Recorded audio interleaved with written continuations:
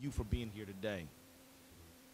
You know, it's often said, and we say to folks all the time, you've got to speak truth to power. We say that, right? And we admire people who do that. But you know, I think the power already knows the truth. I mean, think about it. Do you think Pete Peterson is unaware that if they privatize Social Security, that Wall Street's going to make a lot of money? You think he don't know that? Do you think the multinationals are unaware that if the Trans-Pacific Partnership gets passed into law, that it's going to give them a chance to make a whole lot of money and it's going to disemploy a bunch of workers? Think they don't know that?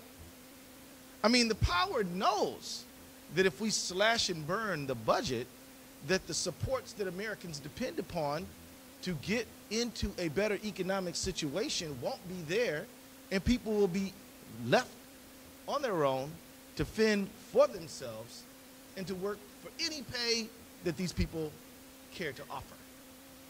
And so what if there are a huge ocean of excess workers out there looking for an opportunity?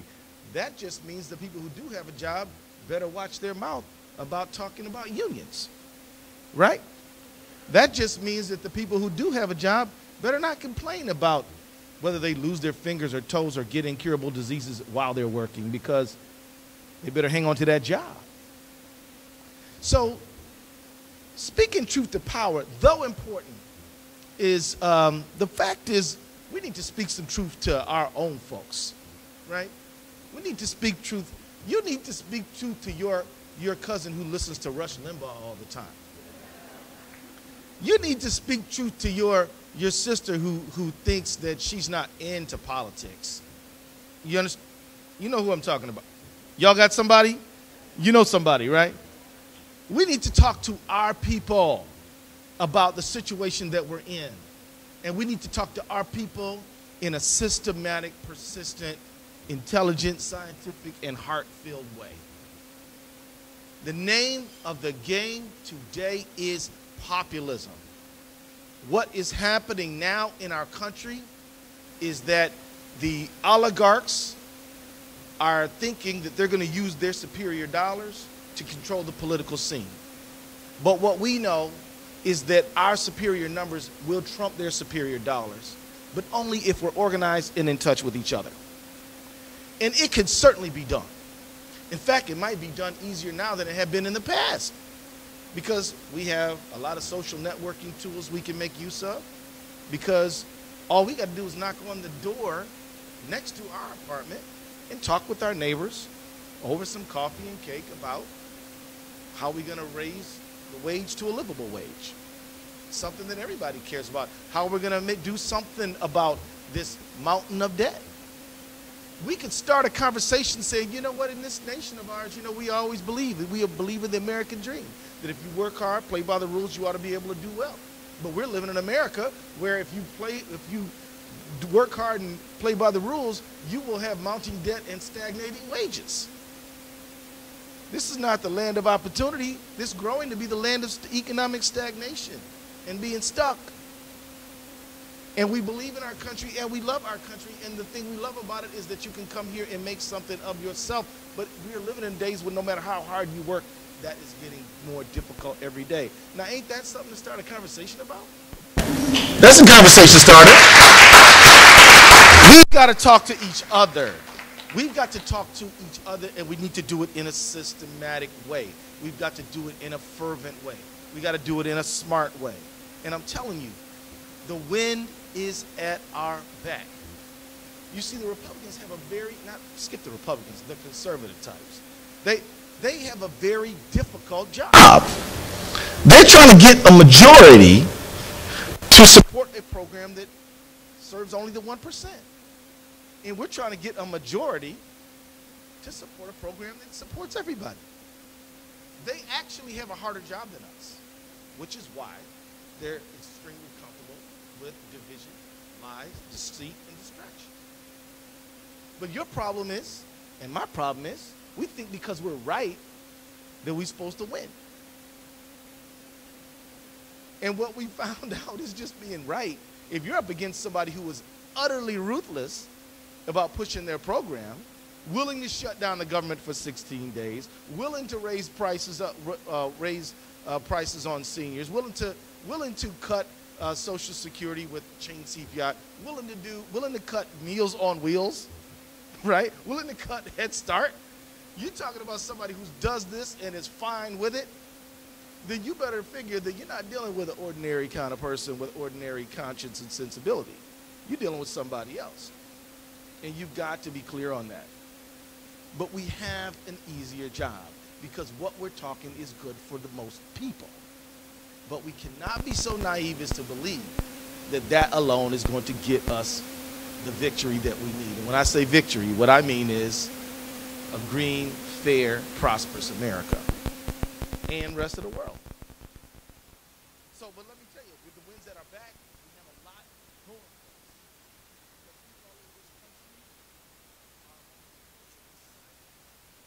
Anybody familiar with the fact that on May 15th, 150 cities saw fast food workers on strike? I mean, and not just 150 cities with fast food workers on strike. McDonald's, Wendy's, Papa John's, all of them. 30 other countries were striking in solidarity. Man, they were striking in Europe. Man, they were striking in Asia. They were striking all over this globe. And by the way, the other NRA, the National Restaurant Association, is all upset about it. They're spying on the rest of the fast food workers. They're probably spying on us now. They're welcome. Here's our strategy to defeat you. So the thing is, oh, and by the way, our real strategy is to raise the pay of them. To create working class prosperity. To have an America where if you work hard, you can do well. That's what we really want. And what they don't know is they can win too if they get with the program. But if they stand against that program and insist that hard-working people work at $2.13 an hour, which is what the minimum wage for restaurant workers is, then we got a problem, right? But think about it. Not only 150 cities on May 15th, 130 cities back in December. One-day strikes. Where are we going to go from here? Maybe they'll strike longer. Maybe they'll make some real demands on the wage theft that they experience. Oh, but it's not just the fast food workers. What about the Walmart workers? The Walmart workers are striking. We were told that these people are unorganizable. You cannot do nothing with them. They're not organized. Oh, yes, they are. They beg to differ. They beg to differ. Oh, and what about how people in North Carolina are responding to the right-wing legislative acts of this oligarch Al Pope? This guy Al Pope, he's a billionaire oligarch in North Carolina, and he basically threw a bunch of money around, got a Republican House and Senate, and not just any kind of Republicans, far right. They cut unemployment. They try to undermine the vote through voter ID and more and worse. And they did a whole range of things, and then of course, as we all know, dramatically changed the apportionment in the state to favor themselves. And yet, you know, the people of North Carolina are not crying in their soup, man. They're actually organizing. And you got to remember, this is the South. This is the South, and they had one rally with 80,000 people. 55% of them were white. Now, in the South, this is incredibly important because what it means is human solidarity is overcoming history that has divided people along racial lines. And this is incredibly important. And we all should be really excited about it. As a matter of fact, one of the fastest growing NAACP chapters is in Asheville, North Carolina. And as you know Asheville, you know it's a predominantly white community.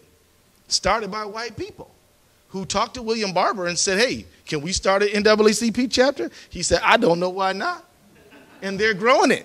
And they're making demands because they know that they need unemployment. They need Medicaid expansion. They need to go to the doctor. They need a better life. So here in North Carolina, this thing is spreading to South Carolina, to Georgia, and even in Missouri. I'm telling you that whether it's fast food workers or folks in North Carolina attacked by a right-wing swing, or even the maids, the National Alliance for Domestic Workers, organizing all over the place. Restaurant opportunity centers are organizing all over the place, demanding that this sub-minimum wage be raised to a livable wage for people. There is something going on. And I'm going to tell you, as a politician, we have not got the memo quite yet. But politicians see the light when they feel the heat. But I'm telling you I just want to add else to, the postal workers know that Darrell Issa and the folks who want to privatize them got them in the sites, and they're not staying in the sites. They're doing something about it. They have this move to privatize the post office by partnering with Staples and allowing non-sworn, non-background checked people handle your mail at Staples, and postal workers are not standing for it. They're protesting it. You need to get in line and carry a sign. And you couple that with the immigration rights movement, we are in a populist moment. And the question is, what are we going to do about it?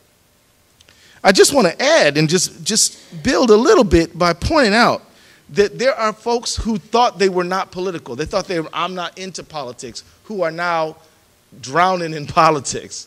And they're not drowning in politics, they're actually swimming in politics.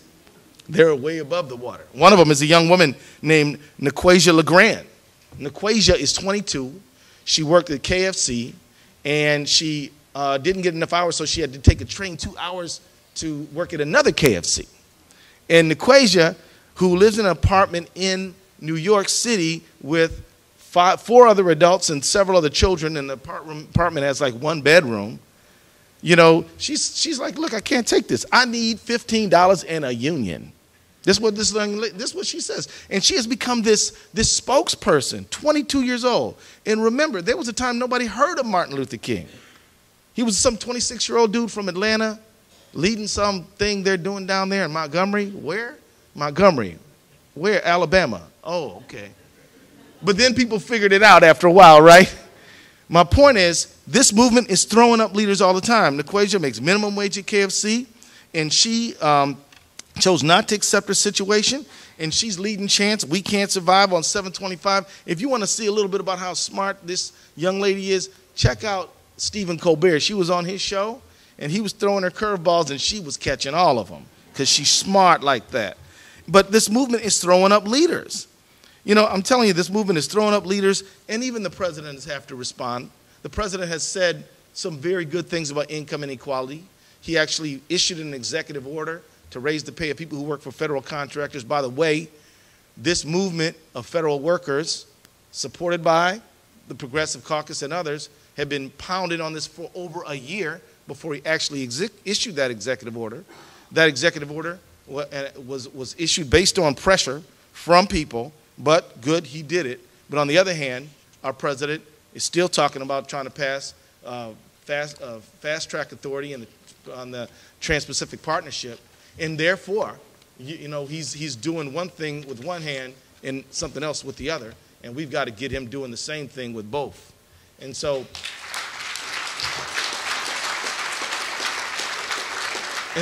what I'm saying to you is that, but we have the power to do it because we're in this populist moment. We have the power to do it because seniors are waking up because they've seen people try to take their money from change CPI, because young people are swimming up under loads of student debt, and they know that it's wrong because they know their parents before them didn't have all this debt, and they were able to go to school. People know. The question is, what will the leaders do to make the change? And that's you. That's us in this room. And the real question is, what decision will we make? What I'm telling you is that we have got to make a clear demand that the real problem of this economy is not debt. The real problem is we don't have good jobs. And we need to invest in this country, and we need a blueprint and a plan that invests in the American people so that we can have not just civil rights and economic rights, but we can have real prosperity. And we can have it on a basis that everyone can enjoy. So our demand, the Progressive Caucus, we don't write our budget in isolation. We write our budget as a participatory process where we have our friends from the progressive community tell us what needs to be in this budget. And then we talk with our friends who are economists at like the Economic Policy Institute. And we talk to our friends at the Campaign for American Future. And we talk to our friends from labor. And they tell us what needs to be in this budget. And we thought this budget, what should we call our budget? Well, what does it do? Well, it makes people better off. That's why we called it the Better Off Budget. And we've been doing this for several years in a row now because we believe that the way to a better future is to chart a path to the better future, and a budget is a way to do that. So one of the first things our budget does is infrastructure investment. The Better Off Budget starts by creating jobs. We believe that how you first describe your budget is extremely important.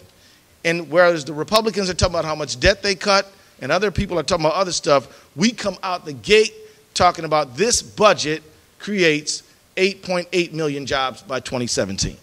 That's what our budget does. Our budget spends $820 billion as a down payment towards meeting our infrastructure needs. You know, I'm from Minneapolis, and 5 years ago we had our bridge fall into the Mississippi.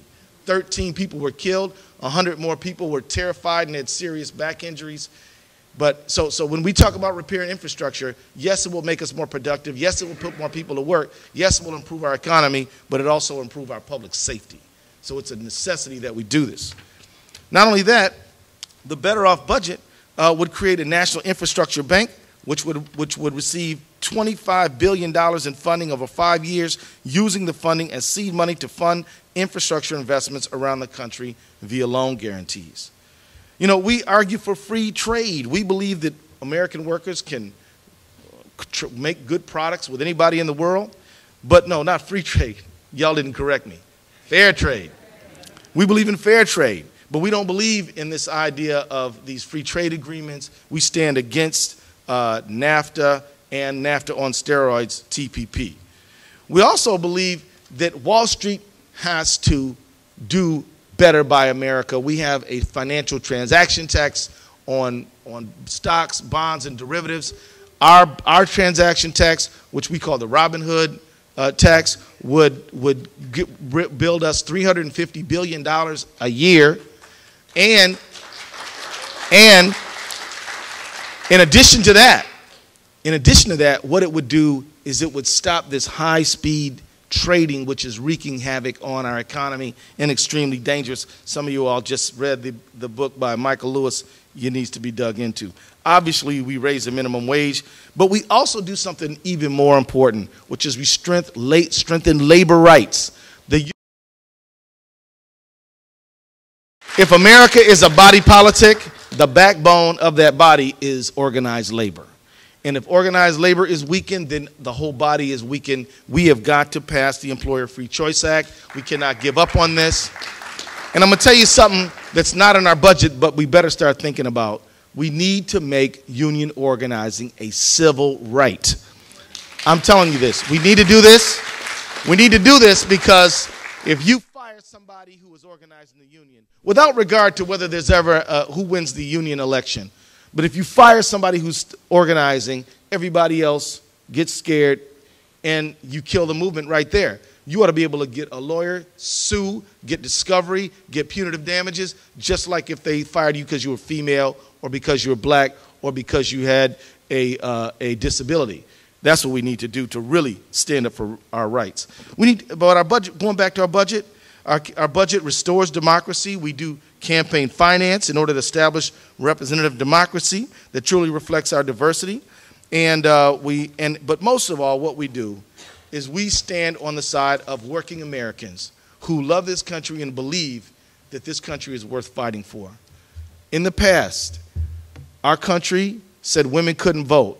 Brave Americans fought and said, we believe in that idea of liberty and justice for all, and they established that right. We believe that there should be dignity on the job, and even though some people said union organizing should be a crime and people died trying to get unions, brave people stood up and established them. And then we had a country where people were relegated to second-class citizenship because of their race. And we stood up and we fought for it, and some people died and some people lost a lot, but we still didn't quit. And I'm telling you that what we're facing right now is no less serious. The question is, are we less serious? I don't believe we are less serious. I believe that we're standing on the shoulders of giants. Therefore, we should see further than King, than all the great heroes of the past who have moved the progressive ball forward, and we've got to live up to the moment that we're in. Let's go take our economy and our society forward and away from these oligarchs, everybody. Thank you very much.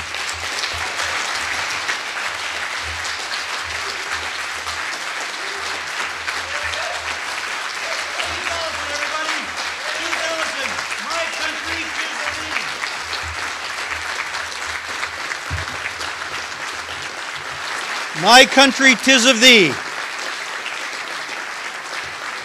Thank you, Congressman Ellison. All right. We've gotten going here. And you've just, well, let me just say something about Reverend Barber, who Keith mentioned. He is going to end this conference. He's going to be here late in the afternoon. And do me a favor, on a break, call your friends and say, they've waived the registration fee after 2 o'clock. Come on down to hear Reverend Barber. It's a once-in-a-lifetime experience to hear that man preach. And it's an amazing movement that he's leading. So please call your friends. Tell them to come on down. Okay, you've just heard a powerful vision that includes investing in jobs and growth. And here's the conservative response. Well, it might be nice to invest in the future, but our country's broke and we just can't afford it. That's what they say over and over again. The progressive answer, America's not broke, we've been robbed. We've got to raise taxes on the freeloaders, the rich and the corporations who are not paying their fair share.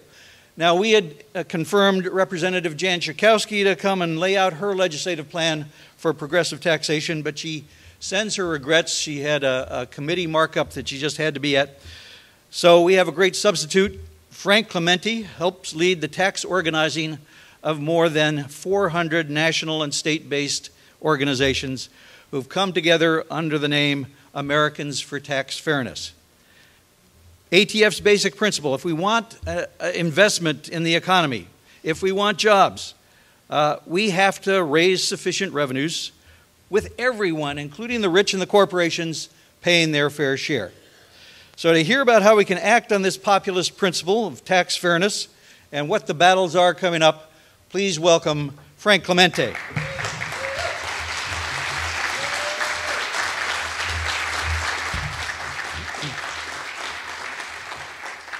Thank you, folks. Thanks, Roger. Thanks, Bob. And, of course, Representative Keith Ellison. What a great leader for all of us. I love the title of this session. For too long, the conventional wisdom here in Washington has been that the country is broke.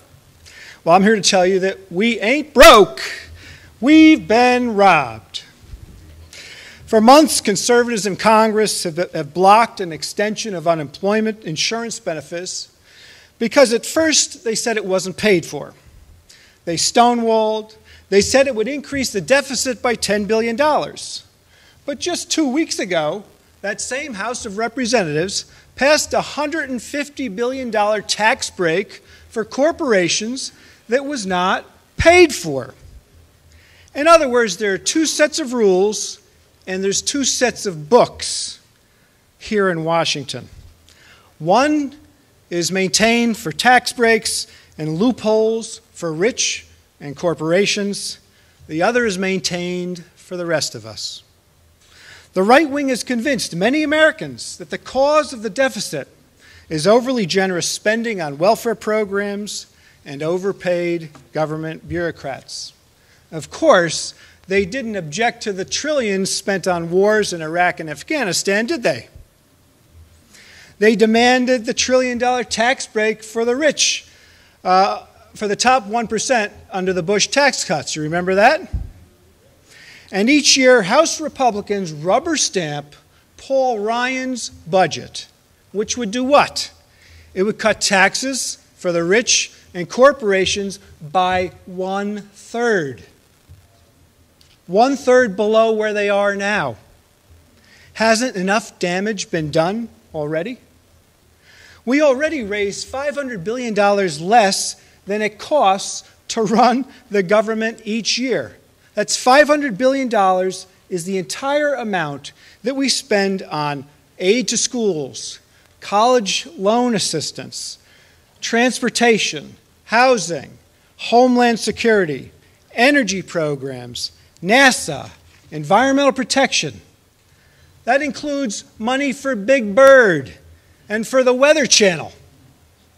The list goes on. And that $500 billion shortfall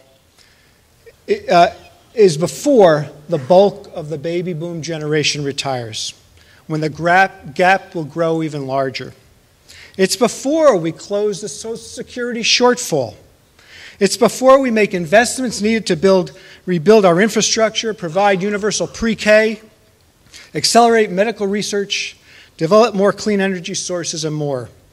We're not going to cut our way to prosperity. You know that. The American people know that. We need to stop the hundreds of billions of dollars that we are hemorrhaging every year because some big corporations and the rich refuse to pay their fair share in taxes. Take General Electric. It made $28 billion in profits over the last 5 years. How much do you think they paid in taxes? Zero. They got $3 billion in tax refunds. 26 other big profitable U.S. corporations paid no federal income taxes over those 5 years as well. Do you know what that means? It means each one of you here, and I'm assuming you all pay your taxes, you alone paid more in taxes than all 26 of those companies combined over 5 years. I tell you, we ain't broke, we've been robbed. Apple Computer, Google, Microsoft, all these high-tech companies, what do they do? They create subsidiaries in foreign tax havens. Why? To shelter their income from being taxed here in America. Apple avoided $74 billion in taxes over 4 years by hiding their profits offshore. We ain't broke. That's right, we've been robbed. Corporations once paid 1/3 of the federal tax revenue that was collected 60 years ago. That was back in the day when they were productive, when they made a fat profit, and they paid their workers a decent wage. What have we got today? Corporate profits are through the roof, workers' wages are stagnant, but corporations are paying just $1 out of every $10 that the government collects now. Used to be 1 out of every 3, it's now 1 out of every 10. Tell me again, we ain't broke. That's right, we've been robbed. Corporations get large tax deductions for paying their executives with stock options and other bonuses.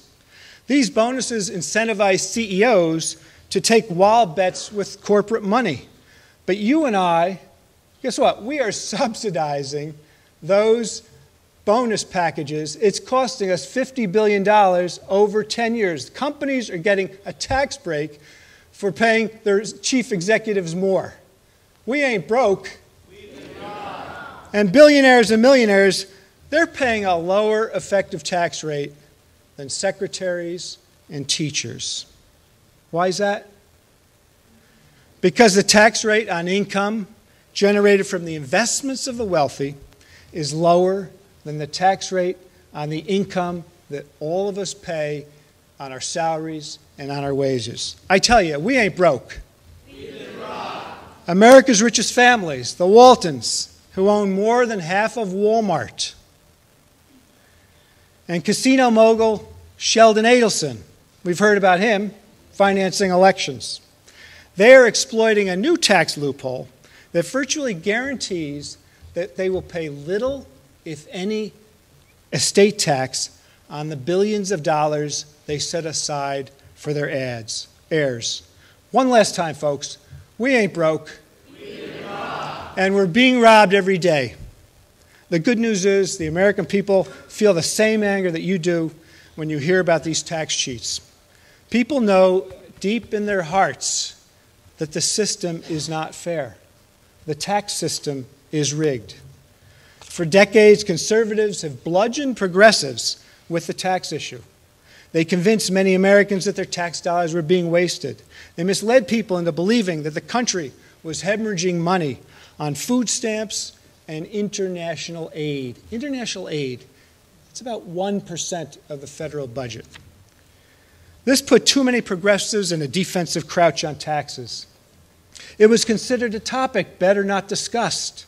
Many politicians cowered for fear of losing their next election. Well, I'm here to tell you that everything about this issue has changed. America has changed. For decades, conservatives' number one proposal to create jobs and grow the economy has been the same tired refrain: cut taxes for the rich, cut taxes for corporations. They argue it would allow the rich to have their wealth trickle down to the rest of us. They claim that cutting taxes on corporations will create innumerable jobs. For them, there has been no problem for which cutting taxes on the rich and corporations is not the solution. But a battery of polls by Hart Research Associates shows that the public overwhelmingly rejects their claims. Americans are fed up. When voters were asked to choose their top priorities among 8 different progressive policy planks, one item towered above the others, and I was amazed by this: make the wealthy in corporations pay their fair share of taxes. 44% of voters chose that option. The next closest thing they chose was retirement security, by 25%. The American people get it. They get this issue. 3/4 of swing voters prefer a Democrat who favors asking the wealthy and corporations to pay their fair share of taxes over a Republican who opposes raising taxes on anybody. And 2/3 of swing voters believe that having the wealthy and big corporations pay their fair share of taxes would help them personally. A personal connection to this. One Hart Research poll found that 65% of voters would have a serious concern about the fact that nearly every Republican in Congress has signed a pledge promising that they will never vote to raise even 1 penny of revenue by closing tax loopholes for the wealthy and big corporations. That's the Grover Norquist pledge, and it's the very core of conservative ideology. Yet voters are roundly repudiating it. Tax fairness is not a partisan issue, except the other side makes it a partisan issue. But for us, it is a bipartisan issue. Polling shows that people across the spectrum, liberals, conservatives, progressives, Tea Partiers, men, women, Democrat, Republican, college-educated or not, everybody is on our side on the tax fairness issue. In short, the world as we have known it for many years has been turned on its head. Conservative policies to cut taxes on the rich and corporations are now a liability with the public. Progressive proposals to require corporations and the very wealthy to pay their fair share of taxes are now a winning issue politically. That's because the public knows the system is stacked against them. They know the rich and corporations have their lobbyists, and they give their campaign contributions to politicians to rewrite the tax code in their favor. They get our tax system is rigged. That's why they're with us, and we need to get with the American public.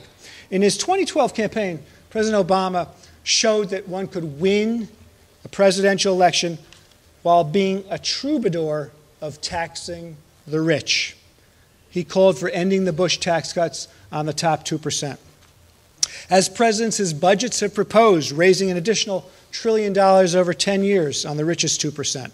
He has called for closing corporate tax loopholes in order to help provide funding for rebuilding our roads and bridges. On the other hand, the president has said we should close corporate tax loopholes but use that money to lower corporate tax rates.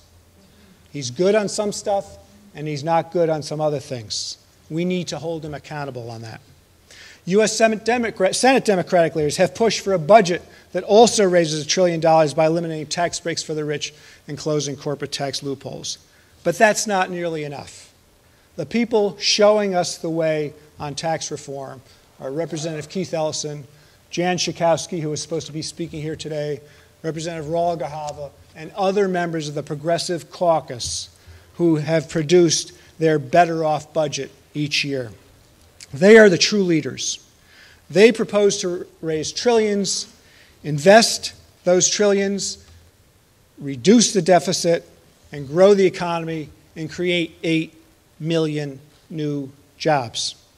Taken together, their initiatives their proposals provide a guide for a progressive approach to fair taxation.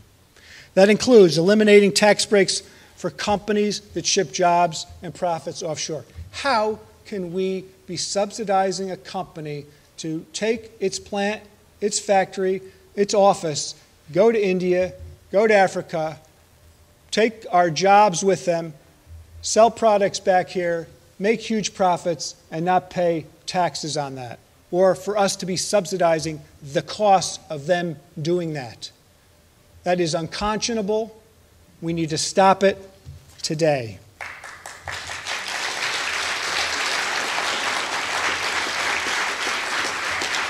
We need to close tax loopholes so that corporations on Wall Street pay their fair share, just like the small businesses on Main Street are paying their fair share. Wall Street's got to pay because Main Street's paying.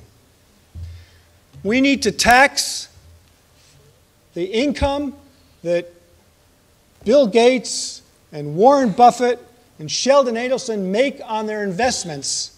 They have that income needs to be taxed at the same rate as the folks who are working in these fast food stores that are teaching our kids, that are finding new medical cures. They all ought to be taxed at the same rate. There should be no special privilege based on where your income is coming from. We need to restore a meaningful estate tax to help limit the creation of financial dynasties that are being passed from one generation to the next. As Representative Ellison said, we need to assess a small Wall Street sales tax on financial transactions. It will raise hundreds of billions of dollars, and it will stop financial speculation, which is destroying our economy. And we need to end these tax breaks. You and I need to stop paying subsidies to corporations that are paying their CEOs and other executives huge bonuses that aren't worth it. They're making 300 times what the average worker makes. Let's bring them down a notch or two by getting rid of those subsidies. We know that Americans deeply want an economy that works for all of us, not just for the privileged few. Yet we are living in a new Gilded Age. As Robert Reich recently wrote, we are moving toward an oligarchy of inherited wealth and away from a meritocracy based on labor income. Our tax system has helped usher in this Gilded Age. It has created a new system of haves and have-nots, those who can afford to game the system and those who can't. To combat income inequality and to create a more equitable America with an economy that actually does work for everyone, we need to make tax fairness central to our mission. Without a fair tax system, the rich will keep getting richer, and the rest of us will keep treading water, if not sink. Without a fair tax system, we cannot generate the revenue we need to invest in our schools, make college affordable, rebuild our roads and bridges, find new medical cures, care for the elderly and the less fortunate, and on and on. The way forward is clear. We can modernize our crumbling infrastructure system rather than give tax breaks to companies that send jobs offshore. We can provide benefits for the long-term unemployed rather than giving tax subsidies to corporate CEOs. We can fund research on sustainable energy sources rather than giving billions of dollars a year in tax breaks to coal companies and energy companies.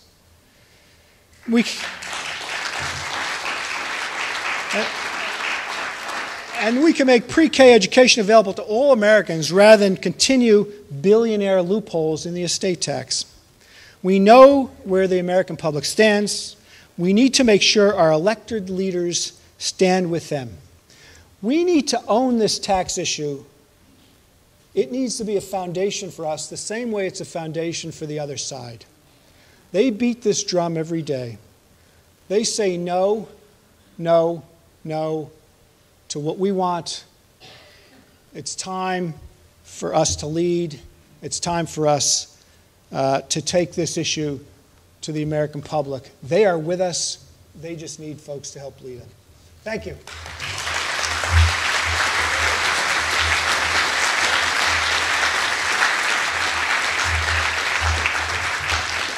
Thank you, Frank Clemente and Americans for Tax Fairness. After years of working together very closely, there's a lot I could tell you about our next speaker. All good, but it would take too long. So I won't. Let me just say, this conference would not have been possible without Robert Borisage.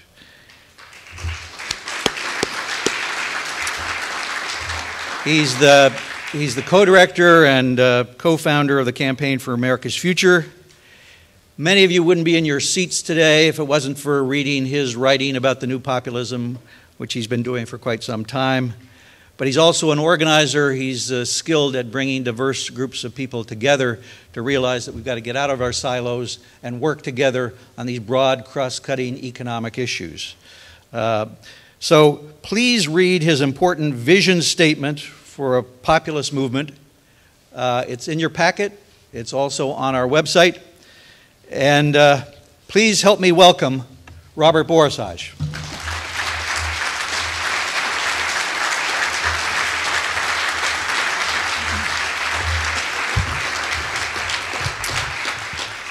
So how you doing? We're coming at you today with lots of stuff, but this is the beginnings of a big movement, and so it's time to get our knowledge down and our energy up. I'm really delighted to greet you, the movers and shakers, the citizen activists, the people who helped build this movement that we are now dubbing the new populism. Now, why do we call it populism? I want to step back here a little bit and provide a context. The Princeton Dictionary defines populism as a political doctrine that supports the rights and powers of the common people in their struggle with the privileged elite. Supports the common people in their struggle with the privileged elite. That's not a bad definition for Princeton. The new populism is founded, as Keith Ellison has told us, on the undeniable reality of today's America, that too few people control too much power and too much money, and they use that control to rig the rules to protect their privileges. And the question is, the challenge of populism is whether the common people can, in their struggle, take back the democracy from that privileged elite. Now, the simple reality is this economy does not work for working people. Economists measure this stuff. They'll tell you that for 70% of Americans, there's been wage stagnation through the entirety of this century. 70% of Americans are going nowhere. In the last years coming out of the Great Recession, the top 1% captured 95% of the income gains of the entire society. 1%, 95% of the income gains. This thing is askew. It's not an accident. It's not an act of nature. It's not due to technology or to globalization. It is rather a set of policies. Decades of deregulation, of top-end tax cuts, as Frank talked about, of soaring CEO pay, of the assault on workers and unions, of conservative myths, of market fundamentalism, has led to this age of Gilded Age extreme. And what's emerging, as Congressman Ellison said, is the beginnings of a plutocracy, and a plutocracy that does what plutocrats always do, uses their power to consolidate their gains. Now, what's interesting about America, what's promising about this moment, is Americans historically do not easily abide entrenched aristocracies. From the beginnings of the Republic, from the founders, there has been a suspicion of anything that would keep the opportunity from being widely shared. It was Jefferson who warned that we had to crush his verb, the moneyed corporate aristocracy that he thought was being formed at the time. And the movement that gave populism its name came out of the plains, came out of the Midwest, out of Kansas, etc., at the end of the 19th century. It was formed by small farmers and by workers, by day laborers, by sharecroppers, who came together against all the odds to take on the biggest trusts, the railroads, the distant banks that were making it impossible for them to survive. Now, they railed against government. They saw that a government handed the lands to the railroads. They protected and coddled the monopolies. They cracked the heads of workers that were trying to organize. But they made one fundamental understanding that the Tea Partiers today don't get. They realized they couldn't simply dismantle government and cut its powers, because if they did that, then the monopolies and the trusts and the banks would have a freer hand to gouge them and their neighbors. They had to do something far harder. They had to make government not an arm of the privileged, but an ally of the people. So that meant they had to figure out how to mobilize people to take on what Roosevelt later called organized money. It was Mary Elizabeth Lease, the great populist orator, who said it was time to raise less corn and more hell. But they realized protest wasn't enough. They had to come up with new ideas, with policies, with an agenda that would transform the rules of the game so that it could work for working people and for small farmers and for small business. Now, that populist movement as a party, the People's Party, lasted only a few years. But it set an agenda that set the progressive agenda for over 75 years. The minimum wage, the 8-hour day, the right to organize, the progressive income tax, the crackdown with antitrust on monopolies, the assault on corporate subsidies and crony capitalism, the attempt to extend democracy, direct election of senators, the initiative and the referendum, taking on big money in politics. There is a direct line from the platform of the 1892 Omaha meeting of the People's Party to the progressive movement, to Teddy Roosevelt, to FDR and the Economic Bill of Rights, and to Lyndon Johnson's Great Society, which we celebrate the 50th anniversary of this week. This is the legacy and the history on which the new populism stands. Now, you hear conservatives say, well, this is about envy, right? You got all these rich people envy them. It's not about envy. Americans actually don't care if rich people get really rich. They sort of like it. They think maybe they got a shot at it. This is about justice. It's about opportunity.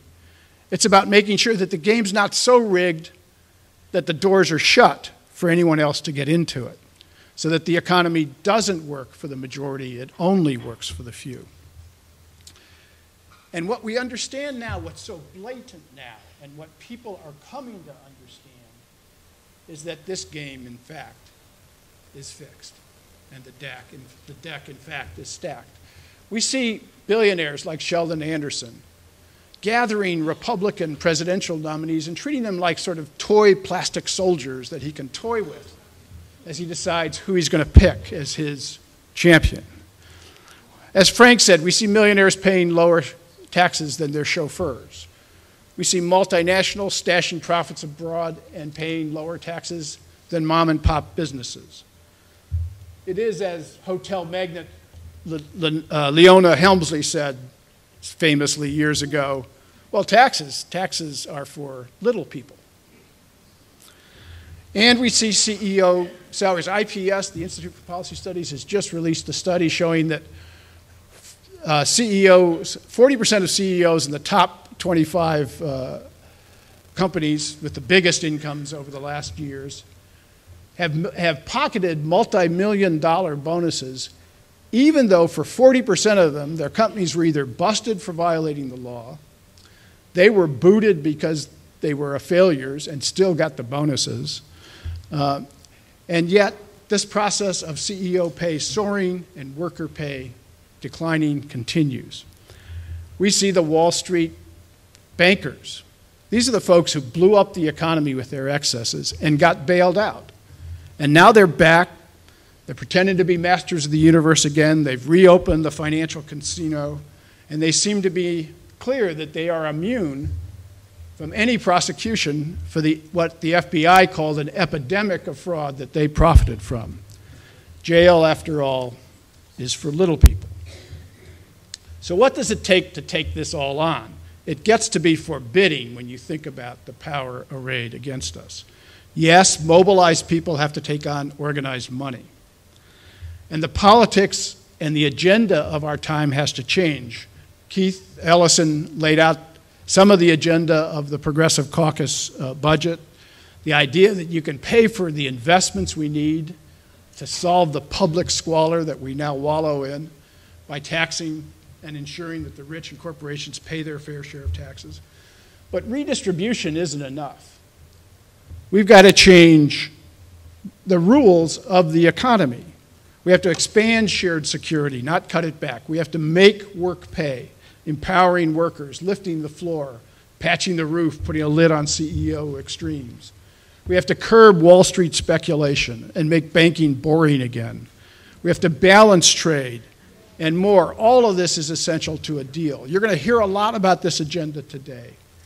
But these ideas have to be central to organizing a popular movement that has the scope to be able to actually make a difference. Now, as Frank said, what's interesting is the American people get it. We are releasing a report today on the populist majority. It's on our website, populistmajority.org, that lays out a simple fact. On issue after issue after issue, vast majorities of Americans are with us. Citizens United, big money in politics, 4 out of 5 Americans want it repealed. 3 out of 4 Republicans. Minimum wage, overwhelming majorities. You care about free trade or fair trade, Americans overwhelmingly want fair trade. You care about fair taxes on the rich, as Frank just told you, they are ready. Curb Wall Street, Goldman Sachs's Lloyd Blankfein says that Goldman Sachs does God's work. But if you ask Americans, they think it's much more the devil's workshop. Protect Social Security and Medicare, even majorities of Tea Partiers agree with that.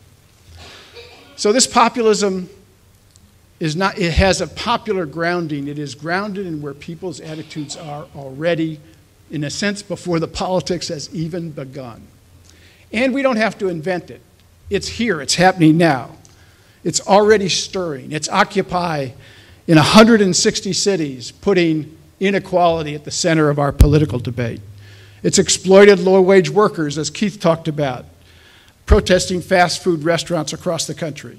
It's a left-right congressional coalition that's coming together to oppose Fast Track and the Trans-Pacific Trade Accord. It's the Moral Monday protests that you'll hear about from Reverend Barber, who have challenged the assault on voting rights and on the vulnerable in North Carolina and now are spreading to Georgia and to South Carolina. It's a feisty citizens organization that is opposing the big oil companies as they try to take over the rights to frack their land. You can see it in the culture. We now have a pope who condemns, quote, the modern idolatry of money, unquote, and condemns those who believe, quote, in the tyranny of unfettered capital. You can see it on the bestseller lists. Can you imagine an obscure French economist writing a 685-page book about income inequality and having it soar to the top of the list right next to Danielle Steele's steamy new novel? Something is moving here.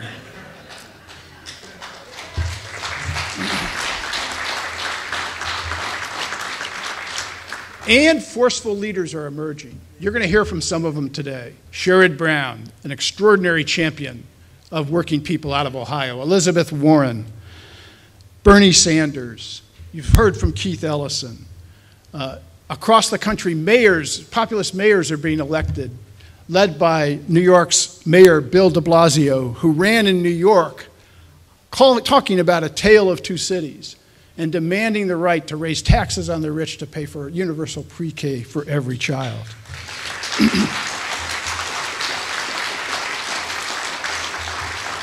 And what's interesting to me is we are much stronger than people think.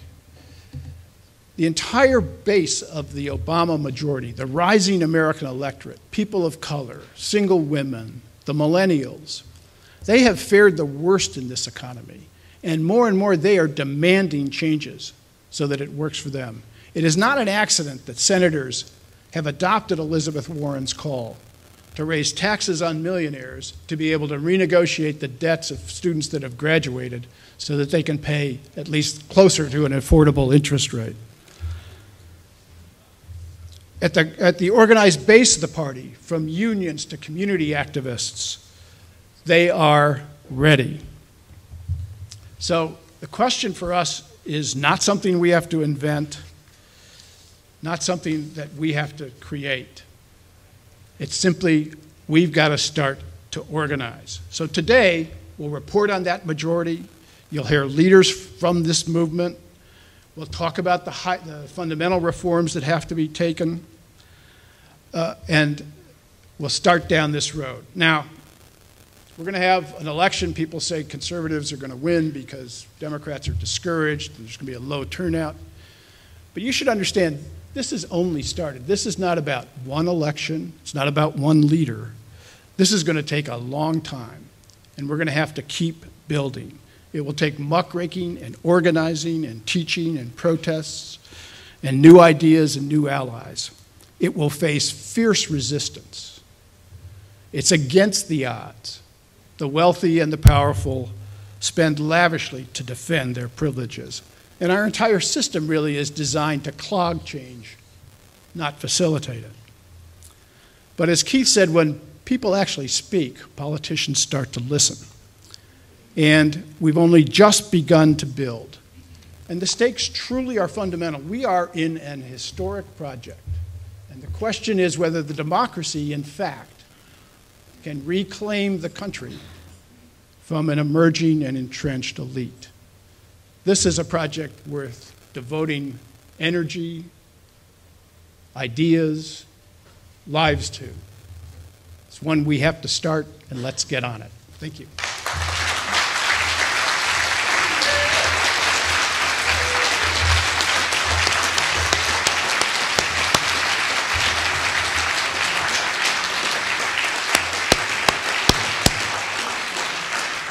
Thank you, Bob. Okay, all of you who are online, and I know a lot of you are here and on the stream, go to populistmajority.org. This is our new website that combines all the polling evidence that the new populist agenda is not just supported by some small group of liberals. The new populist agenda is supported by all kinds of Americans, conservatives, working class people who just want a break by large majorities. And they want the kind of change that we're talking about here today. And nobody has done more to advance our understanding of this new populist majority than our next speaker, Celinda Lake. She's the head of her own polling firm, Lake Research Partners. She's advised presidents and she's advised progressive elected candidates, many female candidates, as Mitch McConnell would call them. And let me take a moment as a Kentucky boy. How about that Allison Lundgren Grimes?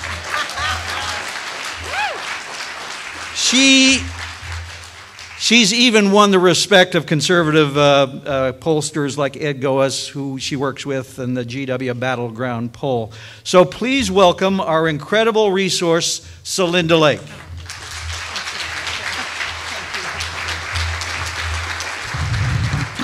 Well, thank you so much. And I really want to thank Bob and Roger. And that's a very lavish introduction. And I wish my mom could have heard it because I was raised a teenage Republican, which is in a crowd like this, like saying you're a teenage werewolf. But I always say converts are the clearest in their thinking. I know why I'm a progressive. And I'll never forget my dad yelling at my mom, I don't mind that she became a Democrat. I just don't know why she had to become a communist. So here you are, your communist pollster. Now, all of us have been in lots of cases where we've seen the data, and we don't mind being behind. We were at the start of lots of fights where we did not have the majority of the public, and we saw our job as talking to the public and getting the majority in favor of us. And I want to just really urge you to read the report that Campaign for America's Future has compiled, because we don't have to convince anybody. They're there. The key is to make the will of the people be heard. And I want to say to Bob, I agreed with everything you said, except this is going to take a long time. Our job is to hurry history. This should not take a long time. And in fact, we don't have time. America's families don't have time. Our country doesn't have time. And I'm going to be working at 7-Eleven in this economy until I die. But that said, we don't have time. We got to make this happen, and it will happen with you as organizers and with great leaders like the congressman. So let's talk about the data real quick, and you all can get copies of these slides. So I am clearly the fastest talking Montanan you'll ever hear, but you can get copies of all of the slides. So the shrinking middle class, everyone knows. I don't know why these are not advanced. There we go. Oops, sorry. So, no victory laps in this economy, not that we were ever intending to have one, but real America does not think this economy is better. Real America thinks that the economy has gotten worse or stayed the same. Only 22% of Americans believe that the economy has gotten better. The only people that believe the economy has gotten better, it's not Republicans and not Tea Partiers. Tea Partiers are actually pretty blue collar. As Roger said, we have real opportunities to talk to all kinds of audiences we wouldn't even want to have dinner with, that we can persuade. They don't think the economy's gotten better. The only people that think the economy's gotten better are college-educated white men. Now, I don't propose as a policy that we deny student aid to college-educated white men, but it is true, except for the people in this room, they really ought to learn more when they go to college. College-educated white women, by the way, completely think, are you kidding me? This economy is not in good shape.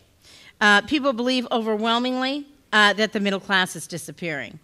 And in fact, so badly, there was a time when we had 85% of Americans identify as middle class. Now they identify as disappearing middle class. And in fact, you have half of Americans who say, well, no, I'm lower class. I'd like to be middle class, but I'm lower class. People believe overwhelmingly that in America you should be able to get ahead, but that the rules are rigged in favor of the wealthy. They believe that our economy makes it too tough for the middle class to make ends meet, and they believe overwhelmingly that the next generation will not be better off than they are. And frankly, and we've talked about this now, this is at a record high, including a majority of people who think their own kids will not be better off.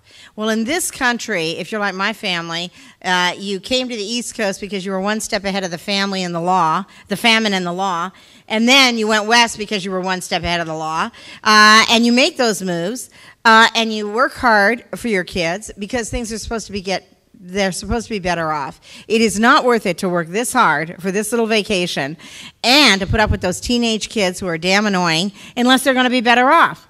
And America feels this is a very fundamental violation of what this whole country is supposed to be about. Many people have talked about the new urgency around the inequality agenda.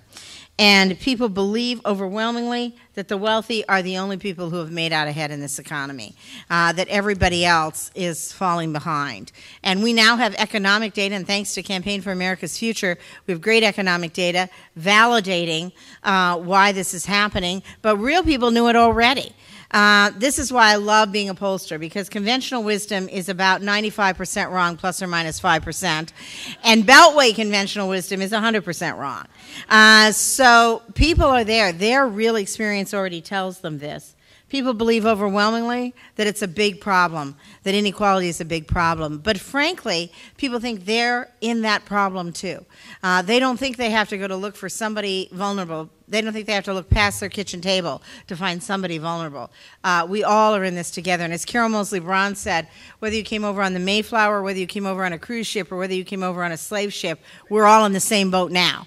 And that's exactly what Americans feel.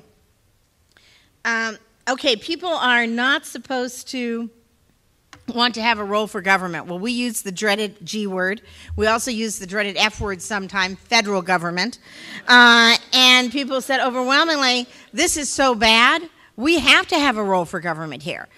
We can't do this on our own. How can you fight a multinational corporation? How can you fight a corporation that requires you to train your replacements abroad and then takes away your pension and your job and you can't get another one? People believe, a majority of Americans believe, that if you work hard for a living and play by the rules, you never seem to get ahead. The new watchword in this economy, stability.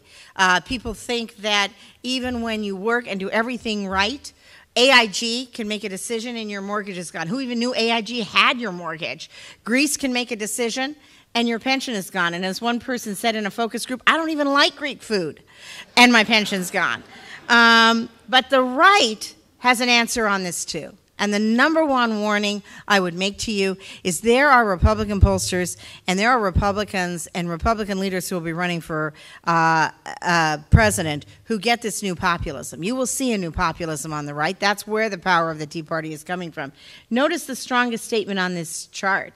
Middle-class people have it toughest in our economy. There are assistance programs for the poor, tax breaks for the rich, but no real help for the middle-class people. You know who wrote that statement? The Republican pollsters wrote that statement. Their populist agenda is as popular as our populist agenda. So not only is it urgent to get on this, but it is urgent to get on this because if we don't, they will. Job creation. I wish I had more data to show you how popular job creation is. And unfortunately I don't, because not enough people are talking about job creation. This is the number one thing that people want in this economy. This is the way people think we'll get out of the deficit. This is the way people think that they'll get their families ahead. And as you can see here, 91% of Americans say that creating jobs is an absolute priority this year. So plus or minus 5%, that means the only people who don't think that job creation is a priority are Paul Ryan and his friends. Everybody else thinks that job creation is a priority. The second priority, the deficit, you know the number one solution for the deficit? Create jobs. People think you create jobs, people pay more taxes, and we'd be out of the deficit. And you will see not only this, but in data that absolutely defies conventional wisdom, 62% of Americans said, I agree that the government should focus on jobs even if it means increasing the deficit in the short term. The key voters in this election, blue-collar women. The people that agree with this statement most strongly, blue-collar women. This is not just a liberal agenda, as Roger said. This is a mainstream agenda, and the only people that we have to argue with are the people on the Hill, not with anybody in real America. Education, huge issue. And it's gotten even bigger. In 2012, education wasn't so much on the agenda. Now all these states have had to cut back on education. People think it's the absolute wrong priority. They think this is the #1 investment for jobs, for the long run, for our kids. America overwhelmingly in favor of education. And notice that the education agenda unites our base, as Bob was saying, and the swing. So who cares about education the most? Independents, homemakers, the swing vote, and African Americans and Latinos, our base vote. The biggest problem we're going to have in the 2014 elections is turnout. We are at a huge disadvantage in terms of turnout. It is frightening how much people are discouraged and not planning to turn out. So you've got a day job. Now you have your evening job, which is the new populist agenda. Now you have your midnight job. You have to get people out to vote. It'll be a disaster if we don't get people out to vote. The nice thing is your evening job and your after midnight job are united by the same things. The issue agenda that people say this would make me want to come out and vote: make college affordable, raise the minimum wage, crack down on corporations that cheat workers out of pay for hours they have worked, increase funding for jobs, increase the minimum wage, increase funding for public schools and class size.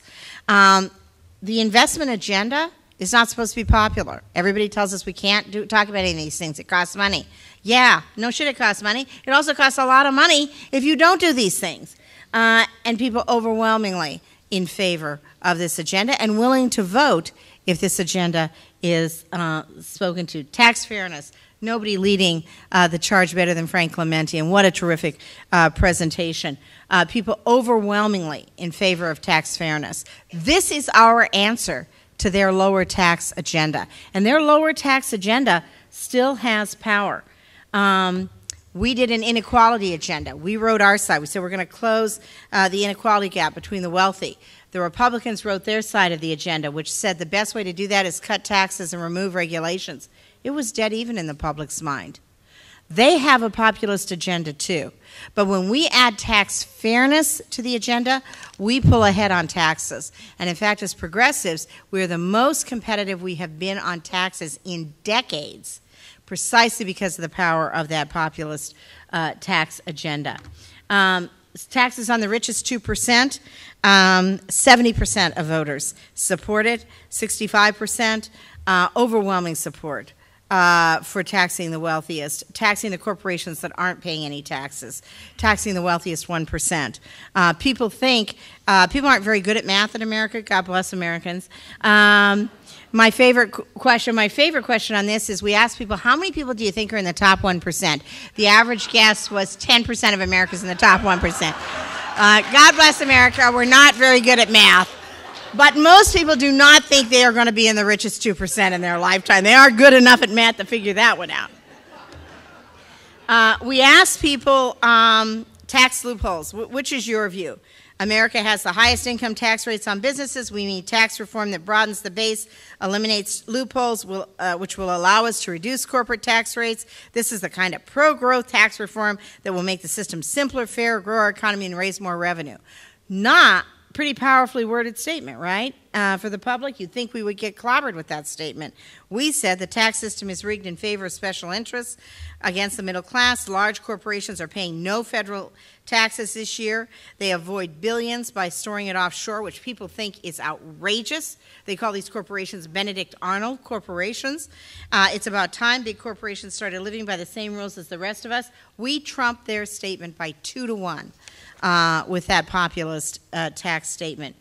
People overwhelmingly for closing tax loopholes that allow you to ship jobs overseas, for closing tax loopholes that allow you to lobby corporate meals and entertainment, hedge fund managers that Frank talked about, and this is all data from Americans for Tax Fairness, pass the Buffett rule, close loopholes on corporations that have offshore tax havens.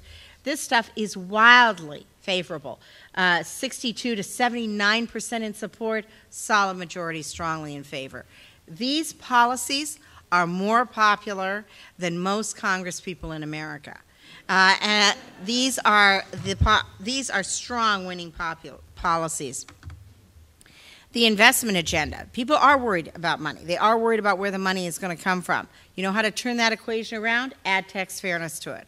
When we talk about investing and creating jobs and fund it by closing the loopholes on big corporations and the wealthy, we win overwhelmingly, 62 to 39%. This is just the same data that you saw in terms of tax fairness. Regulating big business. Okay, everyone knows the conventional wisdom, right? We can't talk about regulation. Regulation is a dirty word. We got to use rules and standards. Actually, when we just tested that in focus groups, we said, what do you think about rules and standards? I said, do you mean regulations? So we can use the dreaded R word, regulations. Okay, people are not supposed to be for any of these regulations, right, because they're scared of big government. 93% of Americans think it is important that we regulate financial services and products. They think it's amazing that this stuff was legal to begin with. We tested the language that the president used. It's illegal to sell you a toaster that would burn down your house, but it's perfectly legal to send you a mortgage that would burn down your house. People were off the charts on that. This isn't even a debate in the public's mind. This is at the level of core value. It's only a debate on the Hill. When we asked, people love the Consumer Financial Protection Agency. When we asked what's the number one area you would have the Consumer Financial Protection Agency move into, retirement. Do you know the one bill that the lobbyists got as a loophole? The one area they can't move into? Financial retirement. That was part of the compromise to get the agency. We ought to end that loophole. Tougher rules and enforcement on practices that created this financial, or we've made enough changes. People go, are you kidding me? We've made enough changes? That's absurd. There's no way we've made enough changes. When we talk overwhelmingly about opportunity, people are, I've just got a couple more slides, people overwhelmingly would like trade, but they like trade on our terms. A solid majority of Americans today against NAFTA, a solid majority of Americans against Colombian and Peruvian trade laws. They wonder, what the heck are we getting from Colombia and Peruvian? I love one guy in a focus group, he said, we already get the best product from Colombia free. It's called drugs. We don't need a trade deal. God bless America. There is a certain kind of common sense pragmatism out there. But the last thing we need to do, and every speaker has alluded to it, we are not going to get these policies until we change the way our campaigns are funded. We got to take our democracy back.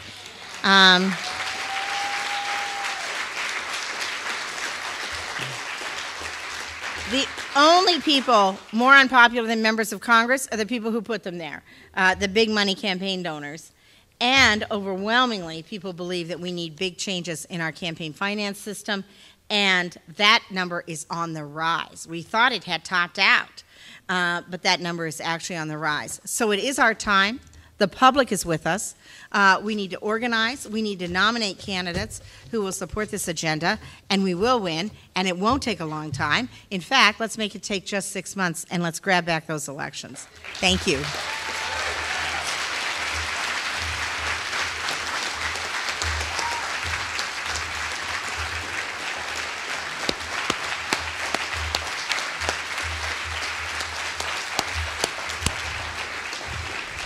Thank you, Celinda Lake.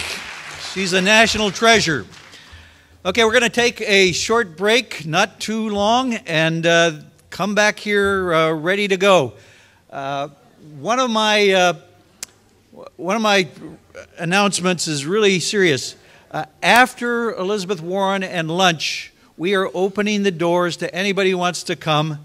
And Bernie Sanders and Reverend Barber are going to be an incredible rally here at the end of this event. So call your friends, tell them come in after 2 o'clock, and we'll have a party. Thank you.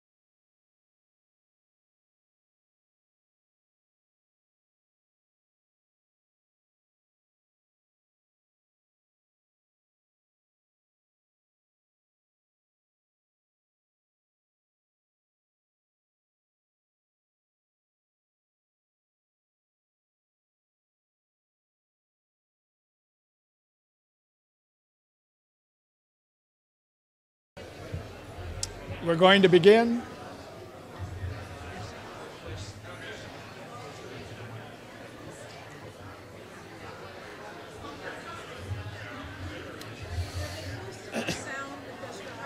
Yeah, I heard.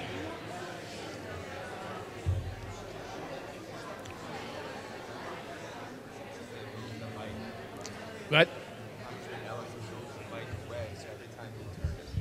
Yeah, good. Which one is it? This one.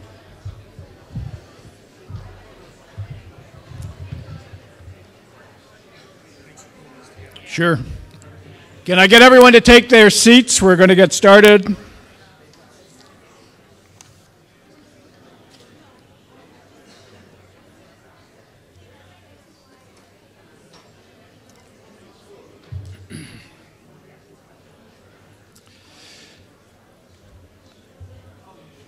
Okay, you've heard about the possibility of investing in areas vital to our future and paying for it by raising taxes.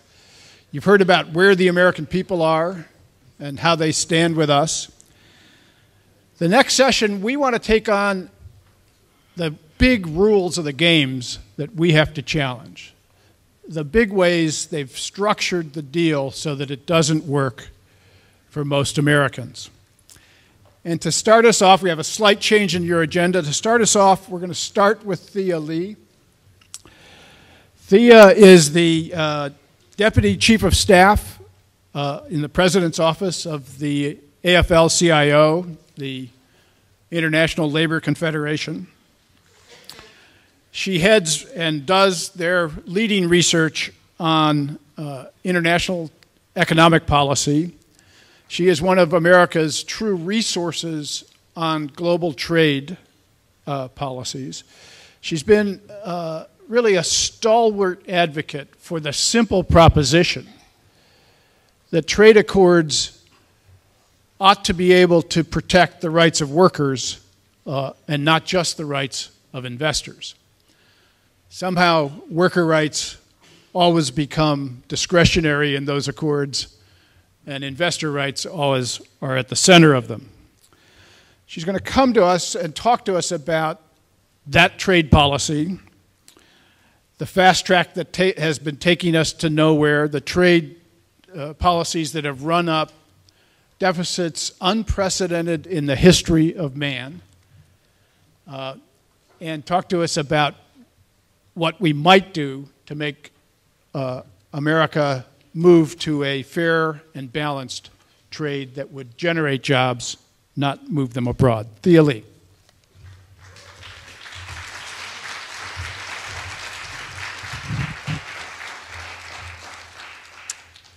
Good morning, everybody. It's wonderful to be here today with all of you, talking about the enormous challenges that we face to get our broken, lopsided, unequal economy back on track. But also, and maybe more important, to share the energy, the momentum, the intellectual vigor, and the potential of this moment right now that we're living in, because I think we do have the potential. We do have the potential to turn this into a turning point for our country and for workers all around the world. I bring to you greetings and apologies from the three officers of the AFL-CIO, President Richard Trumka, Secretary-Treasurer Liz Schuler, and Executive Vice President Tafari Gabbray. They would have been here with you today, but they're all in Berlin at the International Trade Union Confederation Congress. This happens only every 4 years. And they're talking about these same issues with worker leaders from all over the world, from Brazil and South Africa, from Norway, Germany, Australia, South Korea, Egypt, and every country you can think of. So it's very exciting. This is a dialogue about taking back the reins, about populism, about the majority, being in the majority and using the power of the majority to do the right thing for folks in all of our countries. As Bob Borzage said this morning, new populism is about ordinary people taking back the reins and about how too few people control too much money and power, and they use that control to rig the rules and extend that power. When we talk about trade policy in the United States, this really resonates. I've been in Washington for more than 20 years now, working on trade issues and doing hand-to-hand battle, not just with corporate advocates, but too often with my own government, both Democrats and Republicans, around what trade policy should be, what the goals of trade policy are. Is the whole point to have more trade agreements, lower trade barriers, more trade volume, or is it to use the U.S. engagement in the global economy to create good jobs, to protect workers' rights here and in other countries, to figure out how we can use the dynamism of global trade and investment to protect the environment? It's a very different way. We need to turn the whole concept of how we think about trade policy and globalization upside down, because the people who are in charge of this policy have done a crappy job.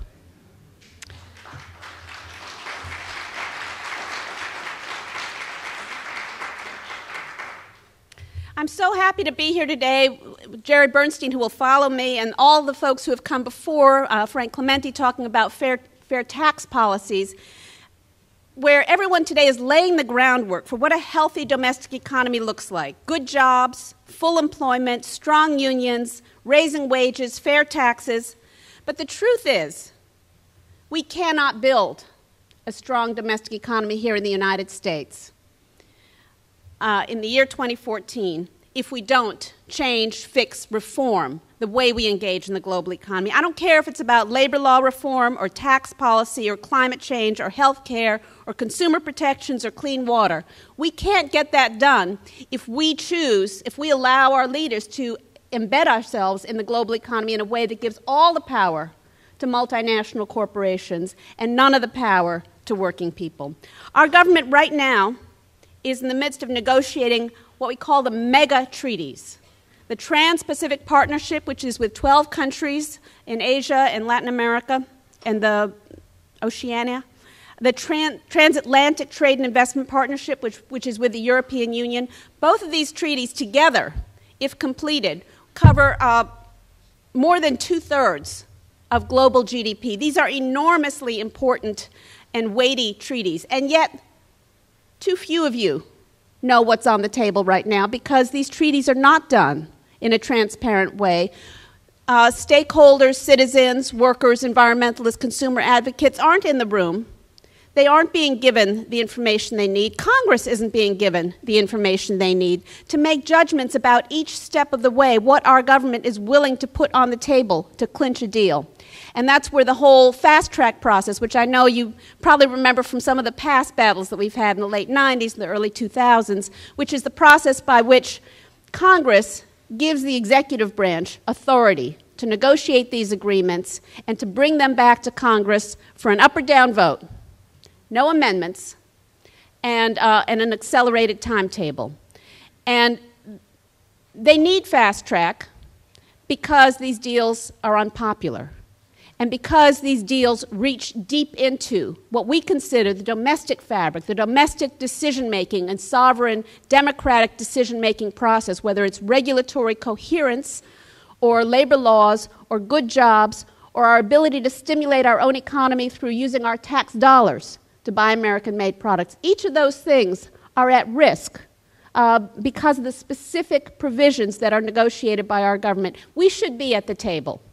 These deals are too big and too important to leave to the trade bureaucrats. Those folks, a lot of them are very well-meaning people. I think they think they're doing the right thing. But the truth is that they get on autopilot. They have a conception of what a good trade agreement, they call it a gold standard trade agreement, looks like. It's just what they've done before. It's what was in NAFTA. And they keep on replicating that over and over again. And because the United States is so powerful, because our economy is so attractive to so many different trading partners, we have the ability, in too many cases, to win those battles at the negotiating table. So the important thing is the voices of people like you and the pressure on our administration and on Congress to do the right thing in these trade deals. But the good news is the elements for change are in place. You heard Celinda Lake earlier talk about how American people do want good trade policies. They don't want an undemocratic fast-track process to ram unpopular trade deals down our throat. They don't want trade and tax policies to be used to reward and encourage and accelerate outsourcing of our good jobs. They want balanced trade, and they know that good jobs, our ability to build good jobs, to recover from the recession that was supposed to be over about 5 years ago. We haven't been able to recover from that recession. One of the reasons is the economy begins to grow, our huge trade deficit sucks away the vigor and the momentum from that economy, because instead of when American consumers go to the store to buy stuff, they're too often buying stuff that's made elsewhere. And so instead of having the virtuous cycle where the economy begins to recover, people have money in their pockets, they spend that money, that causes factories to hire more people, people have more money in their pockets. That's a healthy economy. We have broken that cycle with our trade policies, because we have assumed that if our multinational corporations are happy, if they're making money, and their ability to make money isn't about producing stuff on American soil, their ability to make money is about taking the jobs offshore where there's a less regulated environment, where workers don't have the right to organize a union, where the environment isn't protected, and to pay low wages there, and then to bring the consumer goods back. And that's why we run these enormous trade deficits. So balanced trade, as Bob said, is crucial to what should be at the center of our goals. But you know what? Our government doesn't even talk about balanced trade. They act as though it doesn't exist. It's not even a goal that is set. So we need to make sure. So balanced trade, it isn't to say we want to stop trading. Trade isn't bad. Trade is not inherently bad. Of course we're going to trade. We live in, it's 2014. We live in a global economy. Of course we should import and export. Of course investment is going to cross borders. But what are the rules that govern that? And can we have a reciprocal trading relationship instead of a lopsided trading relationship where we import stuff and we export good jobs? We can do better, and we need to do better, and the American people are ready for us to do a better job. The second element that's in place is an intellectual shift. When I started doing the work on NAFTA more than 20 years ago in the early 1990s, it was very isolating, I have to say. I was a little nobody economist at the Economic Policy Institute, and at some point I remember there was this big petition that was signed by hundreds of economists, including every living Nobel Prize winner. And they all said NAFTA was great. And I remember distinctly, because it was a bad moment, a reporter saying to me on the phone, "Thea Lee, nobody, do you think you know better than every living Nobel Prize economist?" The answer was yes.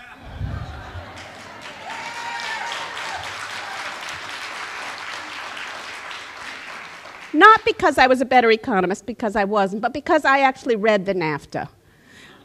I didn't stop at the two words in the middle, free trade, which is what I actually debated Jim Tobin, one of the living Nobel Prize economists and a great economist at the time. I debated him at Yale, and he actually said, "I don't really know anything about this. I don't know anything about Mexico. I don't know anything about NAFTA, but I do see the words free trade, and I'm an economist, and therefore I'm for it."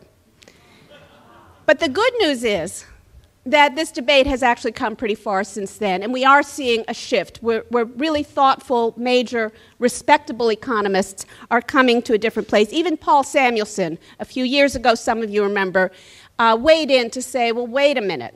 You know, if trade is really used, trade and investment is used to move good jobs overseas, it's not always going to be best. And now we have people like Joe Stiglitz, Paul Krugman, and Jeff Sachs, who are also weighing in to say, if you actually look at these agreements, if you look at the investment protections and the imbalance between the protections for investors and the protections for workers, that there are some real concerns here, and we need to think about it again. So that's the good news, is that we are ready. Politically speaking, in Congress, we have some great champions. Nancy Pelosi and Harry Reid have done a great job in putting the brakes on fast track for now. But they're going to need a lot of support as we go forward. And the people like Sherrod Brown, Elizabeth Warren, Jan Schakowsky, and Keith Ellison have been tremendous champions for fair trade. But too many Democrats, too many wishy-washy Democrats, they want to keep getting the campaign contributions from big business. They want the approbation of the elite media. They want to stay respectable in the cocktail party circuit. And they hope their base doesn't notice. But our job is to notice. But even more important is the Republicans in Congress. As Celinda said, and as many polls have shown, The Republican base agrees with us. We need a different kind of trade policy, and maybe even more so. But the problem is that the Republicans in Congress pay no price for their robotic votes year after year after year for these corporate-dominated trade deals. So our job, turn up the heat. Put those corporate hack free trade votes on the doorstep of the Republicans, so make sure that they pay a price when they take that vote at the behest of their corporate leaders. And finally, the last is the Obama administration is barreling ahead with some of these deeply problematic mega treaties. And these treaties are still being negotiated. They're not done yet, but it's already clear, at least for the Trans-Pacific Partnership, which is almost done, that too many elements are warmed over tired versions of past trade deals. One of the key issues, and I mentioned this before, but it's really important, is the investment provisions. We have been using these trade agreements since NAFTA to protect corporate rights in a way that is unprecedented. We have given corporations, multinational corporations, foreign investors, the right to sue governments, to sue our government and to sue other governments over regulations, whether it's for environment or public safety or labor law, that they don't like, that cut into their expected profits. Those are the investment chapters we have written and we continue to write and we continue to enter into, and there's no need for it.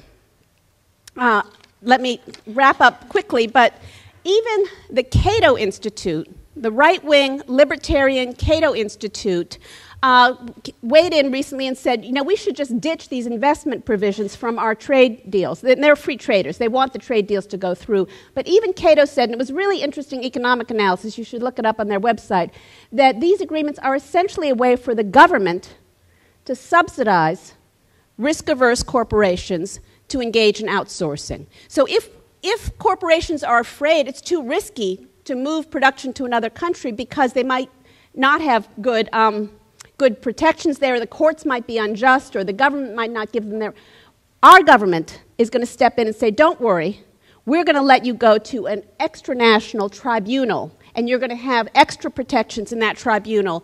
And so if you're worried about the risk of outsourcing, let us take that risk off your plate. That's not right. That's not the job of the U.S. government. That's not the job of our trade policy. Our trade policy should be putting good jobs, workers' rights, environmental protections, and consumer safety first, and investor rights at the very bottom of that list. Thank you so much for your attention. I look forward to the rest of it.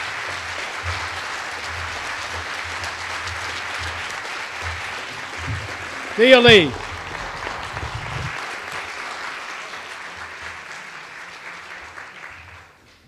Now we're going to inflict an economist on you.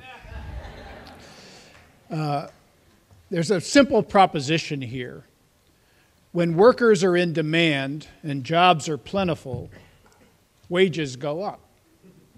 When workers are not in demand, when we have 20 million people in need of full-time work and jobs are scarce, wages stagnate or fall. Full employment is key to any economy that works for working people. And to describe that, we have a special guest. Jared Bernstein's a senior fellow now at the Center for Budget and Policy Priorities. He was the chief economist and economic advisor to Vice President Joe Biden and chair of the White House Middle Class Task Force, a member of President Obama's economic team. Before that, he was at the Economic Policy Institute, where he did path-breaking work in creating Working America, reporting on wages and inequality in America when most economists were still denying that inequality was growing. But his special gift is that he speaks to us in English and not in economics. And so he's always a delight to have. Jared Bernstein.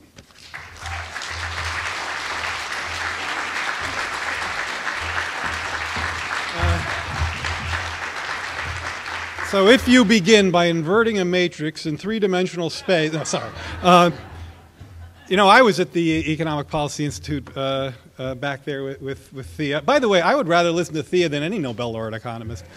I was back there, and I was even less than she was. And that reminded me of a joke. So it's Yom Kippur, and you're in the synagogue, and it's relevant to our efforts here today, if not full employment. But he explained full employment, so he kind of did Bob took care of that for me. So it's Yom Kippur, and two of the town's most prominent citizens were in the synagogue, the top lawyer and the top doctor in the town, and they were just doing what you do on Yom Kippur, which is to go up to the altar and just really humble yourself before God and explain how inferior you are and how low you are and how inadequate you are relative to your Maker. And the lawyer gets up and he starts to do it, and the doctor is impressed by just how devoted his groveling is. And so the doctor goes up next to him and he says, I'm even less than that. I am worse than that. Next to you, I'm nothing. So the janitor, it's called the beadle in the back of a synagogue, the janitor is in the back of the synagogue, and he sees these two most prominent, influential, the most important people in the town up there berating themselves before the Lord. And he's so inspired, he goes up, he kneels next to them, and he says, Lord, I am even less, I am nothing compared to... And the doctor turns to the lawyer and says, get a load of who thinks he's nothing. To me, we are the janitor. We are, the elites may prostrate themselves every 4 years in order to get our support and parade through our towns and cities, explaining how they're interested in supporting the kinds of economic ideas we have in mind. But in my view, and as I'll show you in a second, if I can make this thing work, those promises have not been kept. Not unlike, I say, much in the spirit of what Thea explained. And so what I would like to do is touch on 3 points. Full employment is a critical component of an economy where work is remunerative, not just for those at the top of the scale, not for the top 1% or the top 10th of the top 1%, but for everyone who's willing to make a contribution. If you're contributing to productivity growth, if you're contributing to the economies of growth, you should reap your fair share of those benefits. The problem is you don't have anybody behind working people anymore. I know the Thea and the unions are doing their best, and of course I applaud them. But if you think about the negotiation of I'm on one side of the table and you're on the other side of the table, whether it's a real union negotiation or just any worker, a fast food worker trying to get a job, who's got your back these days? If you're capital, you know that the politics have got your back because you kind of own it. You know that the global situation has got your back because globalization, as Thea described, is your friend. You certainly know that capital markets have your back. The tax code has your back. Even in many cases, the debate has your back in ways that these kinds of arguments are made in the popular media. But who has your back? Who's behind that working person on the other side of the table? Especially in an economy with 7% private sector unionization rates.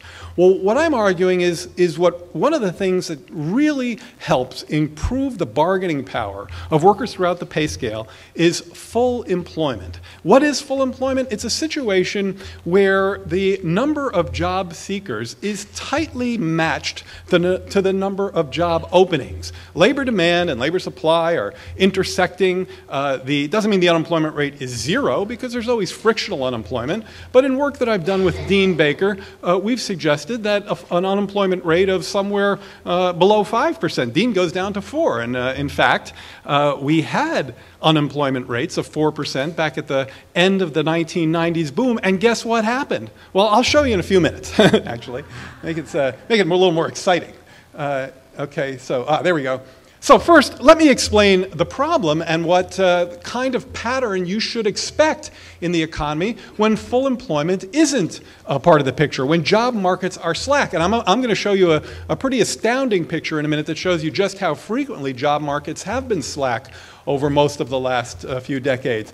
What this shows is growth rates in a few variables over the expansion, okay? The economic expansion, the recovery, the period over which GDP has been growing is actually kind of middle-aged by now. It's about the economy began growing in the second half of 2009, and it's been growing ever since. Now, these are officially dated business cycle expansions. It doesn't mean that everybody is feeling it or even believes that the economy is growing. But in GDP terms, the economy has been growing since the second half of 2009. At this point, our business cycle recovery or expansion is of the average age of post-war expansions. And over that period, real GDP is up 11%. It's not gangbusters, but it's real growth.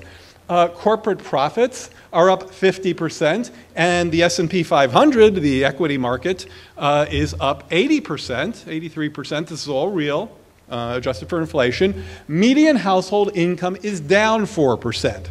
That is a very characteristic pattern of an unequal economy and an economy where the bargaining power of most workers is inadequate to claim their fair share of the growth. Where's the growth going? Well, just look at bars 2 and 3 there, and you get the answer.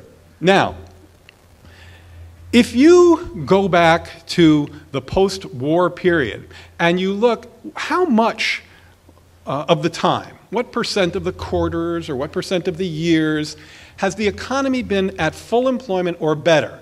Basically, we have a Congressional Budget Office tells you this is the lowest unemployment rate we could have consistent with stable inflation. It's called so think of that as the full employment unemployment rate. So at any rate, all that does is it gives you a benchmark by which you can judge whether you're really in a tight or a slack labor market. What this graph tells you is that unemployment was too high less than a third of the time in the post-war decades between the late 40s and the late 70s. Or to just put it the other way around, since the job market was too slack 30% of the time, that means that we were at full employment or better 70% of the time in those years.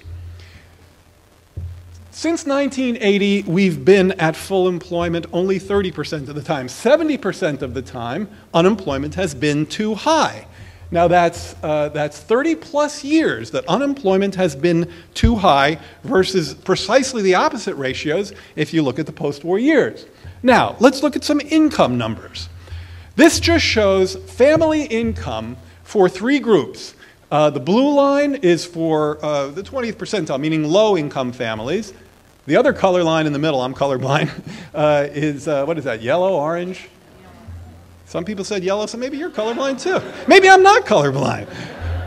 Let's call that orange in the middle. And then the top line, red, brown, red. So the top line is is high-income families. The middle line is middle-income families, and the bottom line, the blue line, is low-income families. Now remember this. Keep this picture in your head. Most of the time in the post-war decades, from late 40s to late 70s, most of the time, 70% of the time, the economy was at least at full employment. Flip that in the more recent period, the economy was at full employment less than a third of the time. When the economy was at full employment 70% of the time, incomes grew together. When the economy was at full employment 30% of the time, incomes grew apart in that unequal pattern you see there. Now, it is very tempting to say that's fully a function of full employment. I want to be very careful not to do so, or they'll revoke my economist ceteris paribus card, meaning all else equal. Of course, there's lots of other moving parts. You know, one part that Thea I think would resonate very much with Thea would be that trade deficits were averaged at about 0 as a percent of GDP in that early period. Trade deficits averaged at about 3% or north of 3% of GDP, negative, of course, trade deficits in that latter period. So there's a lot of moving parts. You know, there was a lot more globalization in the latter period, but full employment in work that I've done with a variety of people you probably know and love is one key factor. By the way, I just want to echo something Thea said, because I really like the way she said it. There's nothing wrong with trade. I mean, trade is a good thing. Globalization is a good thing. I have 2 daughters adopted from China, and I wake up in a global household every morning, often earlier than I'd like to. It's trade imbalances. It's trade deficits. And there's nothing even wrong with a trade deficit here and there. But we've run trade deficits since 1976 on an annual basis, and that's part of the problem in terms of exporting labor demand and good jobs. So this just shows the one of the factors driving this, the split. You know what I want to do, because I only have a few more minutes probably. What, like, how many more? Oh, my goodness, that's impossible. You must mean 10. There's a 0 missing. Okay, I have 1 more minute. I didn't realize that. I think you should take off time for the joke I told, because nobody else told a joke. Okay, you know what I'm going to do? I'm just going to I find myself always doing what I was about to do, which is you go on for a really long time about all the things that you've been doing research on for the last 30 years, and then you say basically, and somebody should fix it. Thank you. How to get to full employment? Well, first of all, we need better fiscal policy.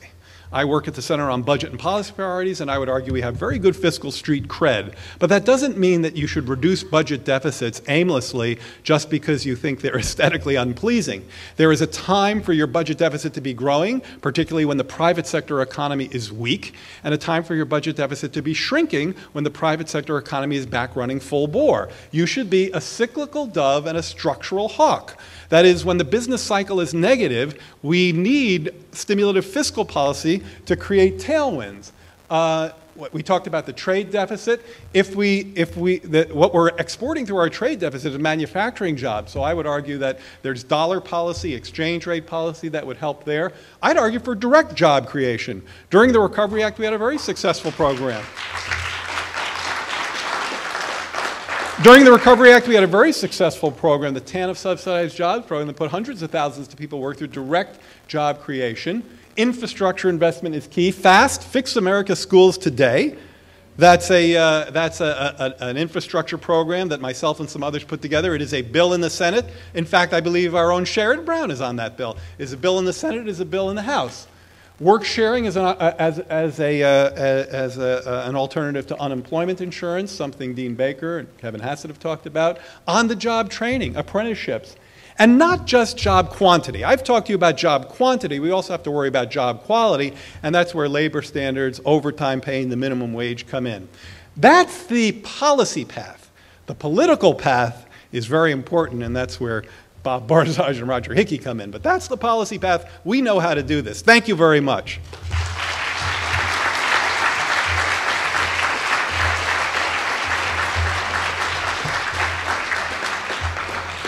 Jared Bernstein, I told you it was in English.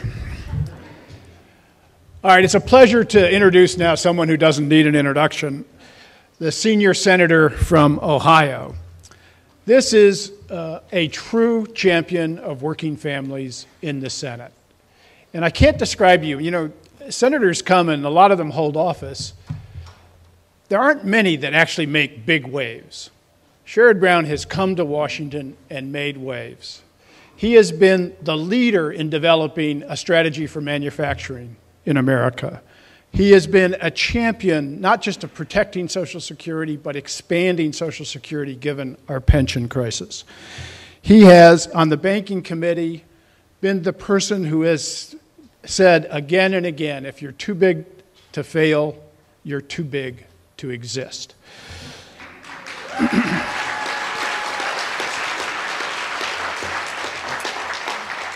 He's been a leader of the trade argument that Thea just made to you.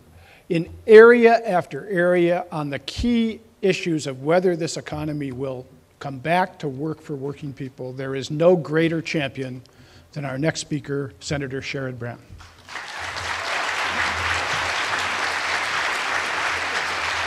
Hi, Thea.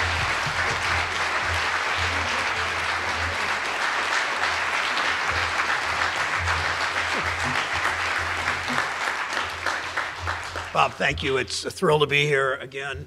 I like that you're packed into a smaller room so I can see everybody, and I appreciate that. And Jared, thank you for the impact you've had directly on elected officials and on the White House and making such a difference there. I love Thea Lee. I love listening to Thea, who gets trade probably just about better than anybody in this town. And both Roger and Bob have made such a difference with this new populism and what you do as progressives. And I'm going to actually tell a joke way better than Jared's. But the difference is my joke is an absolute true story. A number of you know my wife, Connie Schultz, who's a Pulitzer Prize winner. She thinks really fast on her feet, and she is one of America's great progressive writers. She and I were at a reception in a room about this size with no tables and chairs. Everybody was standing and all kind of packed in together, and some guy that she had never seen standing next to her, and I got on the stage. There were 3 or 4 people speaking. I spoke only maybe 2 or 3 minutes, and as I started to speak, this guy, this is a true story, turned to my wife and said, "I hate that guy's voice." And she said, "Really?" And he said, "Yeah, when he talks, it's like fingernails on a blackboard. I can't stand listening to that guy." And she said, "Well, I like his voice." And he said, "You like that guy's voice?" And she said, "Yeah, you know when I really like it?" And he said, "When?" And she goes like this and leans in. He leans in. He said, "I really like it when he wakes me up in the middle of the night and says, 'I love you, baby.'" So, true story. Anyway, mostly I just came to say thank you. And Bob invites me, and I so appreciate the work you do to make Congress better, to make the country better, to make state legislatures better, to make elected officials better. You understand way better than most that it's not just electing the right people, it's keeping the heat on Congress, it's reminding them of things that are going on in our country and telling them stories. Telling stories always gets you there. And I think about, I heard, let me say a couple of comments, and then I want to talk about too big to fail, too big to manage, too big to regulate, too big to exist, as Bob said. Vic Fingerhut's here in the back of the room somewhere. Vic was, yeah. I heard Vic speak. It must have been, it was at least, even though he doesn't look over 30, I heard him maybe speak 30 years ago. And he said something I'll never forget, obviously. He said, when a voter goes to the polls and thinks of himself or herself as a taxpayer, they're likely to vote, she or he is likely to vote Republican. When the same voters can go to the poll the next year and think of themselves as workers, they're likely to vote Democratic. And keep that construct in your mind. And to expand on that, President Clinton was talking to a group of senators several months ago, and he was talking about the sort of white working class.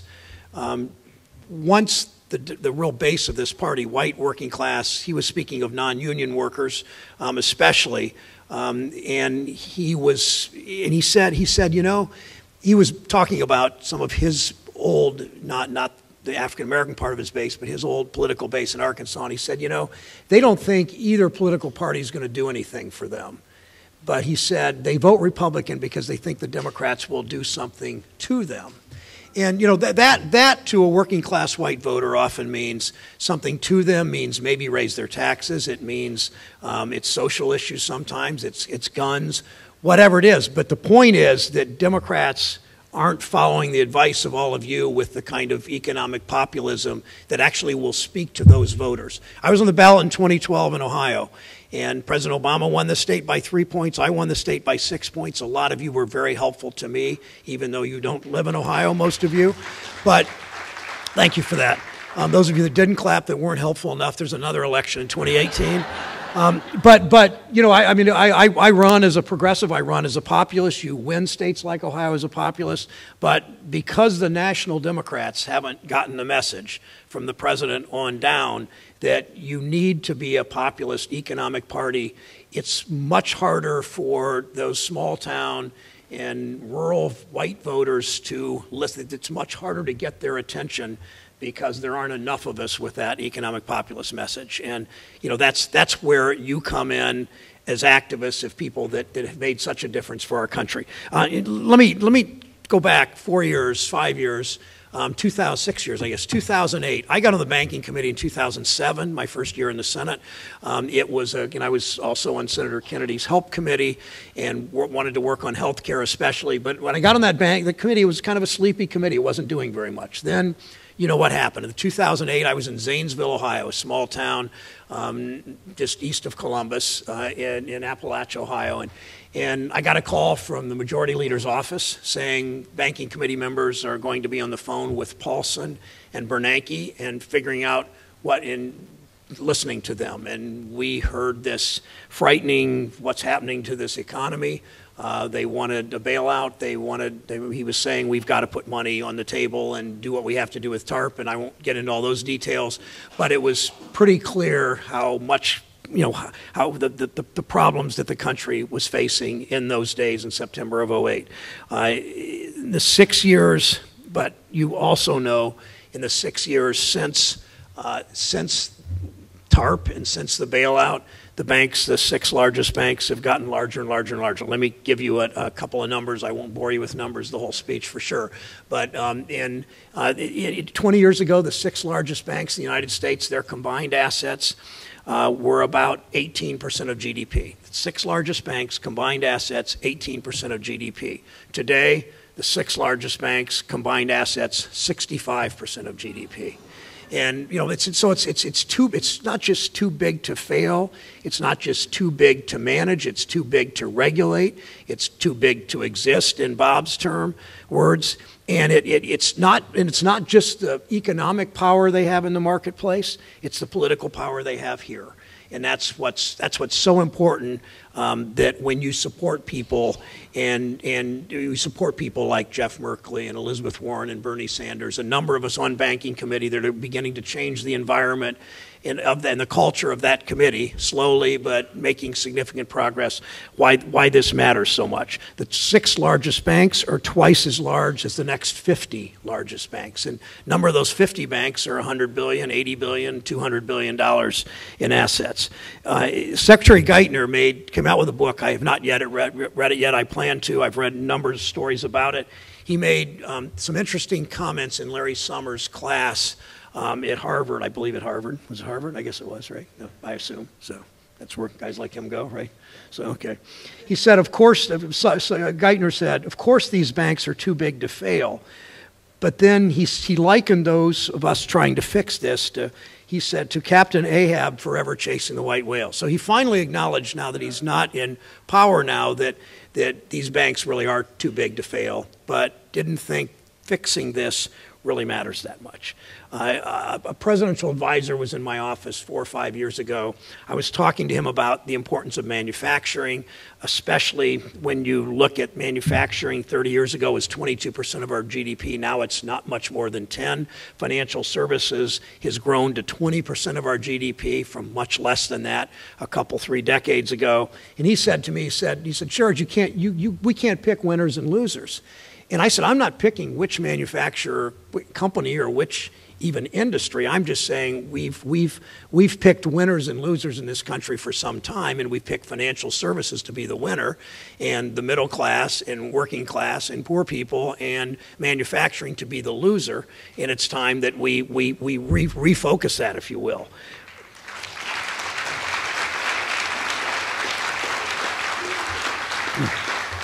So, from Thea's remarks, as good middle-class jobs have gone overseas, wages decline. As wages decline, Americans borrow more to just maintain, not enhance, maintain their standard of living.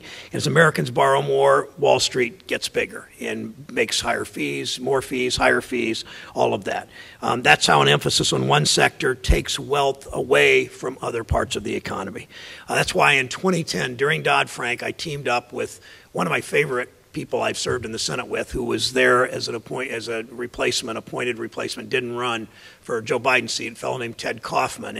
And we teamed up on the Brown-Kaufman amendment to Dodd-Frank to restrict the size of mega banks relative to the real economy. So it would have actually said any bank over roughly about $600 billion in assets had to start selling off some of its assets. The amendment on the floor got 33 votes. That's my math tells me that's well less than 51, but 33 votes, which was a start. Since then, though, times have changed. Governor Torrillo, the Federal Reserve's top bank regulator, has endorsed this approach. So has George Will. The only thing I agree with George Will about is baseball. Columnist Peggy Noonan's endorsed it. John Huntsman, Republican presidential candidate. Even the former chair of Citibank, Sandy Weil, supports this idea that the banks are too big and should be broken up. Second, I've teamed up with a member of the Senate who's about as conservative as they come, David Vitter from Louisiana, to end too big to fail once and for all. our legislation ensures that even the biggest banks have proper capital reserves, enough of their own money to back up and to back up risky practices, or so taxpayers don't have to. And even as the economists on this stage know, during the recession, during the Depression, banks had significantly more capital. That's what helped so many of them survive. So if you're a bank with $500 billion in assets, there are 6 of those in the United States. You need to have at least 15% of capital reserves. That means if your bank has 5 or 10% losses, you're not underwater. You don't need a bailout. It means that you have that 15% capital reserves. It prevents excessive leverage. The incentives are always for the bankers on Wall Street to take more risk. The more risk they take, the more money they make when the sun's shining. When the sun's not shining, the risks they take means we're on the hook to bail them out. And we can't have a financial system that works that way anymore. Wall Street clearly has had too much influence in Washington. Our legislation, both with Ted Kaufman on the amendment and Senator Vitter on the bill, has obviously not passed. But what we have seen is it's already those efforts have influenced the national debate. And they've influenced the national debate in part because progressives like you, populists like you, are speaking out on it. The Government Accounting Office said that the funding advantages of the 6 largest banks is somewhere, a number of different studies, somewhere between close to 1%. So if you go out and borrow money, you're paying probably close to 1% more for that money than the 6 largest banks. Why? Because you're a risk. They charge you a little more because they don't know if you'll pay back. The banks, the big banks, they charge less interest, lower interest, because they know even if they fall, those big banks will be bailed out. That's why ending too big to fail fundamentally is so important. So these large banks that in essence get government subsidies, these large banks will not continue to grow larger. If they're getting government subsidies, they can borrow money more cheaply than other banks and individuals and businesses. They're only going to grow larger because of that competitive advantage. That's why this consensus is building. Always too slow for us that care to change the system like you do and like I do, but we're seeing things happen. The major federal regulators who, by and large, especially the controller of the currency, but the other two, the FDIC and the Federal Reserve, always have been too biased, if you will, towards the largest Wall Street banks.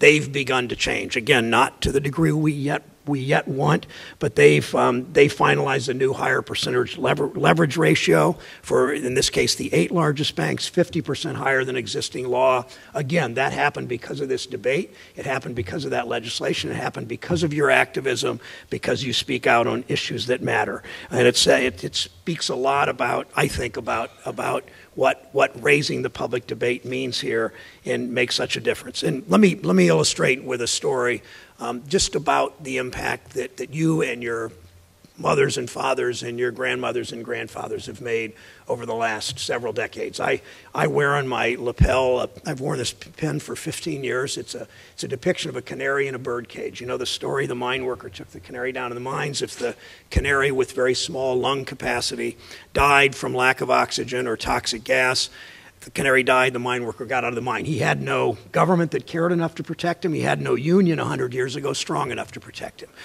So look back 100 years ago when they took the canary in the mines, 120 years ago. If you were a child born in the United States in 1890, 1900, had a life expectancy of about 45 years. Today, a child born, my daughter just had her second child in the last 16 months as a law student, for instance. I thought I'd brag about that for a second. A child born in this country today has a life expectancy about 3 decades longer than 100 years ago. Why is that? It's not just because of high-tech medicine and it's not just because of cholesterol drugs or heart transplants. It's about what progressives have fought for in this country for these 100 years. Just tick them all off. It's civil rights, it's safe drinking water, it's clean air, it's seat belts, it's airbags, it's the protections for the disabled, it's women's rights, it's prohibition on child labor, it's workers' compensation, it's minimum wage, it's Medicare, it's Medicaid, it's all the things that you you meaning you personally and your parents and your grandparents' generations have fought for. And Congress just doesn't do these things. State legislatures just don't enact protections for workers because we're altruistic. We do these things because of, one, whom you elect, but second, whom you put pressure on. So this was all about, this progress through the last 100 years in building a more progressive country is all about the pressure you put from your labor union, from labor unions, from child advocacy groups, from civil rights organizations, from people in their ethnic organizations, and people in their religious institutions, and in church halls and all, putting pressure on Congress, on the legislatures, on mayors, on governors, on presidents to do things better. That's your role. That's the role we always have. Emerson talked about history as a fight between the innovators and the conservators. The conservators are always there to protect the status quo, to protect privilege, to protect property. Innovators, the progressives, are those that want to move the country forward. There's always going to be that pressure. The conservators are more likely to win because they have so much privilege and money and power already on their side, but we win because we appeal to the public and because of the passion that so many of you have for these progressive issues. Now, a corporate lobbyist called the Brown-Vitter bill and a number of these other issues, he called them radical ideas. I understand that's the way they think. He's another corporate lobbyist after the president signed Dodd-Frank. The day he signed it, he said, now it's halftime. In other words, this bank lobbyist said, we're going to the agencies, we're going to try to slow these reforms down. That's the way they do it. But it's not a radical idea that banks, no matter their size, compete on a level playing field. It's not a radical idea that underwater homeowners have the ability to refinance so they don't get foreclosed on. It's not a radical idea to ensure that taxpayers are not punished if a bank is too big to fail. Too big to fail, too big to manage, too big to regulate, too big to exist. That's our mission, to fight that, to take that fight on. It's not going to end tomorrow. It's not going to end next year. Like everything in the progressive movement, it's a continued battle. We take 2 steps forward, we take 1 backward. We take 3 steps forward, 1 backward. Sometimes backward again, but we move forward. And look what we've all done in this country. I'll close with this story.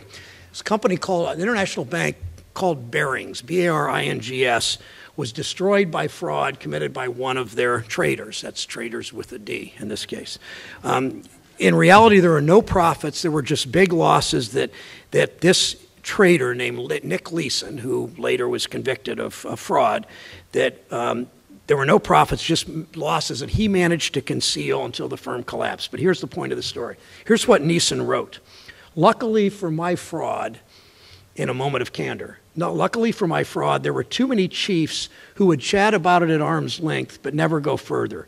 They never dared to ask me any questions since they were afraid of looking stupid about not understanding futures and options. So think about that. I've been on the banking committee, I guess, 8 years now. I started off not knowing these issues as well as I should have or wanted to, but I also understand that's the game they play. They use language, they use, intimidation's the wrong word, but they use, and threats are that's the wrong word too, but they use language to intimidate, and they use language to make you not want to question them because you don't want to sound stupid. The media don't want to sound stupid. Politicians don't want to sound stupid most of the time. Regulators don't want to sound stupid, and so we don't challenge them. And I think this story shows why it's so important that we do challenge them, that you ask questions. Even don't be afraid. Don't be afraid of looking like you don't know enough about financial reform and financial regulation and these economic issues. Don't be fearful about not knowing enough when you challenge power and when you challenge their comments. That's why the work that Senator Merkley, Senator Warren, Senator Sanders, whom you'll hear from shortly, are doing in the Senate is creating a new and vocal dynamic to hold Wall Street accountable. We have an opportunity to remake this economy. We know what's happened to middle-class wages. We know profits are up. We know that corporations in so many cases are moving overseas to avoid taxes. Profits are up. Executive salaries are up. Workers, the middle class, working class Poor people are not making the wages they once did. The minimum wage is a third less buying power than it was in 1968. You know all these things. That's the importance of remaking this economy in a different kind of way. I'll close with this. Mississippi civil rights leader in the 1960s, and this is perfect for your activism, frankly, he said, don't tell me what you believe, show me what you do, and I'll tell you what you believe. Don't tell me what you believe, show me what you do, I'll tell you what you believe. That's really the motto in many ways of the progressive movement. We're out there, we're fighting, we lose sometimes, we win sometimes, we win enough. We win enough to have this canary in the cage that symbolizes the progress we've made as Americans, we've made as progressives, we've made as fighters to give working class people the opportunities that they have earned by the sweat of their brow that really matter in this country. And I'm so thankful to all of you for playing such an important role in that. Thank you.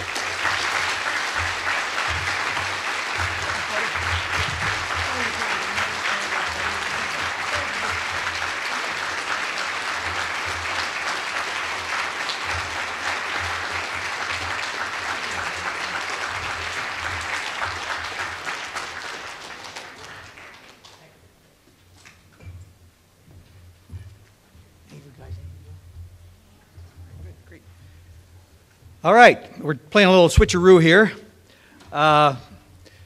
You have one speaker between you and Senator Warren. No pressure. All right, listen, you've heard about populist responses to unemployment, trade and manufacturing, job loss, the dangerous power of the big banks. And often conservatives who don't want to deal with these issues at all will say solemnly, well, you know, education is the real solution to these problems. Unfortunately, these conservatives then put forward education plans that involve budget cuts and privatizing the schools and attacking the teachers and forcing students to focus on testing and testing and testing. There's a progressive populist movement in America that's in rebellion against this conservative, quote, education reform. I hope you all subscribe to our educationopportunitynetwork.org. It tells you a lot about that movement that some people call Education Spring. So one of our key allies in this education movement has a great organizational name. It's called the Broader, Bolder Approach to Education at the Economic Policy Institute. And they promote a comprehensive set of policies to help assure that all children have an opportunity to learn in America. So please welcome that organization's national coordinator, Elaine Weiss.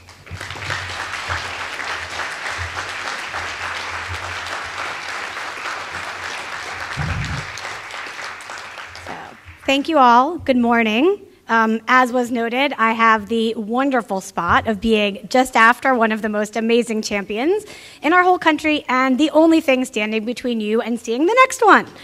So I figured I should probably start with something that would catch your attention this morning, and since I'm talking about education, I thought, why not offer you a new and interesting word? So the word that I'm going to offer all of you this morning is cattywampus. Yes, cattywampus is a real, actual word. It means knocked askew, off kilter, mismatched, imbalanced, misaligned.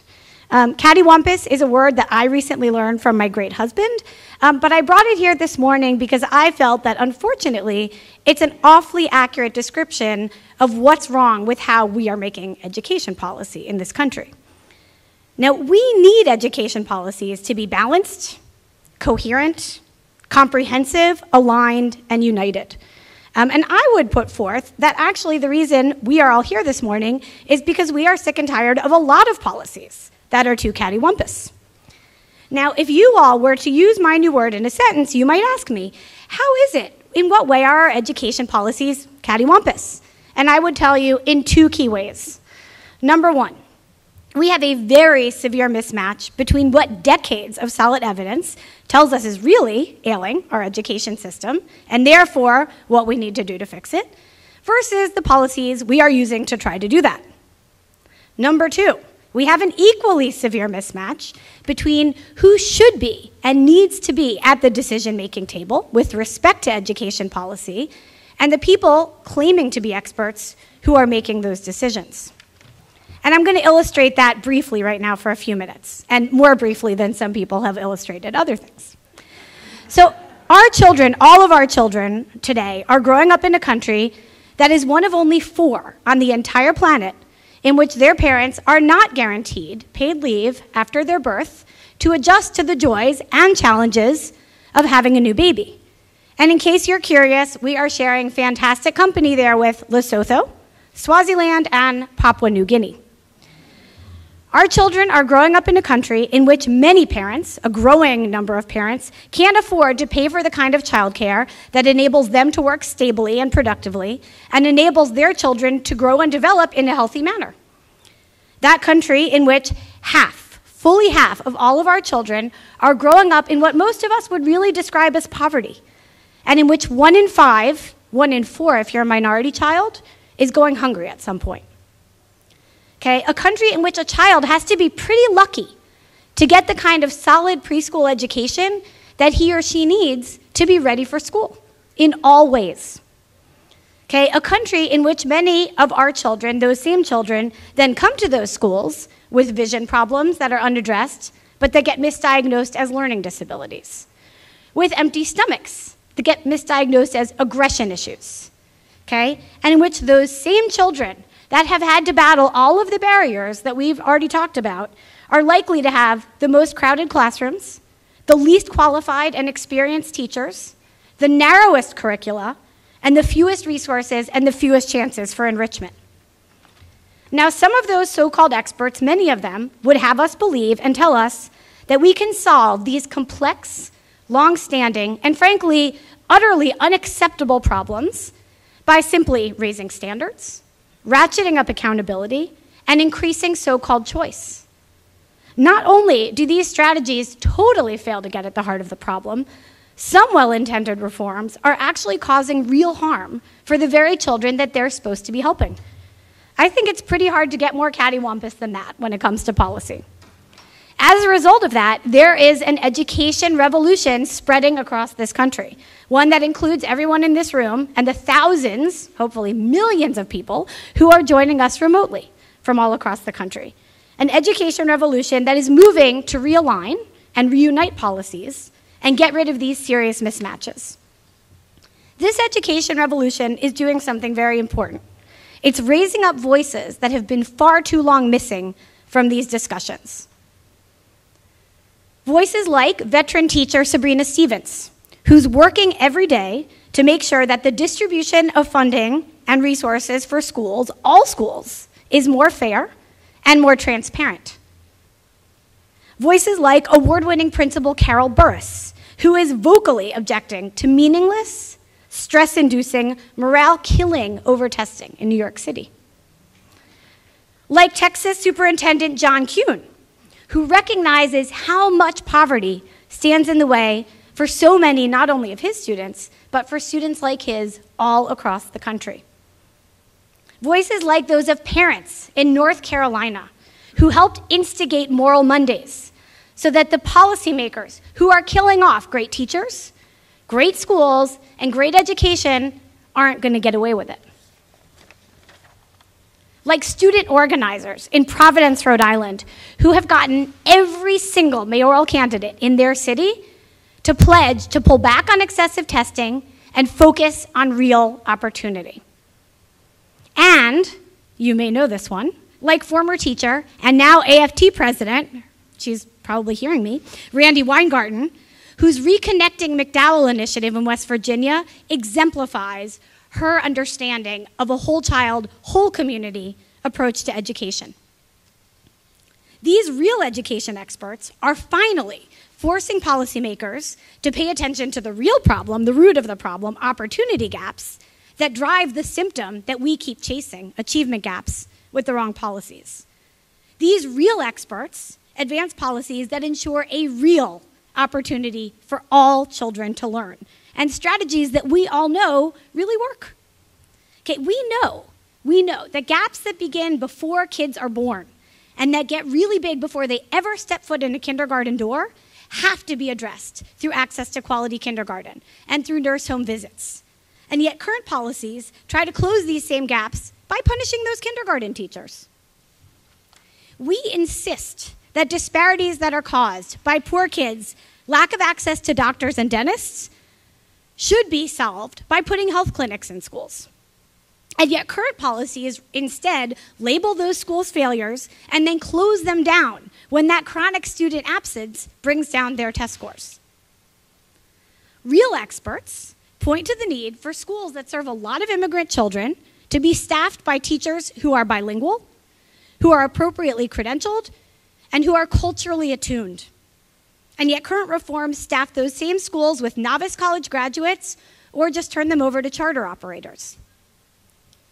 Now, breakfast for all kids is a clear and obvious solution to a classroom with a lot of hungry kids. And yet current reforms, rather than doing that, inflict more tests on those same kids, tests that reflect those kids' hunger in their scores, but then point the finger at teachers and principals as the culprits for those scores. Enriching after-school and summer experiences are what can really help even the education playing field for disadvantaged students. Experiences that our kids have. Experiences like building robots, playing clarinet, visiting museums. But current reforms would add any of that extra time to more rote test preparation. Okay, let's bore kids to death. That's a great way to get them a good education. Okay, teachers and principals know that there are great uses for high-quality assessments. High-quality assessments that are designed and implemented by teachers can go a long way to improving instruction and individualizing learning. And yet many current so-called reforms compel shallow tests that chase out those great teachers, kill off the time that those great principals need to do their real job, and further stigmatize schools that are already struggling.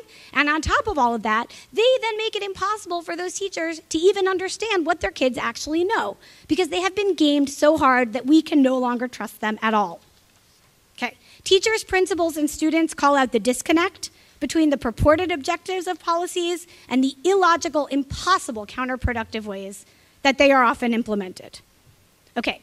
Real experts rally for dreamers and for first-time college goers to stop the lack of AP classes, the lack of counselors, and the lack of funding that a lot of these reforms have caused from standing in the way of the American dream for so many students in this country. Real experts know that austerity is a pretty stupid policy in any education arena, but it is particularly cattywampus with respect to education, where investment in our collective future is the only strategy that can make sense. And finally, real experts know that few, if any, investments deliver larger benefits to society than all of these, and that failing to make them is costing us an arm and a leg. Now, this education revolution is bipartisan, and it is gaining steam fast. Okay, the pushback against excessive testing that started in Texas, which, by the way, is the home to the Texas miracle that has since proven to be pretty unmiraculous, has gained the most steam in New York City. Okay, and it's leaders of both parties who support the Strong Start for America Act, affirming the president's call for increased investment in our children, in our youngest children. In sum, we are totally fed up with a cattywampus approach to education. Okay, we all demand true alignment. Alignment between what the evidence says works and policy. Alignment between true expertise, expertise that draws on educators' real-world, everyday experiences in classrooms and policymaking, and alignment between the stated objectives of policy and the realities of implementation for the people who have to make them work. We demand that the goal of public education be much more than generating the next generation of workers. Education must nurture the whole child, each and every child in our country's creativity, individuality, ability to think critically, and rich potential. Education has to nurture our future generations of voters, of leaders, of advocates, and citizens, the citizens that we need for our democracy to thrive. And we demand that education not be about those kids, but it be about all kids, and that it be about our kids. If you are fed up, and if you've kind of had more than enough of cattywampus policies, now is the time that you need to speak out and stand up. As Celinda Lake said, people are paying attention to education. Now is your chance to get in there and do something. First of all, learn more about how severe the mismatch is between evidence and policy, and learn more about how we really know how to realign those two things again. Learn more through a broader, bolder approach to education, boldapproach.org. Learn through more and better learning time at fordfoundation.org. Learn how we can do it by creating school, family, community partnerships at communityschools.org. And learn by ensuring that all children have a real opportunity to learn at otlcampaign.org. And when you have armed yourself with that information, use that information to push back against people who tell you that poverty is just an excuse for bad teachers and for laziness. And keep in mind, what there is no excuse for is child poverty, okay? Any child poverty and obscene child poverty in a country that is as rich and as great as our country. Finally, real reform starts in the local classroom and in your community and in your school. So visit that school. Talk to your teachers, your principals, and your PTA, and ask them, how can I support policies that nurture whole children and all children? And then put cattywampus back in the dictionary, which is where it belongs. Thank you.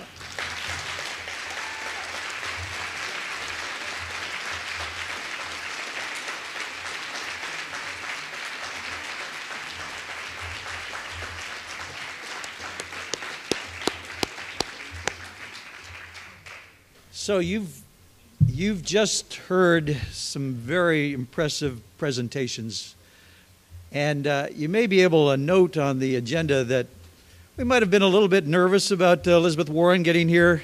I know you're all waiting for her. She's due at noon. I want to make a couple of announcements, and then our speakers here are willing to take some questions for the time that we have. Certainly don't want to take a break because you're going to lose your seats if you do. And people who are standing at the door, come on in. We'll try to get some more seats set up over here, but there's standing room over here.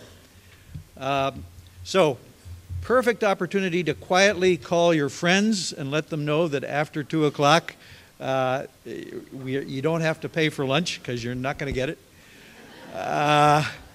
Tell them to come and hear Senator Sanders and Reverend Barber. It's going to be great.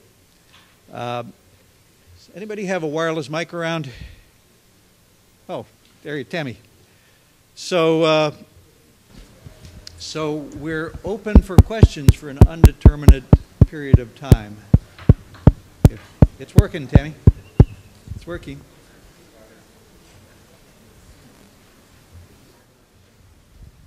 Try to keep them brief and say who you are.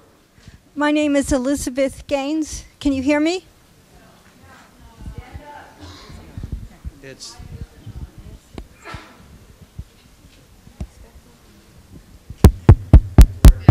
there you go. Okay, I guess closer. My name is Elizabeth Gaines. I've been a union organizer for many years. But in any case, one of the people I organized, one of the people I worked with went to the training on how to run for office that was done by the Minnesota person who died in the plane crash. I'm sorry? Paul Wellstone, which was to encourage regular people to run for office, black woman. And she moved so she would be in a better area to run from, but she's been telling me she can't get the money together to run. This really bright woman who went to the Wellstone Institute and would like to do that. So the money is my question. Running for political office. Yes. Let's take a few questions and then people can respond. That was a hard one. What you need is organization. What you need is a lot of Progressive Democrats of America, Move On, and lots of other online groups are supporting insurgent candidates these days. But you need to build your own base in order to run. You have to have a group of supporters before you ask those supporters to vote for you, and it helps to be part of a union, to be part of an organization, to be part of of a community group. There's no silver bullet. You've got to build the politics in your community. Yep. Do you have the mic? Donna Segretti Riley from Boston, Massachusetts. I felt this conference was important enough to be here today, and I'm so impressed with the lineup of speakers. Thank you. And thank you for the founders of Campaign for America's Future, you, Roger, and really Bob Thanks for Borsage. coming down from Boston. Yeah. At any rate, just an answer, Emily's list to answer your question relative to women who are pursuing the power line of political office. It means early money is like yeast, and it makes the money grow. So explore that. My question, though, however, is targeted on the tax extenders, which are currently being discussed at Ways and Means in the House of Representatives right now. We're not getting any publicity at all from any of the network media about the fact that probably, to me, one of the most important issues of this country is now being discussed. Tax extenders, the ones that, you know, let's just extend those loopholes that protect the corporates who are stashing the money in the Cayman Islands, and the ones who are giving the subsidies to, you know, send our jobs overseas. Can anybody comment on that, about tax extenders? And we need more publicity. This is probably about one of the most important issues of our country right now. I Thank agree you. that it's not only is it important, but you make a great point, which is that it's tremendously underreported. There were a couple of articles. Lori Montgomery had a pretty good one in the Post recently, but then it just died. And it's funny that the sun should be shining in here, right? Because it's, you know, what do they say? Sunlight's the best antiseptic.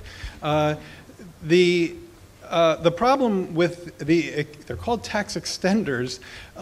They get passed every couple of years without any scrutiny.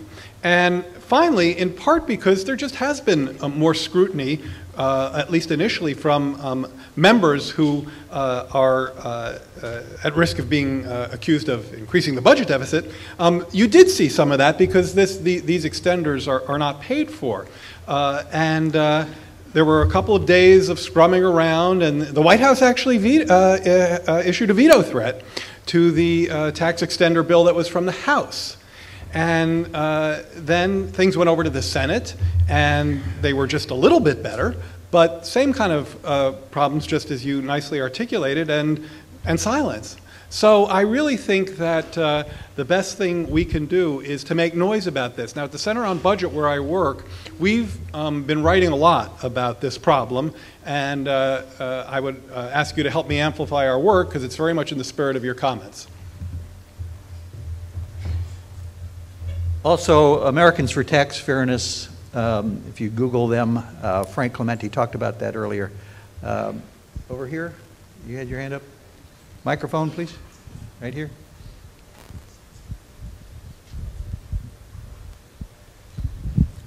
I often ask Tea Party people, what period of America do you think represents the best in our society?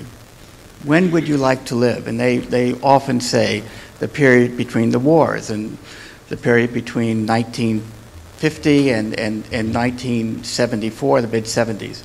And yet then I'll say, but if you look at spending by the Democrats and fiscal responsibility, it's been a flat 18 or 17%. That is just not true.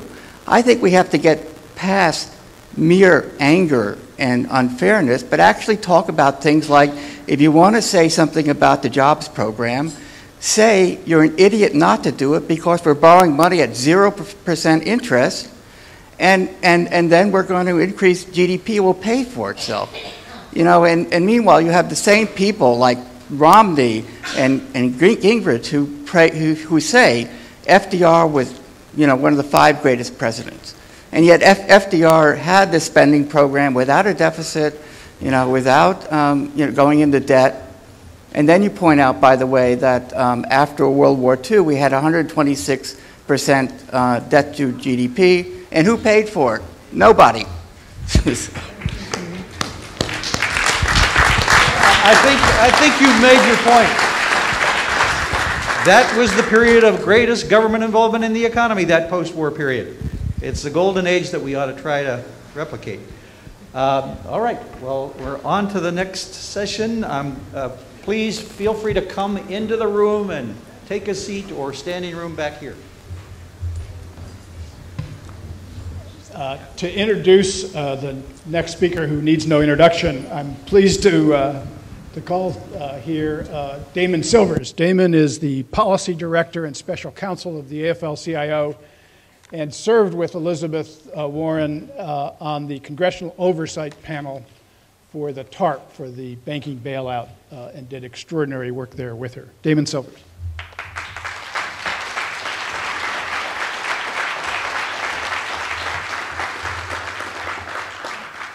Yeah, it's a little challenging to introduce the person who needs no introduction. So the organizers of this conference, as you've just heard, have given me the great honor of introducing my friend, the best-selling author and senior senator from Massachusetts, Elizabeth Warren. Now, I think we all know that populism can mean a lot of things, but at its best, the populist tradition in America is a legacy of seeing that democracy and economic fairness are not just the right values, they are the keys to a prosperous future for our country and our world. Now, this kind of progressive, pragmatic populism has deep roots in places like Oklahoma. Now, you can read all about those roots in Elizabeth's wonderful book, which I see is on sale in the hallway here. You shouldn't be caught leaving this place without it. And let me tell you, this is a book that makes my 13-year-old daughter laugh.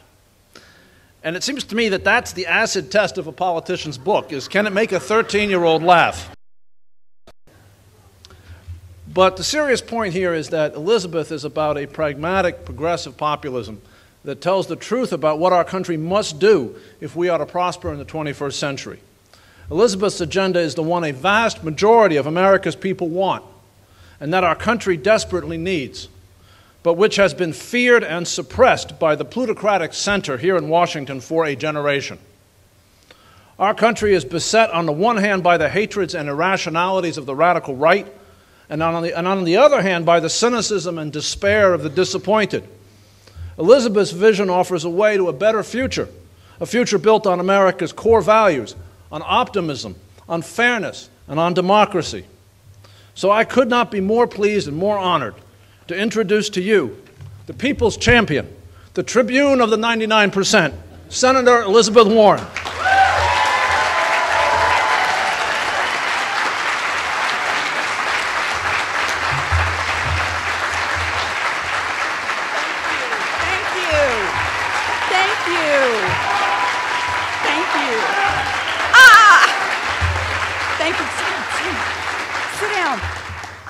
Thank you so much for having me here today. I am delighted to be here. Thank you, Bob, for the invitation, and for Roger.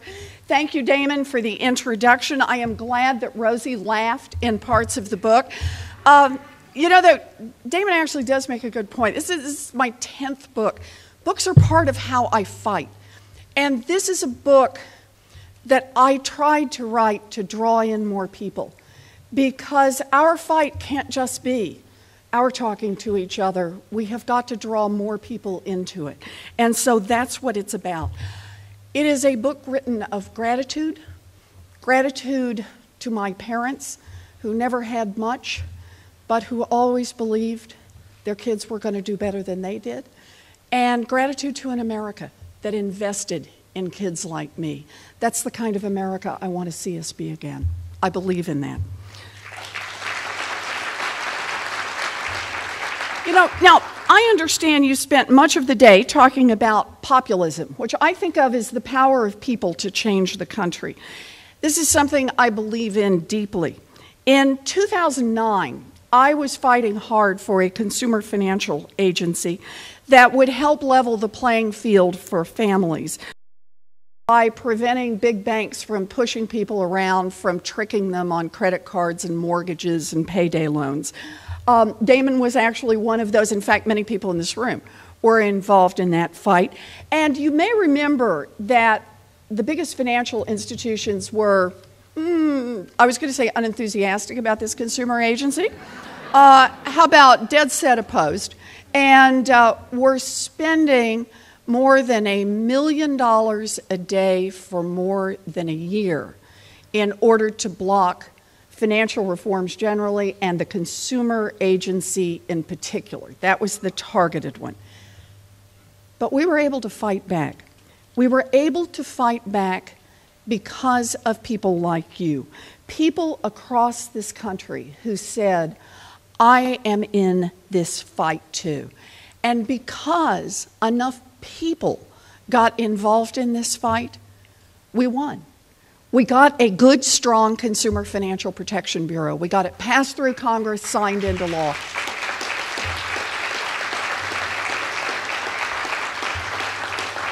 And you know, for any of you in the room who thought, gee, I never thought I'd be dorky enough to be applauding the creation of a government agency, let me just tell you just one little fact about that Consumer Financial Protection Bureau.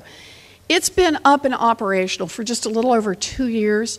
It has already forced the largest financial institutions in this country to return $3.5 billion directly to American consumers that they cheated. That's an agency that works. That's government that works. Yeah. Now, and our uphill, against the odds, can't win battle for the Consumer Financial Protection Bureau wasn't unique. In every fight to build opportunity in this country, in every fight to level the playing field, in every fight for working families, the path has been steep. Throughout our history, powerful interests have tried to capture Washington and rig the system in their favor. From tax policy to retirement security, the voices of hardworking people get drowned out by powerful industries and well-financed front groups.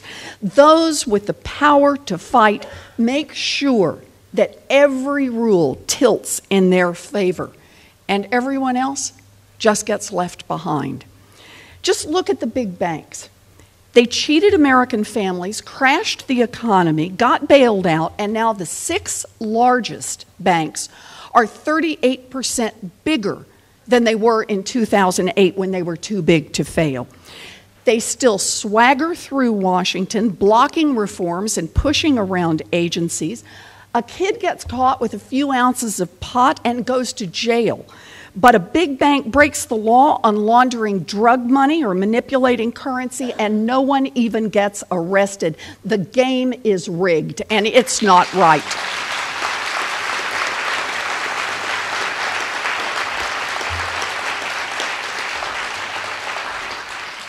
And it's not just the big banks. Look at the choices the federal government makes today. Our college kids are getting crushed by student loan debt. We need to rebuild roads and bridges and upgrade our power grid. We need more investment in medical research and scientific research. But instead of building a future, this country is bleeding billions of dollars in tax loopholes and subsidies that go to rich and powerful corporations. Many Fortune 500 companies, profitable companies, pay zero in taxes. Billionaires get so many tax loopholes that they pay lower tax rates than their secretaries. But they have lobbyists, lawyers, and Republican friends to protect every loophole and every privilege they have. The game is rigged, and it isn't right. The game is rigged.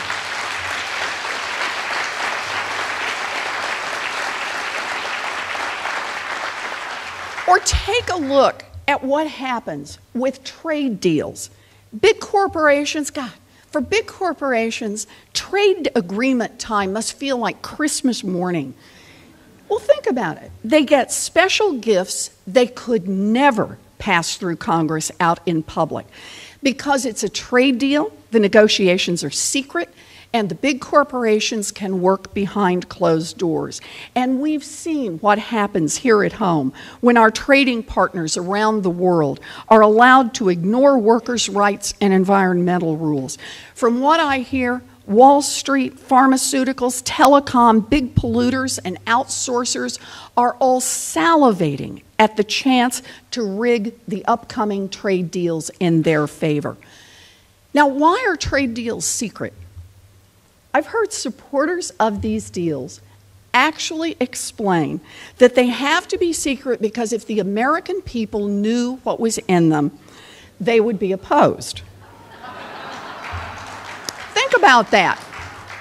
If real people, people whose jobs are at stake, small business owners who don't want to compete with overseas companies that dump waste in the river and hire workers for $1 a day, those people, people without armies of lobbyists, would be opposed.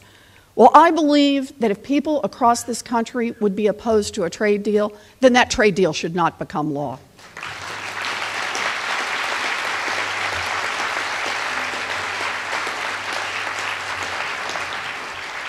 The tilt in the playing field is obvious everywhere. When conservatives talk about opportunity, they mean opportunities for the rich to get richer and for the powerful to get more powerful. They don't mean opportunities for a young person facing $100,000 in student loan debt to start a life, for someone out of work to get back on his feet, or for someone who worked hard all her life to retire with dignity. The game is rigged. The rich and the powerful have lobbyists and lawyers and plenty of friends in Congress. Everyone else, not so much. Now, we can whine about it, we can whimper about it, or we can fight back. Me, I've decided I'm fighting back.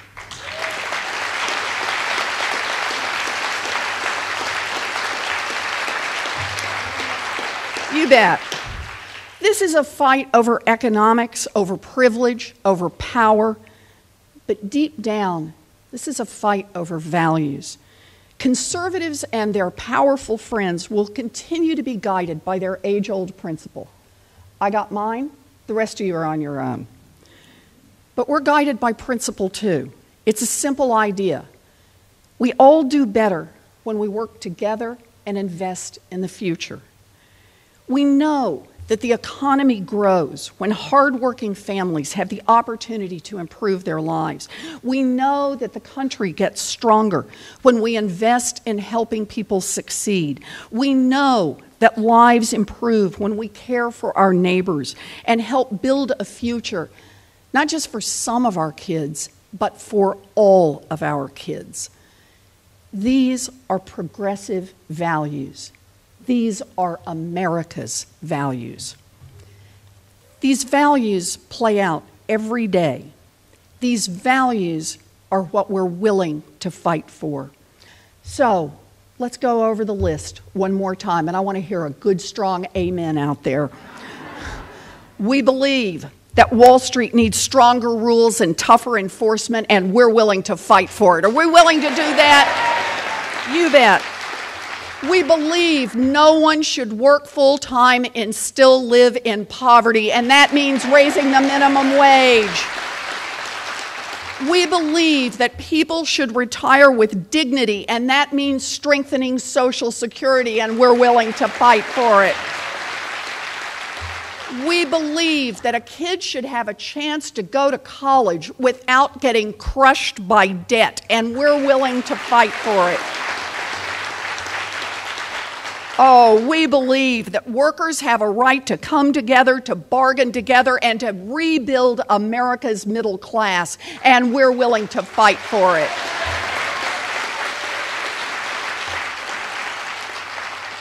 We believe, and I can't believe I have to be saying this in 2014, we believe in equal pay for equal work, and we're willing to fight for it. And we believe that equal means equal, and that's true in the workplace and in marriage. It is true for all of our families, and we are willing to fight for it. This is how I see it. We, the people, decide the future of this country. These are our shared values, and these are the values we are willing to fight for. This is our moment in history. We are called on to determine the future of this country. And if we stand by and let it slide away, then shame on us. But if we get up and we fight for what we believe in, we will head this country in the right direction for ourselves, for our children, and for our grandchildren. I hope you're ready to fight. Thank you. Thank you. Thank you. Thank you. Thank you. Okay, thank you. Thank you. You want to just field them? No, I'm happy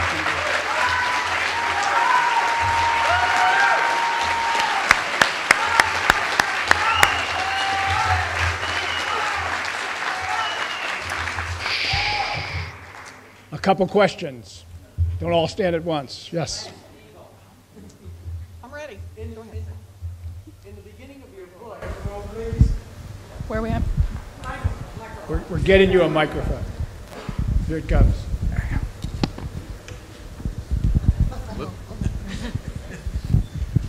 In the beginning of your book, you said you were urged to run for the Senate. You would lose, but the ideas that you wanted to talk about were important to be brought into the American people. I think that your ideas and the ideas of Bernie Sanders continue to need to be brought to the American people, and you should join together to run in the Democratic primaries.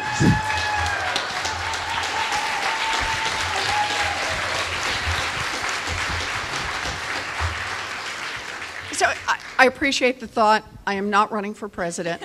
But this is really important. We have to keep talking about these issues, and we have to find every platform we can, and that's what I'm doing. Right now in the United States Senate, we've got more than 30 co-sponsors on a bill to cut the cost of student loans for our college students. That's the fight we need to have. We've got a bill right now on minimum wage, and my view on this, we're holding the hearings on bank accountability. You got to stay after these. And on minimum wage, on equal pay for equal work, on student loan debt.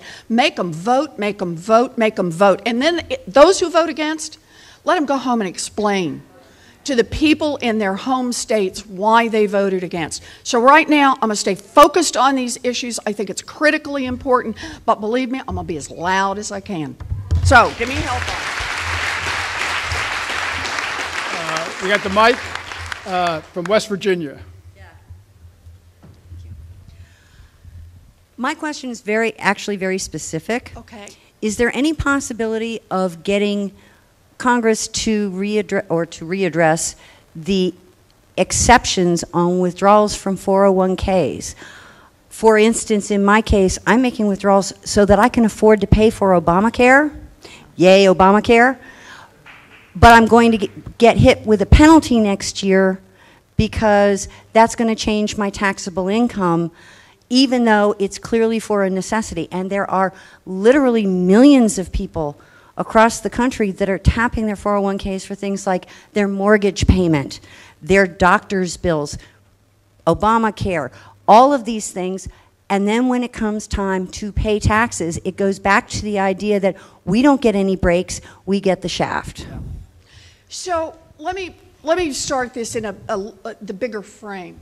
America is in the middle of a retirement crisis, and it's getting worse by the day. And this crisis is brought on by a combination of events. The first one is the disappearance, largely, of the defined benefits plan. So that this has to be about people investing and taking the risks of the market and taking money out when they've got to use it for other expenses. That's part one. Part two is this is now the consequence of an entire generational squeeze on middle-class families. Just think about this. In the early 1970s, a one-income family in America could put away, after they made all their expenses, about 11% of their take-home pay in savings. Think about that. By the early 2000s, the median income family in America had to have two incomes to be able to make the mortgage, the health care payments, pay for the kids' education, and were able to put away, in effect, zero, and were head over heels with credit card debt, second mortgages, and the like. What's happened, and all of this, is the consequence of the fact that wages haven't gone up.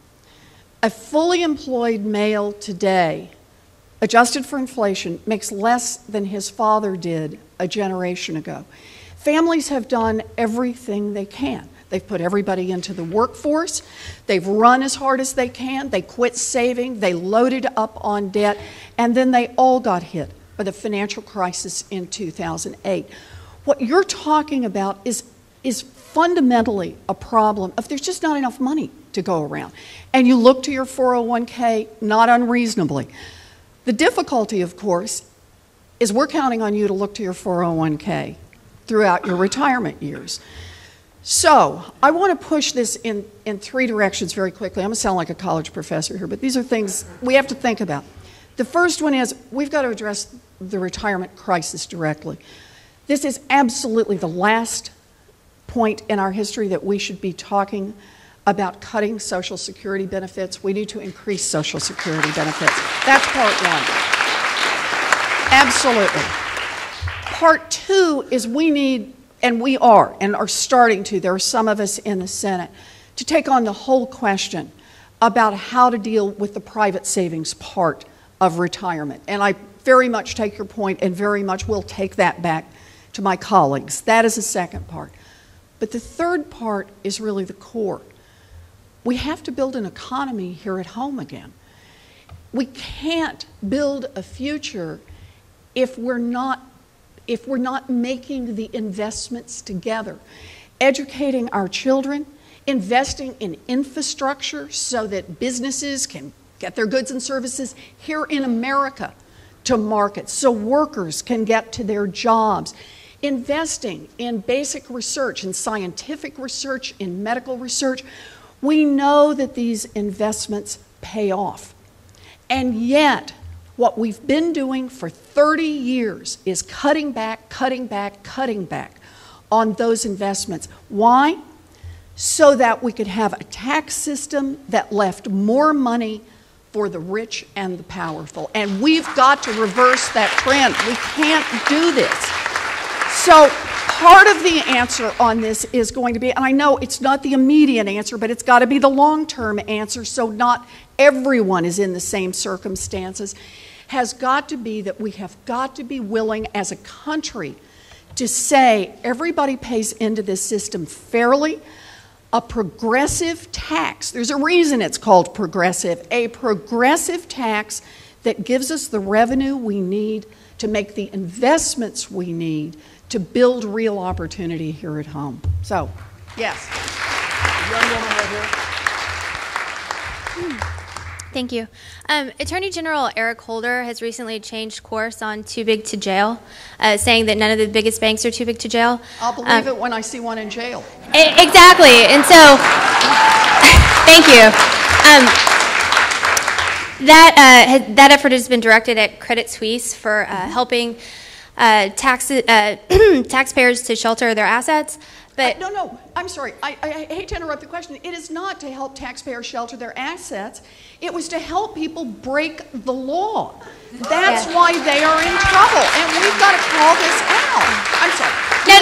You're doing a great job. Thank you for the clarification. Sorry. But I guess my point is, I see this largely as a public relations move on the effort on the part of the Department of Justice. Do you think that this is just PR, or do you think that there's a real appetite to be going after American banks for real malfeasance? You know, this has been an enormous frustration for me, and that is the lack of accountability all the way through. Damon and I worked together during the financial crisis. And I would say if there was a single issue we pushed the hardest on, it was in return for the tens of billions of dollars that were shoveled in to these big financial institutions, a little accountability. Accountability on where the money went, accountability on the changes that the financial institutions would make, accountability that how they would spend that money in ways to help the American economy. And what we got, and I want to be clear, this is under both administrations, was nothing, nothing, and nothing out of that. This is one more way in which the playing field is tilted. Wall Street has been rebuilt. Has anyone looked at the Dow Jones? But the rest of the economy, not so much. And the Glass-Steagall bill is a great example of that. So you all remember the Glass-Steagall bill coming out of the Great Depression, that we put in place a rule that said, in effect, banking should be boring. That's the part of financial services that should be really boring. Your checking account, your savings account, it has to be walled off from the kinds of risk-taking and investment that happens with hedge funds and on Wall Street and other kinds of money management. Put that in place. And not surprisingly, the financial institutions, the big ones, didn't like it, and they kept pecking at the wall, right? And throughout the 80s and the 90s, they'd get one hole in it, and then another hole in it, and another hole, and then in the late 1990s, it was repealed, Glass-Steagall. So the idea was, in effect, anything goes. The big financial institutions can be in any financial services they want to be, and of course, we all know what happened. This is happening simultaneously with the moment that the financial institutions had figured out that they could make incredible profits by selling people mortgages that people would ultimately not be able to pay off. It was like selling grenades with the pins already pulled out. It's going to be okay for a while, but then that thing is going to go off. And of course, that's what happened. They also packaged up those grenades and sent them out into the marketplace generally. They were purchased by your pension funds. They were purchased by townships and municipalities trying to finance themselves. So both of these have gone on at the same time. Big financial institutions have taken on enormous risk. Glass-Steagall is gone. They're making great profits right up until the grenades start exploding in huge numbers and the entire economy crashes. So what happens at that point? At that point, the federal government says, we're going to come in and we're not going to let this economy go back to the Stone Age, but we're going to put in lots of money to help support this economy. This was the $700 billion TARP. But the Treasury Department, under both administrations, starts shoveling that money out on a no-strings-attached basis. And when you shovel the money out on a no-strings-attached basis, you have just created too big to fail. Just so you understand, when I say no-strings-attached basis, I come out of a background of teaching bankruptcy law for many years. Chapter 11. When new money comes in, which it often does in failing businesses, it's always on terms that say the old debt gets wiped out, the shareholders get wiped out, the old debt takes a haircut, the management gets fired. That's usually the deal, and they got to come up with a new business plan. That's how you keep discipline in the system, and that's how you make sure the new money will be protected, that they really are going to do something different going forward. This did not happen with the big financial institutions. So right now, what we've got is I've got a bill pending in the United States Senate. My co-sponsor is John McCain and Maria Cantwell from Washington, Angus King, an independent from Maine. And we propose instituting a 21st century Glass-Steagall bill. I say, yep.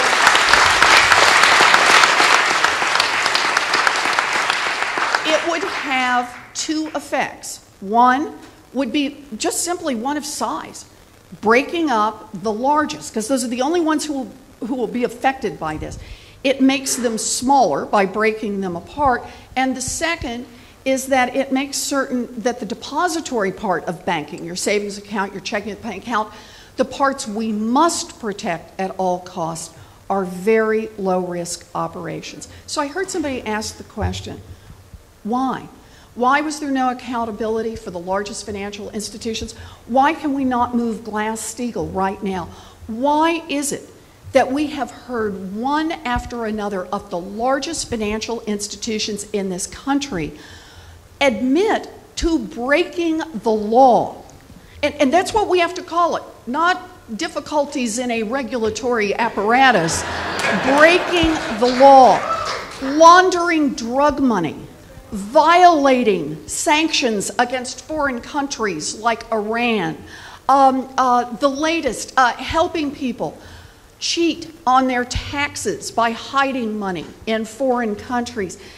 And yet, not only does no one go to jail, no one even goes to trial. So this is about accountability, both of the large financial institutions, but accountability for our government, for our regulators, to remind them they don't work for the big financial institutions, they work for us. They work for us.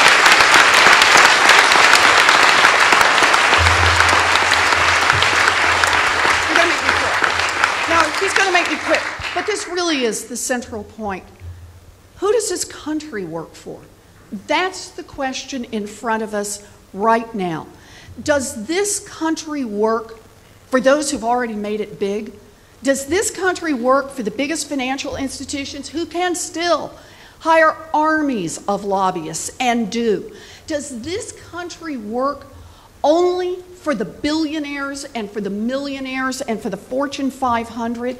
Or is this a country that works for everybody else? A country that makes the investments, that say, not only are we going to have a system where we get a chance to build something for the future, but that our kids and our grandkids are going to grow up in a world where every kid gets a fighting chance. That's what I'm working on. Elizabeth Warren, the Tribune of the 99%.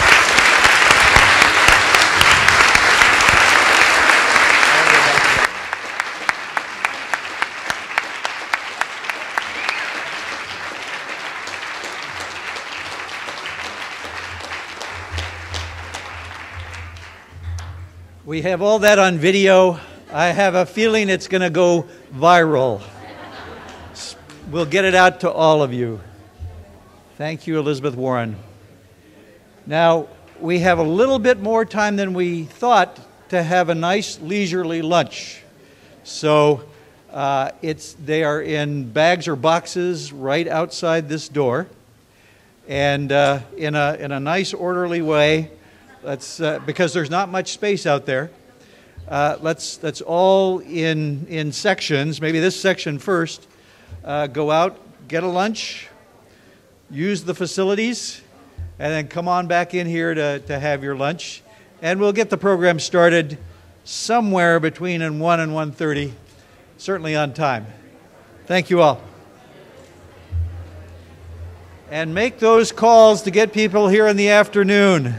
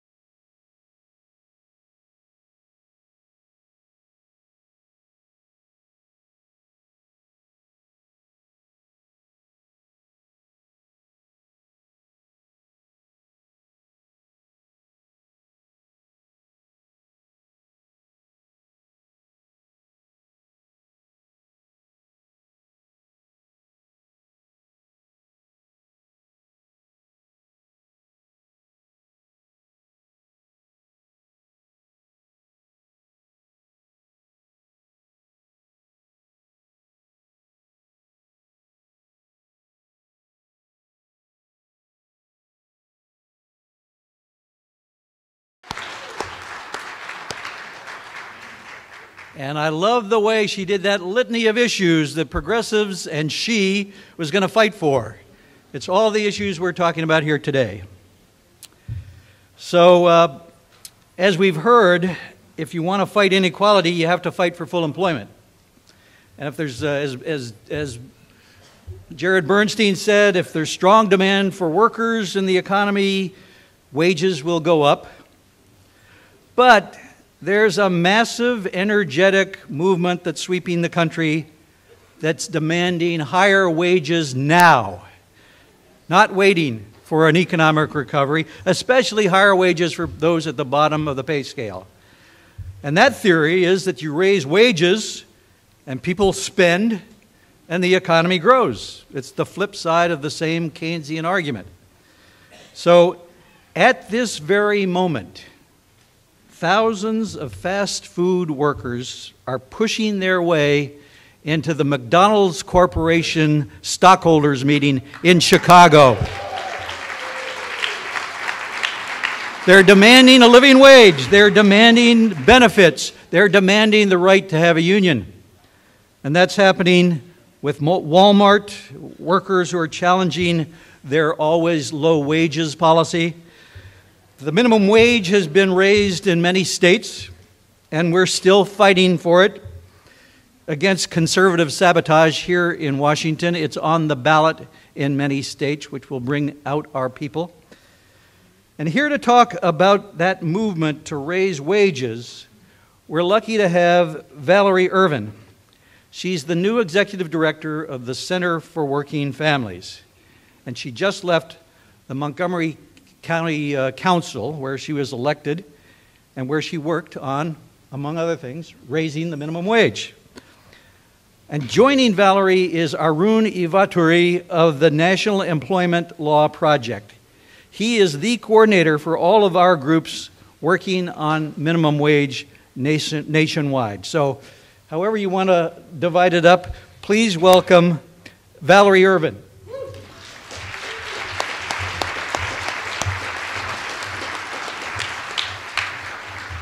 Good afternoon. It's a thrill for me to be here with you this afternoon. Every year in Sydney, Australia, there is a festival called the Festival of Dangerous Ideas, an annual gathering where participants toil with taboo subjects and attempt to push the envelope on topics not yet ready for primetime conversation. I mention this because thanks to a small but growing dedicated group of individuals and organizations, the subject of raising the minimum wage is becoming so palatable that you're as likely to hear it being discussed at a Captain Obvious convention than a gathering of radical thought. And it's about damn time. So I have come here today as the executive director of the Center for Working Families to share with you the shocking news that policy research supports raising the minimum wage at all levels of government as a foundational component of any populist legislative agenda. Rather, I'm here today wearing the hat of the Working Families Organization, a national advocacy organization that often partners with the Center to run issue campaigns, to share a bit about how we are turning minimum wage policy into legislative victories in cities and states across the country. I'm joined by Arun Ivaturi from the National Employment Law Center. We're going to share the stage, and we're going to give you a brief overview of recent wage campaigns and why they're gaining such steam. Raising the minimum wage has long been a staple issue for working families, going back to 2005, when our friends at the Working Families Party played political hardball to move enough Republicans to swing a vote in favor of what was New York's first minimum wage hike in more than 5 years. Last year, Working Families was part of an impressive coalition that fought hard to move Albany to approve another increase. Prior to that successful campaign, which sought to lift the state minimum wage over the federal minimum, New York's minimum wage was equivalent to that of Mississippi, Idaho, Oklahoma, Georgia, and many other states where a beer costs less than $10. We were part of a robust campaign that ultimately saw the legislature approve a raise to $9 an hour in 3 steps. Of course, Since then, even the moderate elements of the Democratic Party have embraced 1010, and some incredible momentum building by striking fast food workers has made $15 the new target. Arun will tell us a little bit more. He will tell us a little bit more about the major debt of gratitude we owe the fast food worker movement for their leadership in elevating the profile of this issue. He will also fill you in on the federal efforts to raise the wage. We at Working Families stick mainly to state and local campaigns, mostly because we thought that staking our reputation on trying to get Congress anywhere on anything was going to be bad for our self-esteem. But we have seen some big successes at the state level. In March, Connecticut became the first state in the nation to pass a 1010 minimum wage. We made this win particularly exciting because it came just a year after Working Families and allies had run a major tooth-and-nail campaign to win a smaller increase. It's a testament to the momentum of the minimum wage movement and the populist appeal of a Working Families economic agenda that the governor was willing to put his weight behind a second increase in 2 years. In Maryland, my home state, Governor O'Malley also threw his support behind the Working Families-led effort to reach 1010, making it his #1 legislative priority. After a year of impressive grassroots organizing, which included generating over 7,000 handwritten letters to legislators in key districts, the governor's support helped push the effort over the finish line. The issue campaign also represented some of our best practices in terms of coalition building.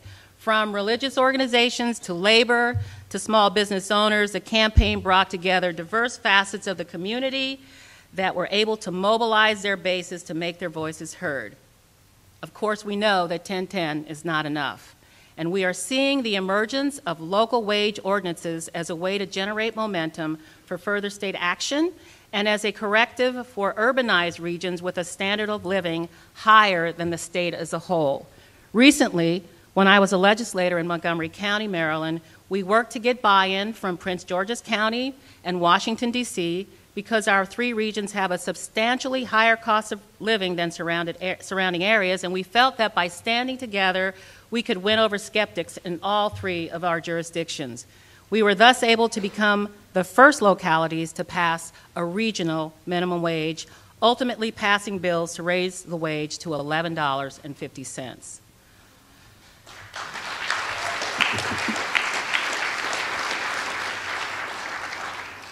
Arun will discuss subsequent efforts in other cities, including Seattle, which broke new ground by phasing in a $15 an hour wage. So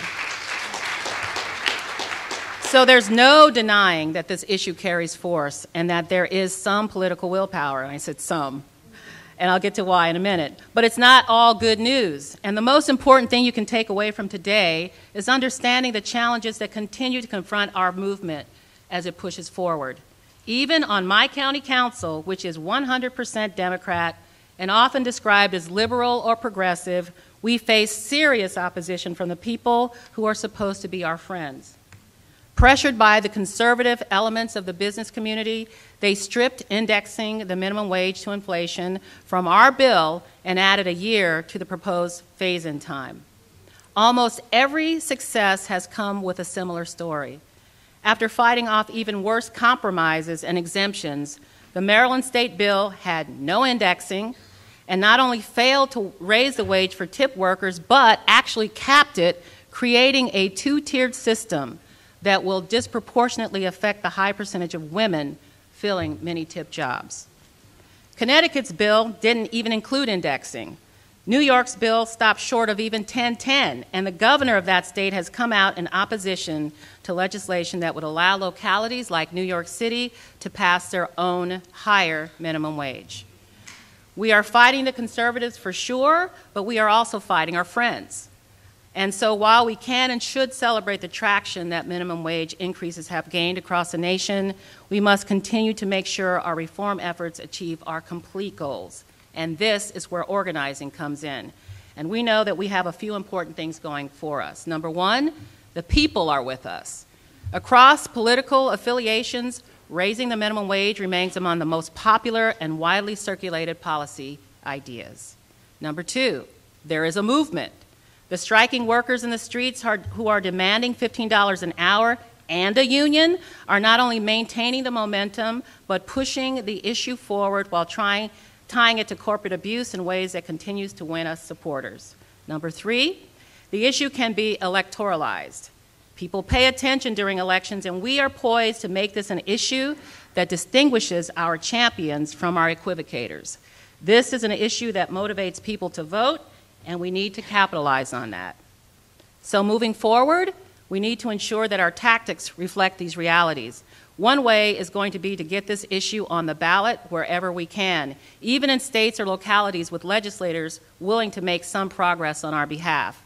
We passed the bill in D.C., but we will not be satisfied until it's complete. Working Families is gearing up to put a $12.50 minimum wage increase on the ballot in D.C. and are gearing up a campaign to deliver the largest ever increase for tipped workers who were left out of the bill last year. The minimum wage, thank you. The minimum wage is also likely headed for the ballot in Massachusetts, San Diego, and Oakland, where they are seeking to pair an increase with provisions guaranteeing paid sick days. We have to fight for this issue even in places where we won't win, which brings us back to Congress, and means I should turn it over to Aaron to give us more detail on NELP's incredible work federally and locally. I want to thank you all for your attention, your participation in today's great conference, and your commitment to raising your voice on raising the wage.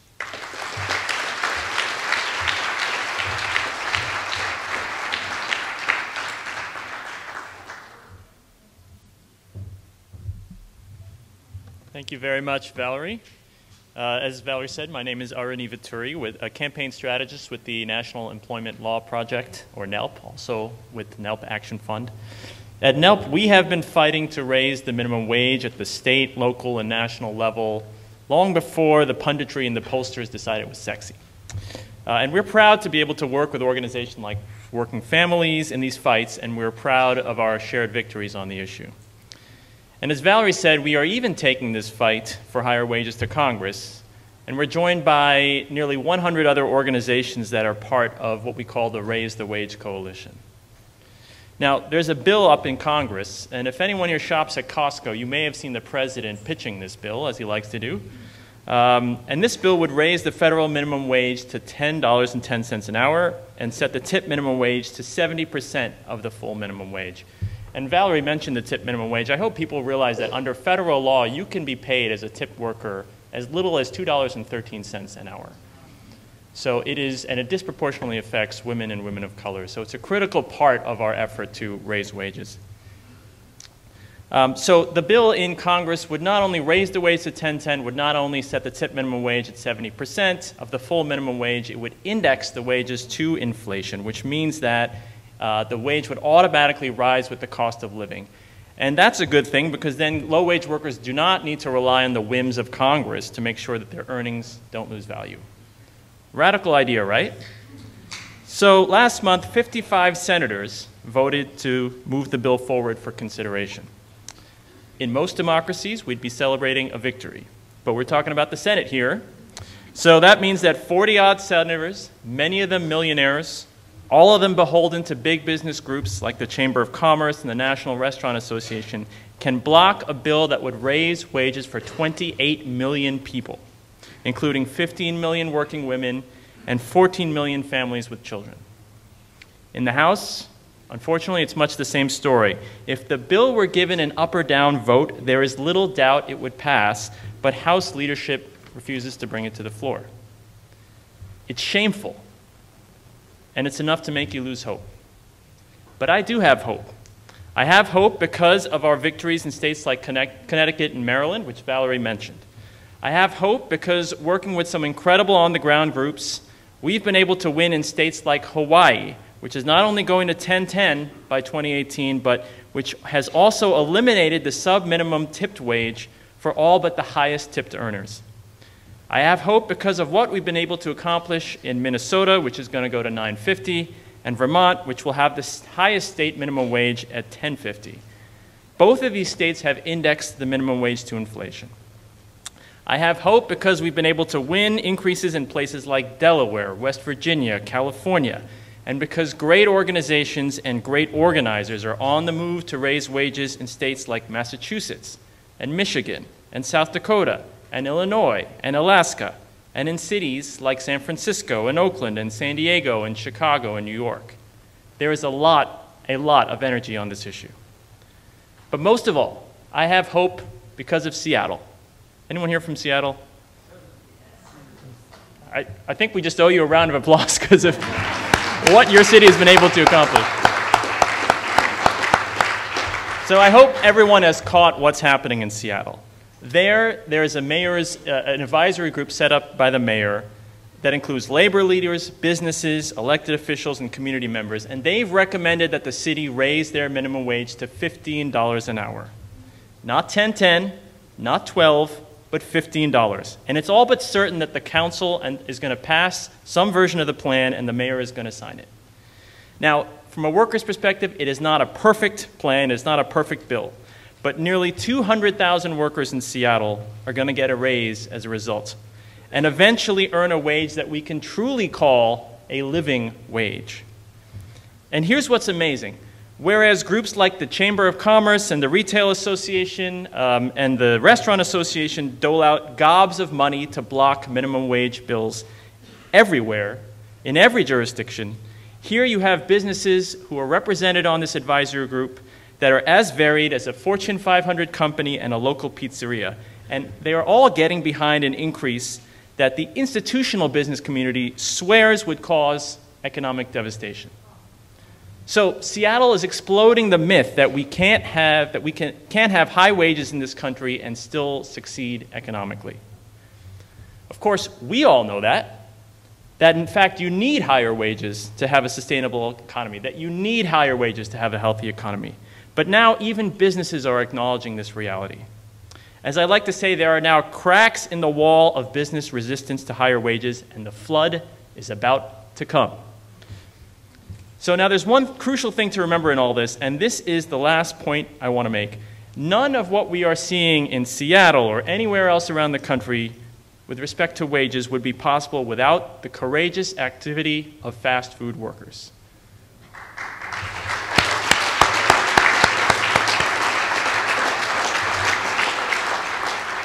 And this is what gives me the greatest hope of all. You have fast food strikes that started in one city about a year and a half ago, New York, and has now spread to 150 cities around the country, to include demonstrations across the globe. It includes activity at a shareholders meeting happening today. It includes civil disobedience that happened yesterday where as many as 100 fast food workers who are employees of McDonald's took arrests. This is incredible, and it's challenging some of the largest corporations in the world who make some of the highest profit margins in the world, who are refusing to bargain with their employees, who are refusing to raise wages because they are stuck in a low-wage, dead-end business model. And workers are standing up and saying, we have had enough. So when workers take to the streets, when allies and advocates are aligned and fighting, when even mainstream businesses are developing and understanding that the dead-end economy we've set up cannot work, and when unions are supporting these efforts in terms of workers they haven't tried to organize in the past, that is momentum that cannot be stopped. In the coming years, I'm confident we are going to create a new social compact in this country, and it is the moral issue of our time that we do so. And I want to thank you for fighting along with us to help make it happen. Thanks very much.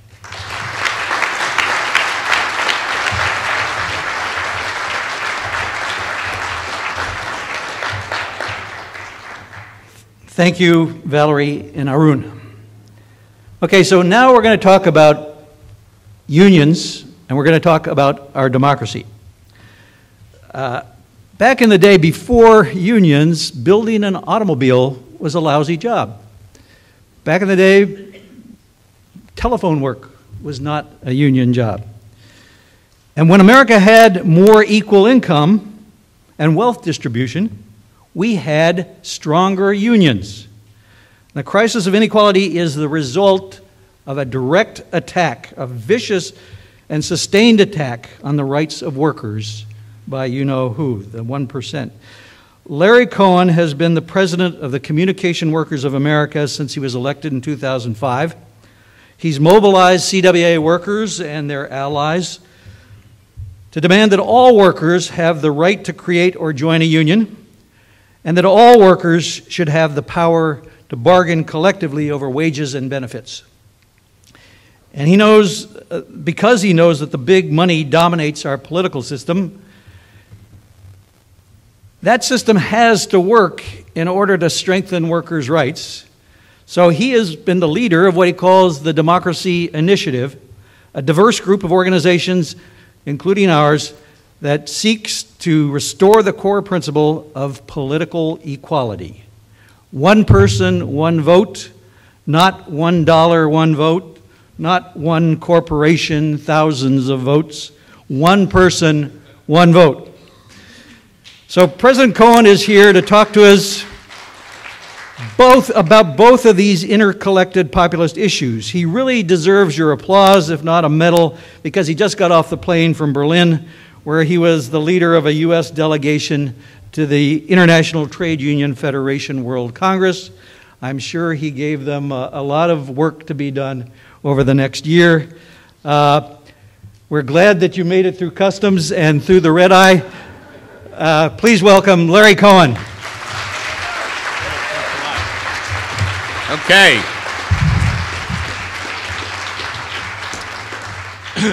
Thanks, Roger, and thanks all of you and all the CWAers who are out there. So I'm here to raise the roof. You just heard about lifting the floor. And part of this could be summed up that we need to do the two things at the same time.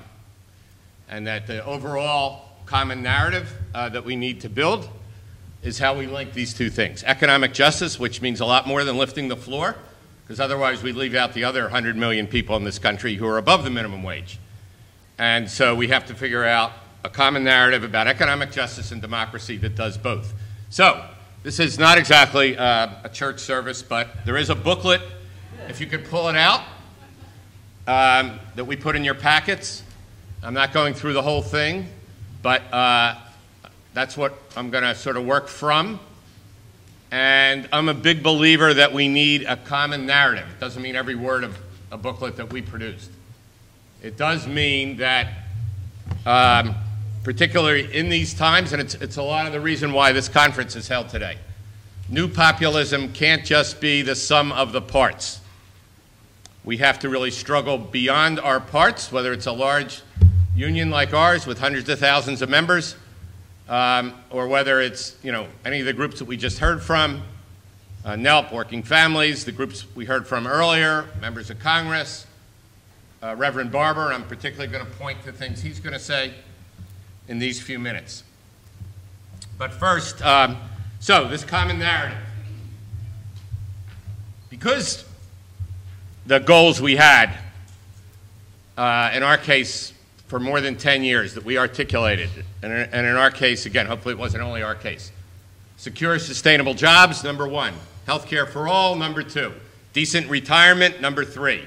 And bargaining and organizing rights, number four, but without that, we would argue we will never get the other three. We then came to learn the 2008 election, and frankly, in our opinion, on a federal level, unless we're delusional, we won't do any better than that. And it didn't cut it.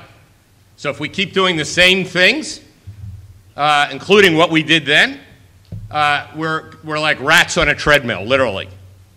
And so we learned from that election and what happened in 2009 and 10, and you heard pieces of that just now, that we need a democracy movement that resembles a lot more what we saw in Tunisia than anything we've seen here in generations.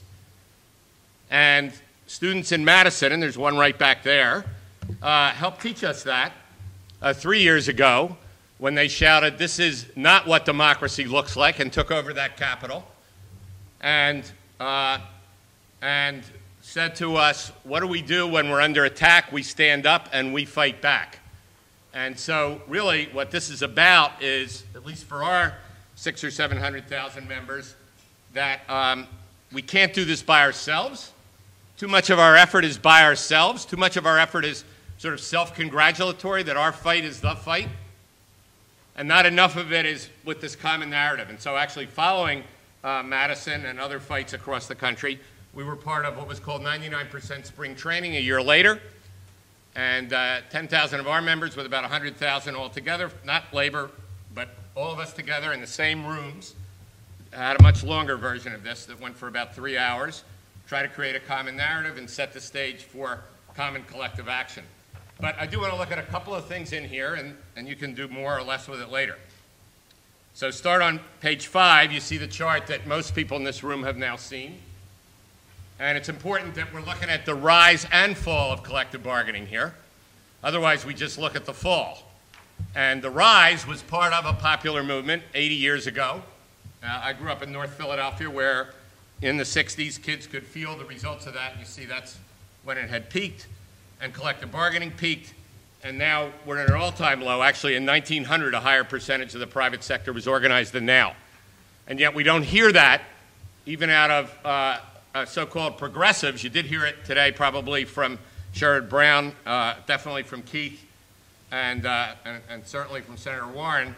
But the problem we have is when you get to 6.6% in the private sector and it's 35% in the public sector, both of these are the lowest of almost any country in the world. And one of the things we did, sadly, at that conference is put the U.S. on the watch list with 20 other nations.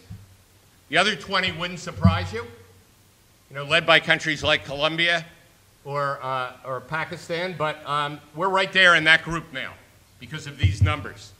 You can't find numbers this low and rights this low anywhere else. You flip to the next page, and this chart's been made popular in many places now.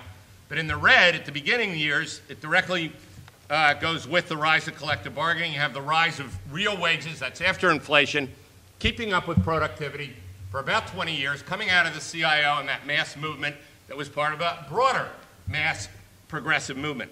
And then you see total stagnation.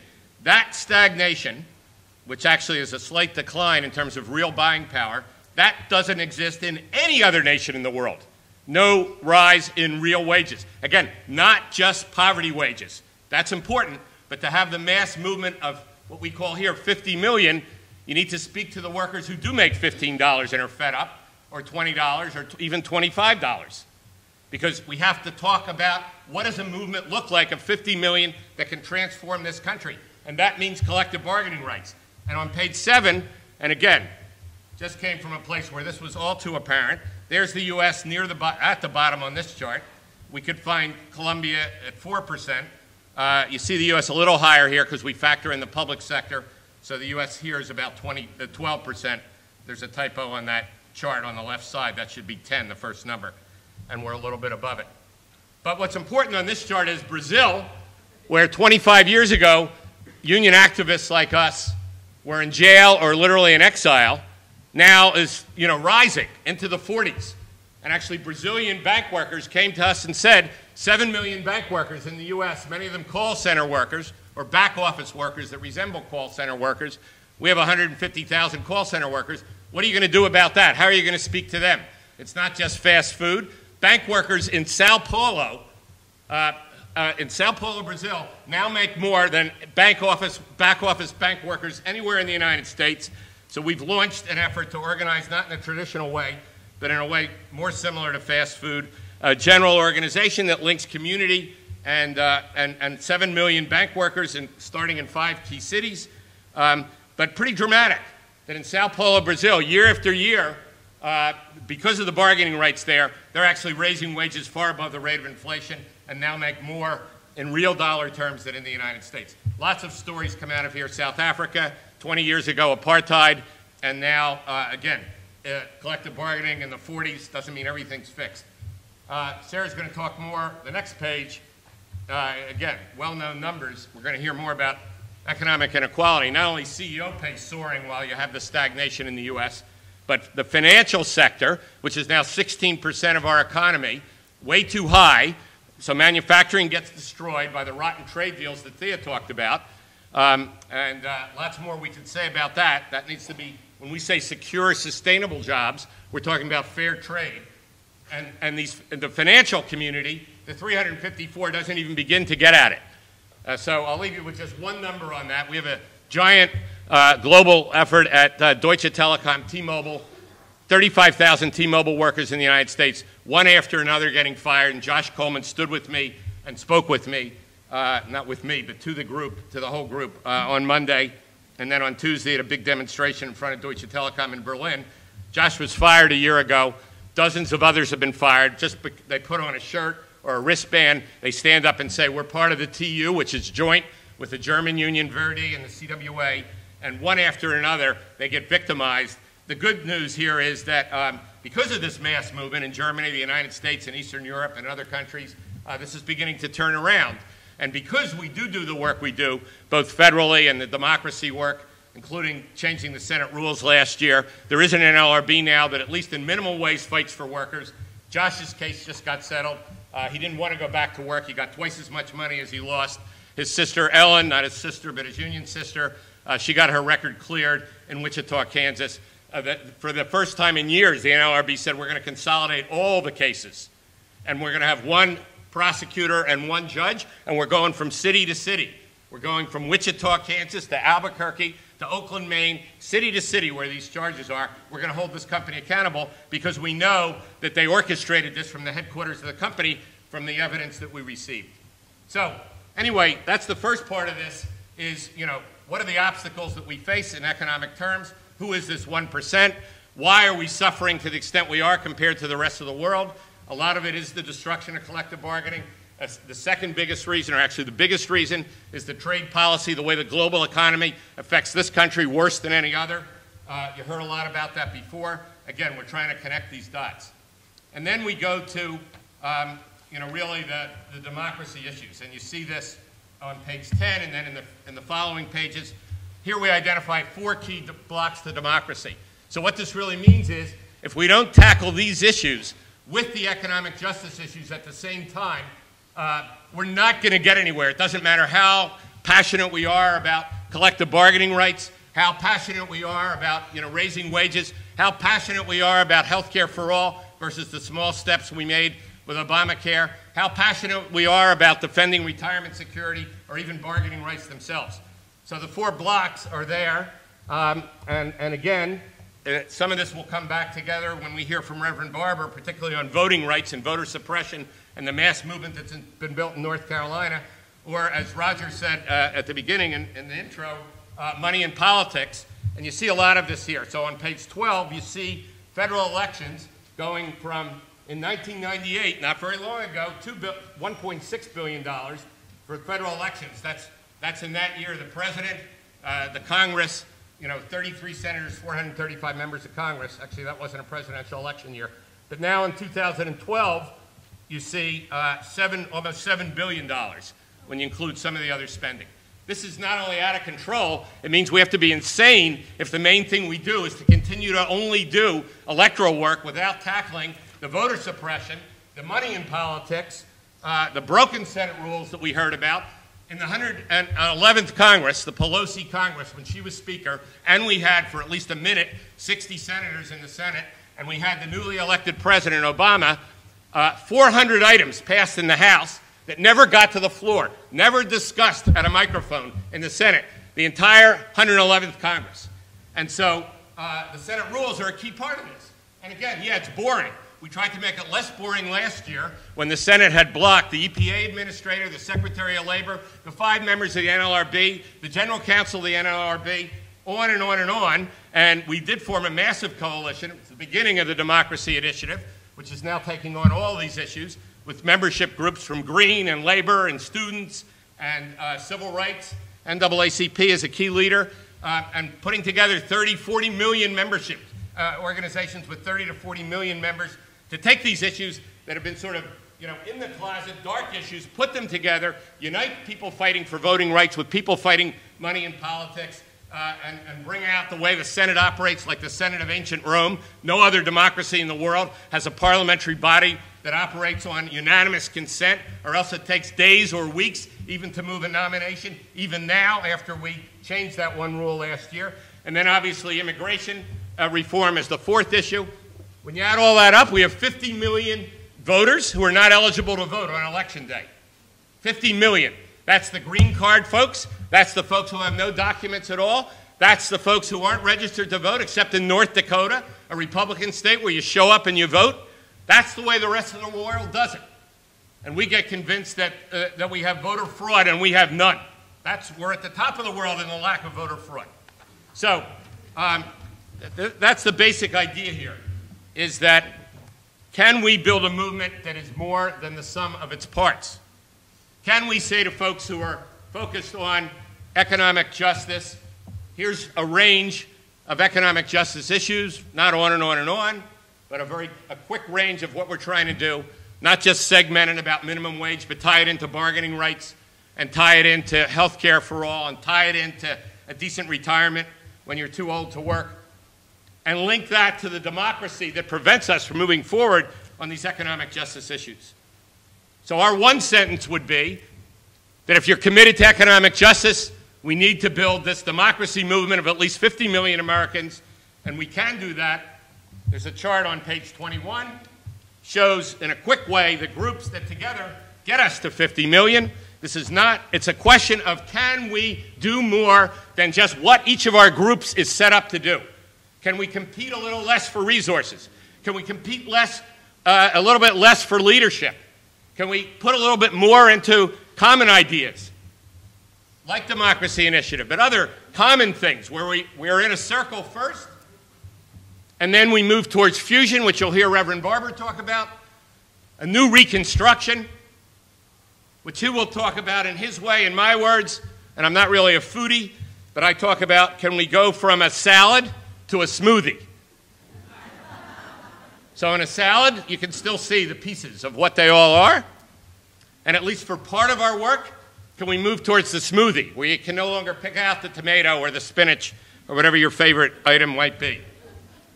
Can we make that at least part of our overall movement, where we sort of blend together and we say, we're not going to jostle around about who's leading this. We'll figure that out. This kind of movement building is messy. It's not as neat as, quote, party building, or building one organization, or doing one issue at a time, which we need to continue to do. But this new populism, if we're serious, necessitates movement building. And that criticism will be critical as we do that. But we need to spend more time building each other up, not tearing each other down as we go forward. And many, many different examples where we can see the results of that, whether it's electoral in key cities, whether it's North Carolina, where we'll hear about probably the most stirring example of that, or whether we reach back to Madison, Wisconsin, or the great work done in Ohio to defeat SB 5.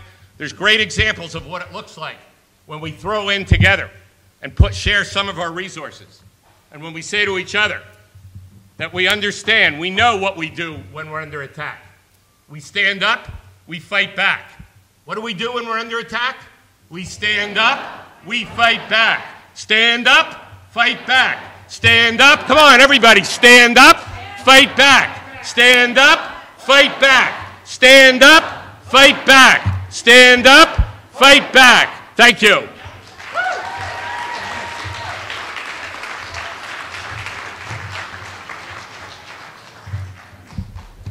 Okay, Larry just got to the core of why we organized this meeting today. And I'm glad he was here to pump us up. We actually used the booklet as a way of planning the whole conference. Thank you, Larry. Here's another angle on inequality. Each year, the Wall Street banks hand out huge bonuses to their key employees, the guys, and mostly guys, who produce their enormous profits from gambling with our money. And this year, those bonuses totaled $26.7 billion to 165 or so employees on Wall Street. And that's above and beyond their amazing salaries. So our next speaker taught us that the Wall Street bonuses, those bonuses, that amount of money, could have more than doubled the pay of the million-plus Americans who are now working at the current federal minimum wage. Doubled that wage. So here to tell us what we can do to address this obscene, excess of income and wealth at the top of America's income ladder, we have Sarah Anderson, the director of the Global Economy Project at the Institute for Policy Studies. She's an expert on executive compensation, and she's the author of Executive Excess, their annual publication. Sarah. Thank you all. I don't know about you, I'm ready to be part of Larry's smoothie. How about you guys? I don't like salad that much anyway, so I'm happy to be part of that. Well, thanks to Roger and Bob and all the others here at CAF who put this together. I really appreciate the opportunity. And I want to start out by saying that I'm someone who's never had to consult the polling data to know that we have a populist majority against excessive CEO pay. And that's because whenever I get out of this DC bubble, I'm inevitably asked, so what is it exactly that you do in Washington? And I've learned over the years that the topic to lead with is always CEO pay. And that's because I always get the same reaction. It doesn't matter if I'm hanging out with my Republican cousins at a family reunion, or if I go with my parents to their Lutheran church, or if I'm with my nieces and nephews and their young friends, or Main Street business people. They all get it. They all know it's wrong. They all know it's hurting all of us. It's the so-called experts that don't seem to get it. And I'll just share one of my most memorable stories about this. I was on the CNBC show Squawk Box. It was August 2007. And I had the audacity to criticize the $43 million paycheck that had gone to Angelo Mozillo. Y'all remember Angelo, the permatan guy, subprime mortgage king, head of Countrywide Financial? Suddenly, I had 4 people screaming at me in the earpiece. You know, whenever somebody like me gets on those shows, they always have to have at least 3 people pitted against you. So I had the 3 other guests and the show host all screaming, Angelo Mozillo, he built that company from nothing, blah, blah, blah.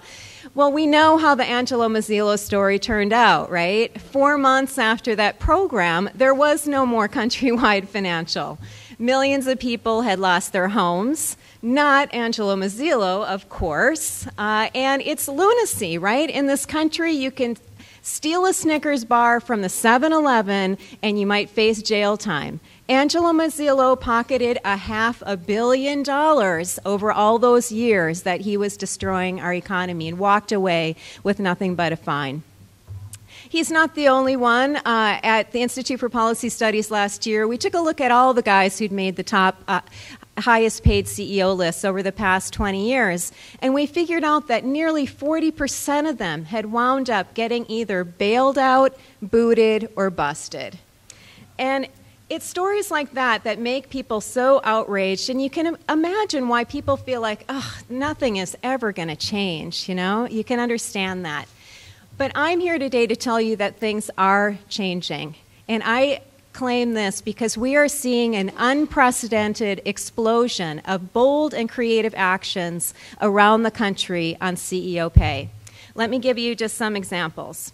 In Massachusetts, the nurses are going after the CEOs. So look out. They have collected 100,000 signatures on a petition to penalize hospitals that pay their CEO more than 100 times what they pay their lowest paid worker. If the legislature there doesn't act by the end of this month, voters are going to decide that issue on the ballot in November.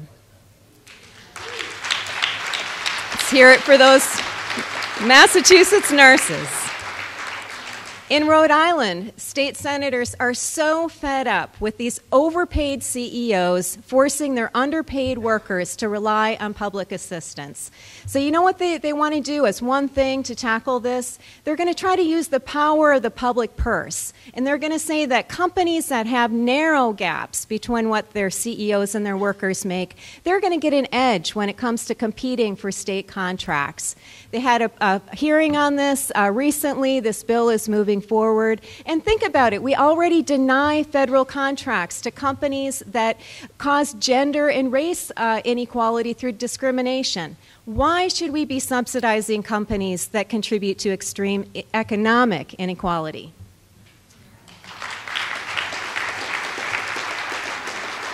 In California, there's two really exciting initiatives. One is a bill that's gotten through a Senate committee that would tie the corporate tax rate to the CEO to worker pay ratio. The wider the gap, the higher your tax rate. It's brilliant.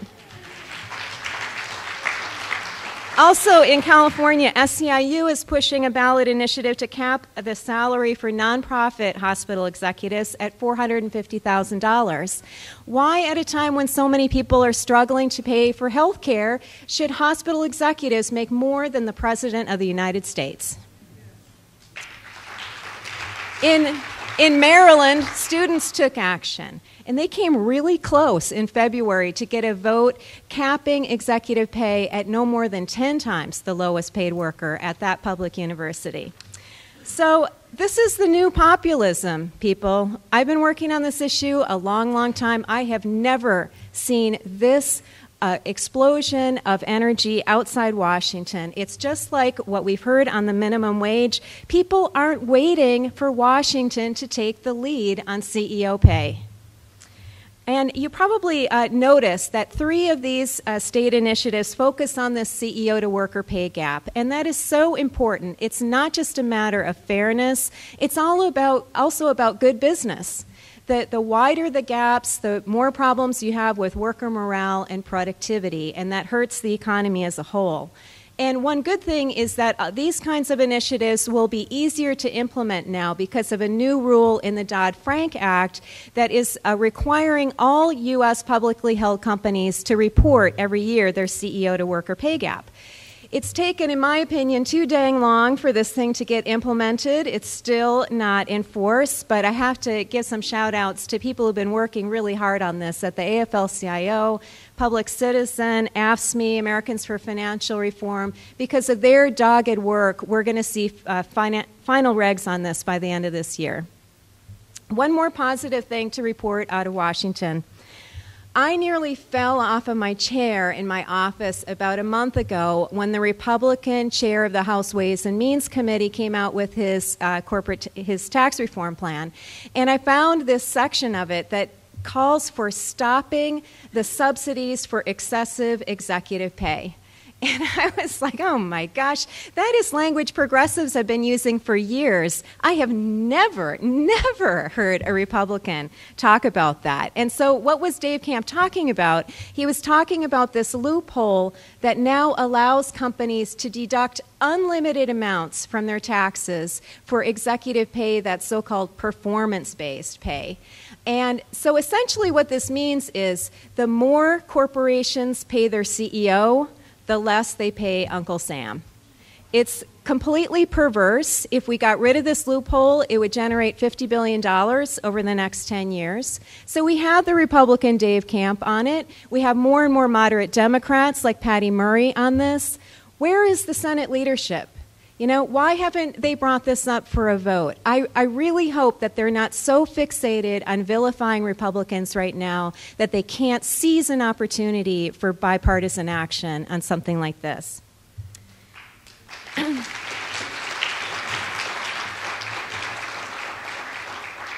A lot of the stuff I've been talking about hasn't been getting a lot of media coverage. If you want to follow it, we're tracking it on an IPS website called inequality.org.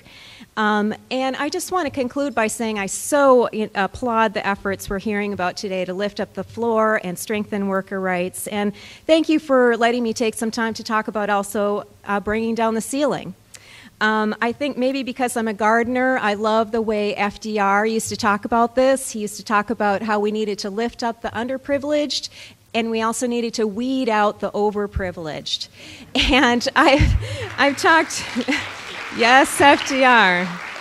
I've talked about a few ways we can weed out overprivileged CEOs, but of course we need a broader agenda, an agenda that includes fixing the estate tax so that overprivileged billionaires like Sheldon Adelson can't keep passing their wealth on to Junior tax-free.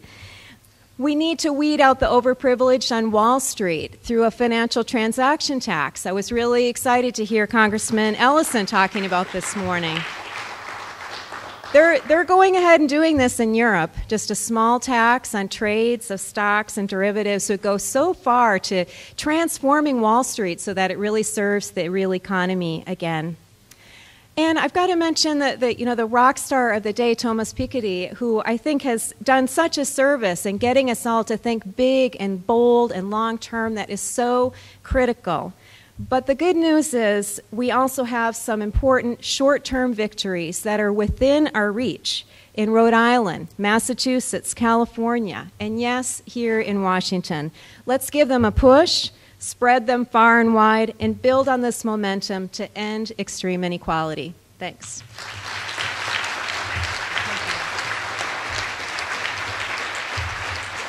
Okay, thank you, Sarah, Larry, Valerie, Arun. And thank you all. This is we've been given we've been told what to do, how to go forward. Let's all get together and fight. Let's bring up the next program, next panel. Bob? Next, we're going to be talking about the new American electorate. I'm sorry, we didn't plan for questions on this panel.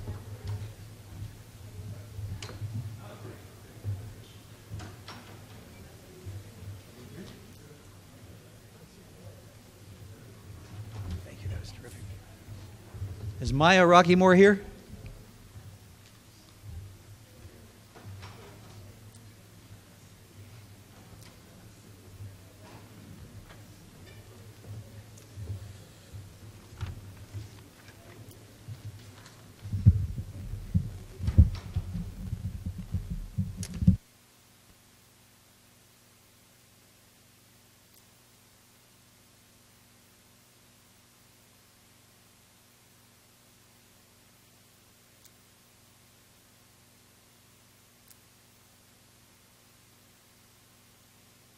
You're right.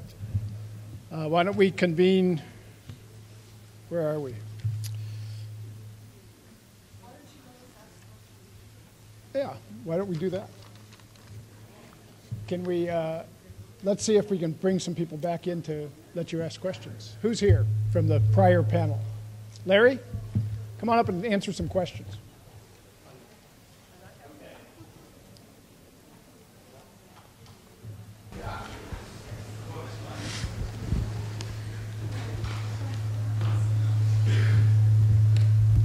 Hi.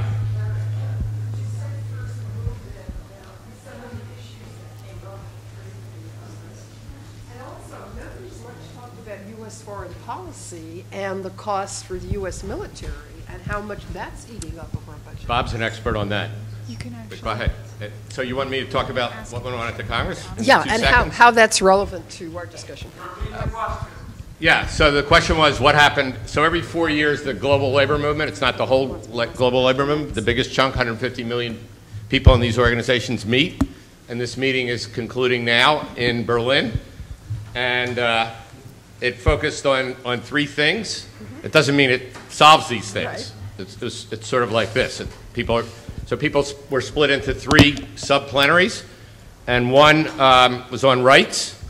And so rights included everything from, like bargaining rights, that's where the U.S. got on the watch list, but also the migration of workers around the world. We would call that an immigration. But the broader issue is, how's the global economy forcing people to leave their homes basically with no rights? So rights was one. Second one was organizing. Lots of examples from literally dumpster divers in Montevideo, Uruguay. And Uruguay is a rising up country. It's not on my little chart, but the government has radically changed. Probably 45% collective bargaining rights now in Uruguay. To, Josh and I did the thing on T-Mobile workers trying to organize here. So that was number two. And number three is, I guess I could sum up, it's on sustainability. And that includes really two major things, trade. So you heard Thea talk about investor-state dispute settlement, if you were here for her talk. That is the major attack point of global labor, hopefully environment. This is the smoothie coming together because it means that, she talked about this already probably, so I don't need to do it. But it basically means the corporations are above national law. So our slogan is, nation states, not corporate states, and, but also climate change. So global labor totally embracing, it doesn't mean all the unions here have, but global labor embracing the linkage to Greens. I don't mean just Green Party, but Greens, a green movement. And so those are the three things: sustainability, rights, and organizing. And if you want, Bob after me can answer, or now, military spending, foreign policy. You know more about this than me. That was the other question. It's a good way for me to duck out of something, right? What was the question on military? Yeah, we haven't talked at all about the U.S. foreign policy links to some of our problems, and reduction of the Pentagon budget and a whole lot of military-industrial nexi. Bob spent 40 years on this. Yeah, I mean, I think there's no question that as long as America believes it will police the world, that we will find ourselves constantly engaged, and then constantly discovering we're in wars in places on the other side of the world that we have to pay for, both in lives and in resources, and in distraction, so that the possibility of rebuilding the country gets eliminated. And what's the sea change that's taken place, again, has taken place with Americans. After Iraq and the catastrophe in Iraq, the American people really have checked out of policing the world. They have no appetite for intervention. They have no desire for it. But what we have is a bureaucracy, a national security state, if you will, that is permanently engaged, has spies everywhere, has drones in dozens of countries, has military bases in over 750 places across the world.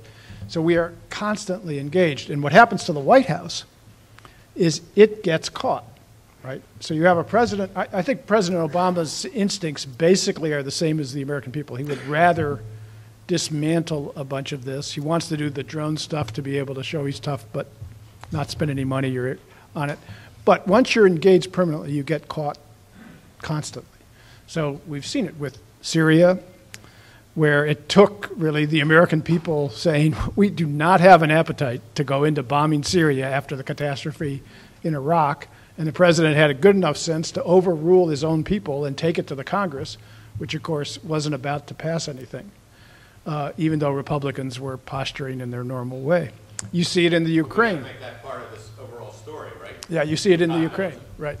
So yes, that has to be part of the process. There's one other piece I wanted to do on the sustainability. One of the great lost possibilities over the last 8 years, 10 years, is we are not grabbing the extraordinary potential of leading the world in what has to be the next industrial revolution, which is the green industrial revolution. There's no choice about that.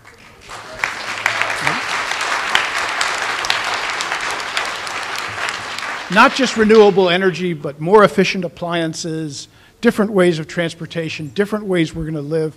You know, we came out of World War II. We did the GI Bill. We helped GIs buy homes. We built the suburbs. And it generated demand that drove this economy for 20 years.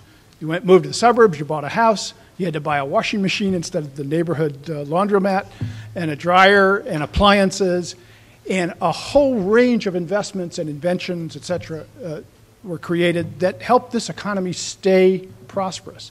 The green industrial revolution is exactly the same thing. It will change the way we live, it will change the energy we use, it'll change how efficient our appliances are. We ought to be leading that. And instead, we see it as something that's the argument is, well, it's going to cost us jobs, it's going to constrict our possibilities, and they divide us, and big oil pays for that big time. And we are losing an opportunity that I think is just precious, and it is bizarre that we are allowing China to lead the world in solar production and wind production, and other countries, Germany, to lead the world in transforming itself internally in terms of appliance, et cetera. We ought to be leading this and creating those jobs here. One more question. Hi. My question is directed to Larry Cohen. I want to first thank you for your passion, because you give a neophyte such as myself such hope. I'm sorry. You give a neophyte such as myself hope, your passion. My question is directed more so towards voter suppression. What do you say to, in money and politics, what do you say to people that say we spend more money on Peeps and toothpaste and there's not enough politics? And as a field organizer on the Senator Mark Warner campaign, and Patrick Hope, you know, I call people, I knock on doors for a living, and the hostility that I get, how do we electrify the base to come out and vote? What are we doing? Like, obviously you don't need to tell us that there's a problem with our system and that we need to continue to not be content with the system and fight for America to be better. So how do we do that going forward? So the good news is you're going to hear Reverend Barber, who I've been with many times, and that's why I have a good sense of what he's going to say.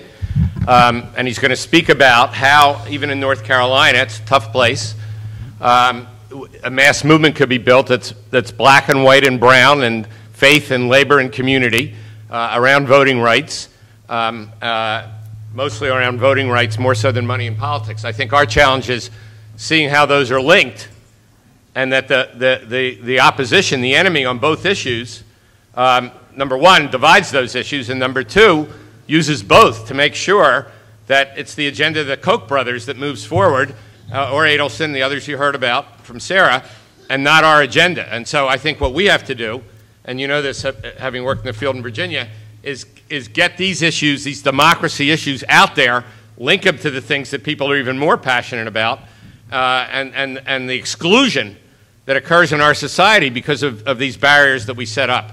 But again, I think we're ready for the next group, and I'll give it back to Bob, and thanks for the questions. And thank you. So as we make the transition, I'd like to take a 5-minute break. I suggest you just stay right here, stand up though, stretch a little bit. It's post-lunch, everybody gets sleepy. Get your blood moving, and we'll be starting immediately.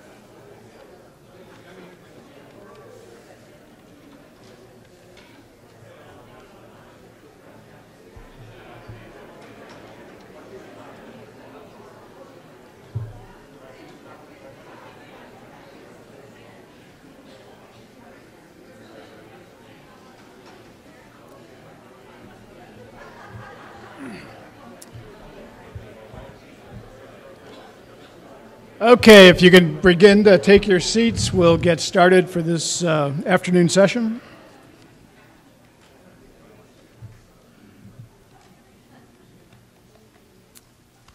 And I'm still looking for Sophia Zaman to join us.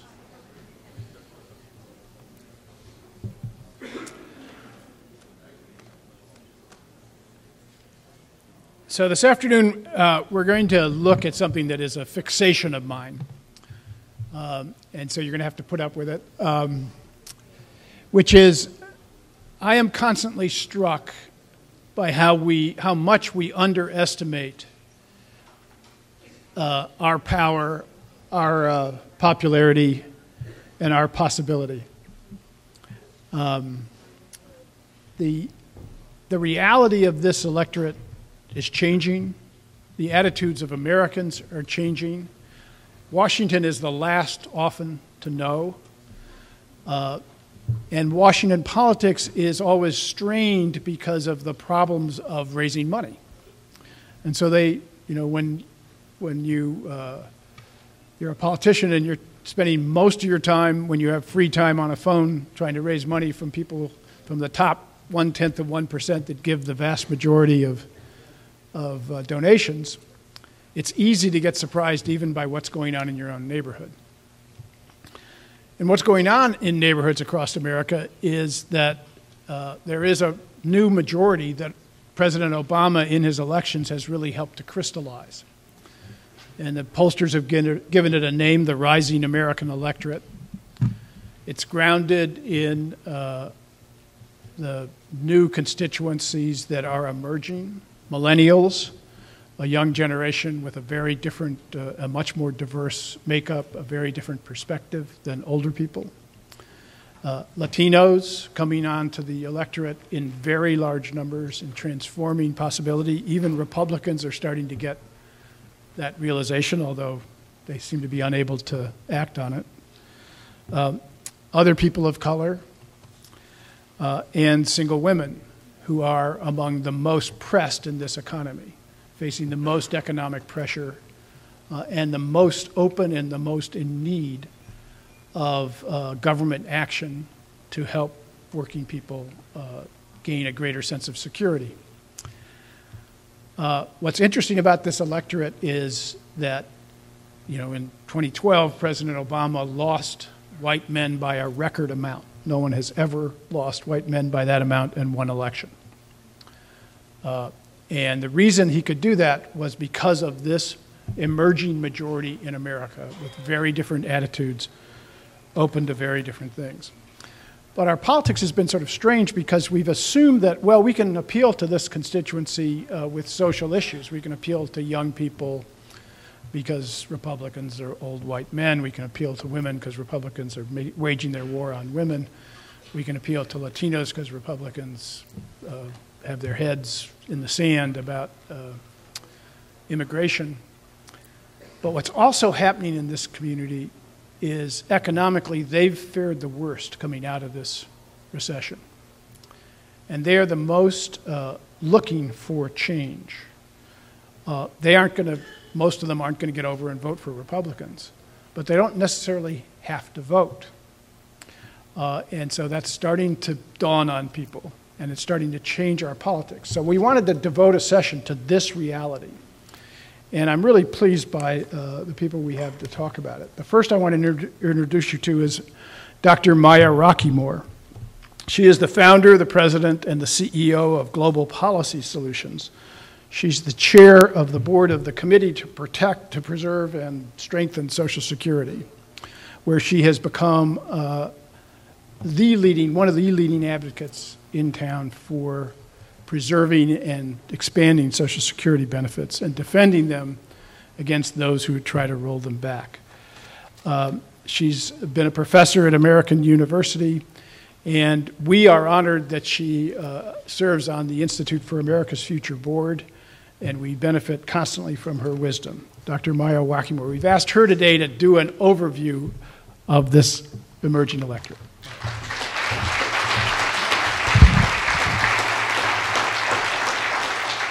Good afternoon. It's my pleasure to be here before you today. Before I begin, I'd just like to say to Bob, thank you for that gracious introduction. And to Bob and Roger, thank you for your leadership. When I first got to Washington in 1997, it was the coalitions that were set by the Campaign for America's Future on everything from retirement security to worker rights that actually got me kind of into the mainstream, I think, of progressive politics here in Washington. They are an important institution and organization for mobilizing not only progressives in Washington, but around the nation. And I want to ask you to thank them with me for their leadership.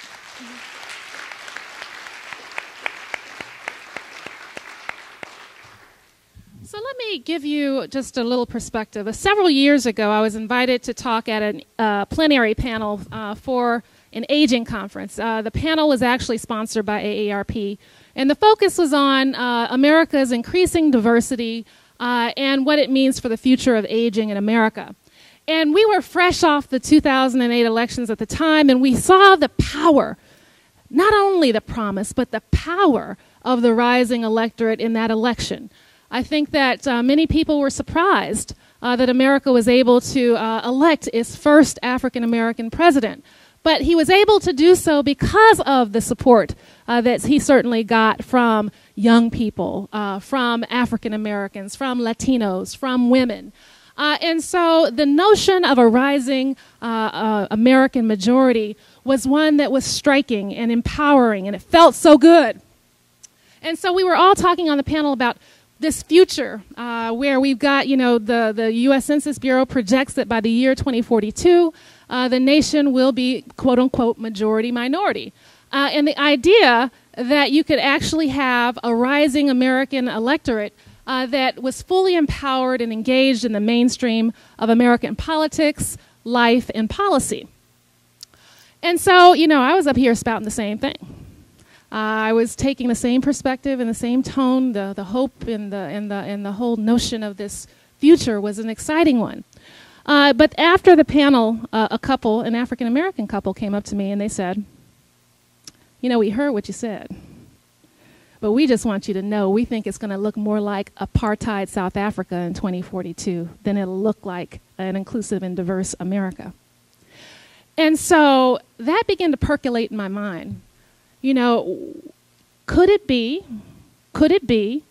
that we see the instances of the power of these people and the coalition that they bring, but that there are forces at play that could actually undermine our opportunity to actually achieve a full and inclusive and diverse nation and economy? Well, then 2012 happens, and again, we saw that Latinos supported Obama by 71 to 27%. In 2012, 93% of African Americans supported Obama. That, by the way, that was down 2% from 95% in 2008. 55% of women voted for Obama in 2012, and 67% of youth supported Obama in 2012, despite the record of the first term. And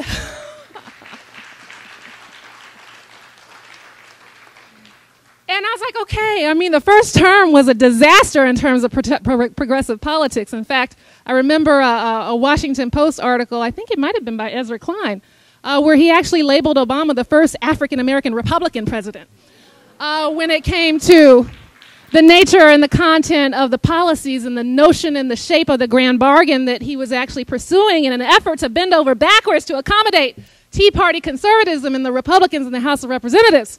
And we know how that turned out. It didn't.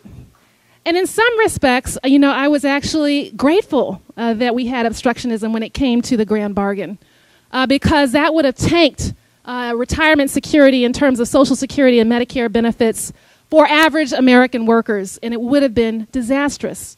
We've still seen disasters coming from the politics of that first term in terms of, you know, what happened with the sequester and everything else. We're suffering as a nation, yet we're slowly but surely trying to come out of the hole that was created by the Bush-era administration. But that being said, we saw the second instance of the power of the rising American electorate. Yet, there are plenty of causes for concern that that African-American couple who came up to me and said, we project an American apartheid system instead of a diverse economy and society, there are suggestions to say that this may be the case if we and good people like us all across the country don't fight back. And these are the signs. First of all, can we agree that American workers generally, regardless of race, ethnicity, gender, class, well, actually not regardless of class, but that American workers, the average American worker, the working families, have been thoroughly and completely disrespected by the U.S. labor market.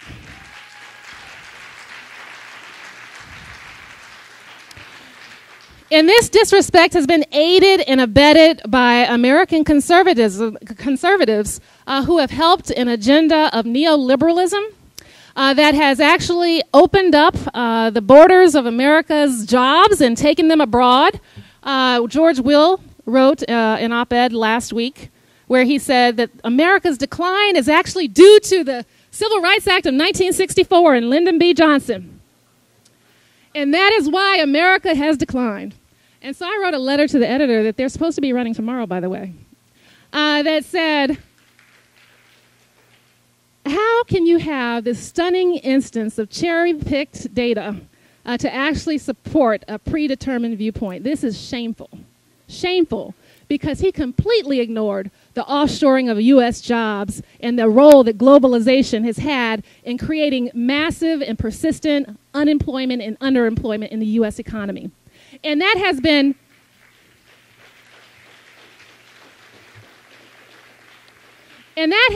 aided and abetted, actually, by an agenda that has actively sought to undermine the power and the scope of unions.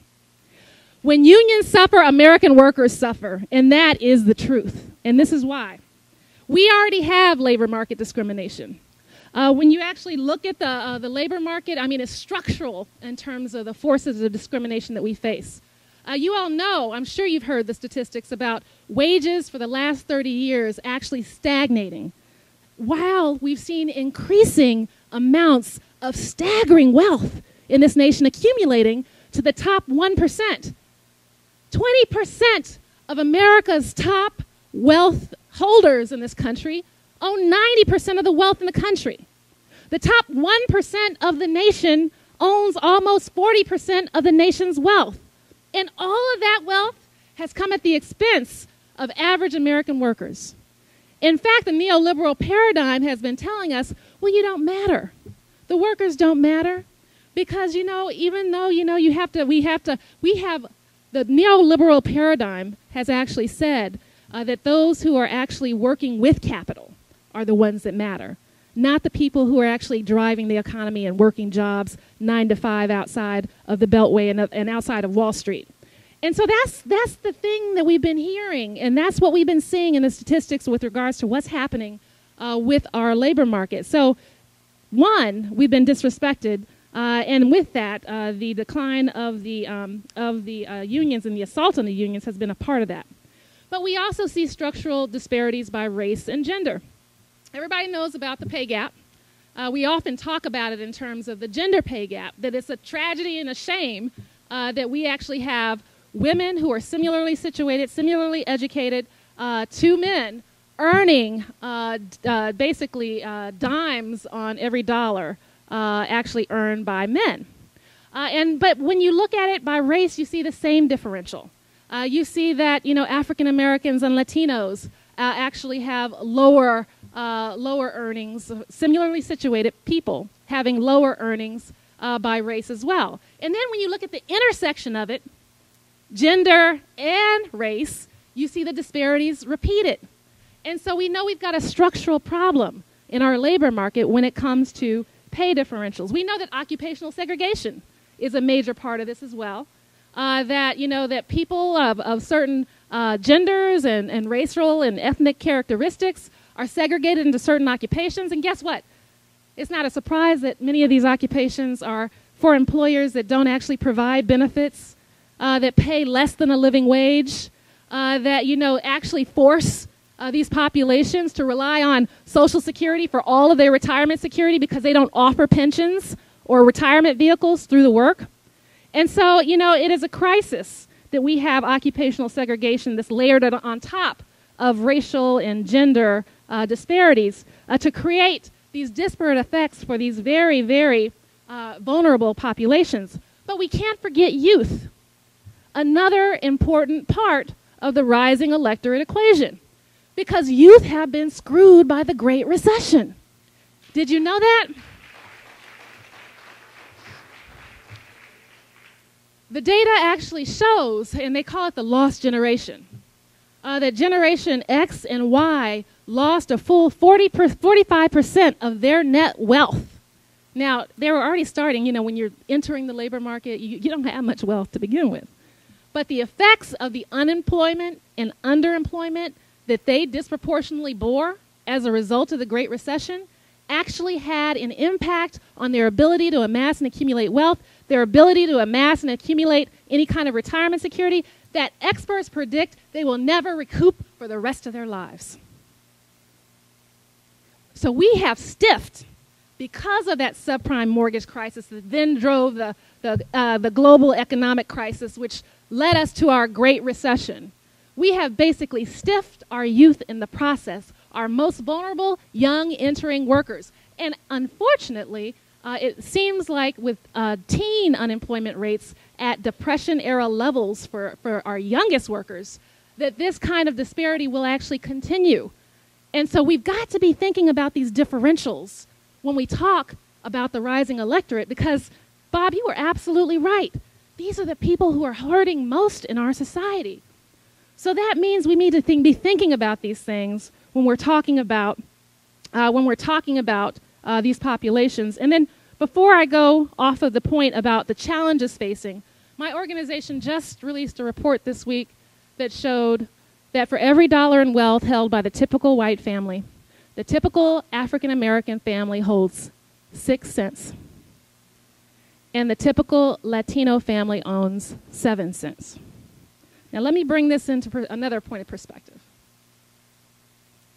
Fully 80% of African Americans and Latinos, their net wealth, fully 80% of their net wealth, falls below the median net wealth of whites. Okay? So we have extreme racial wealth inequality in this country a full 50 years after the Civil Rights Act of 1964. So when people say we have actually achieved a post-racial society, just point them to the numbers to say what looks post-racial about that. Literally, we have populations that are holding on by a string at the margins of the economy. And these populations have been actually excluded from the formal U.S. economy for 80% of our 238 years in existence. So, the labor market and the structural factors matter.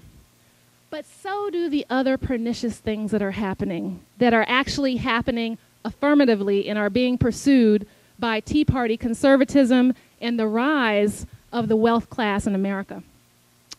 The fact that you have states, policymakers, Republican policymakers, in states across the country limiting the franchise, limiting the right to vote, they saw what happened in 2008.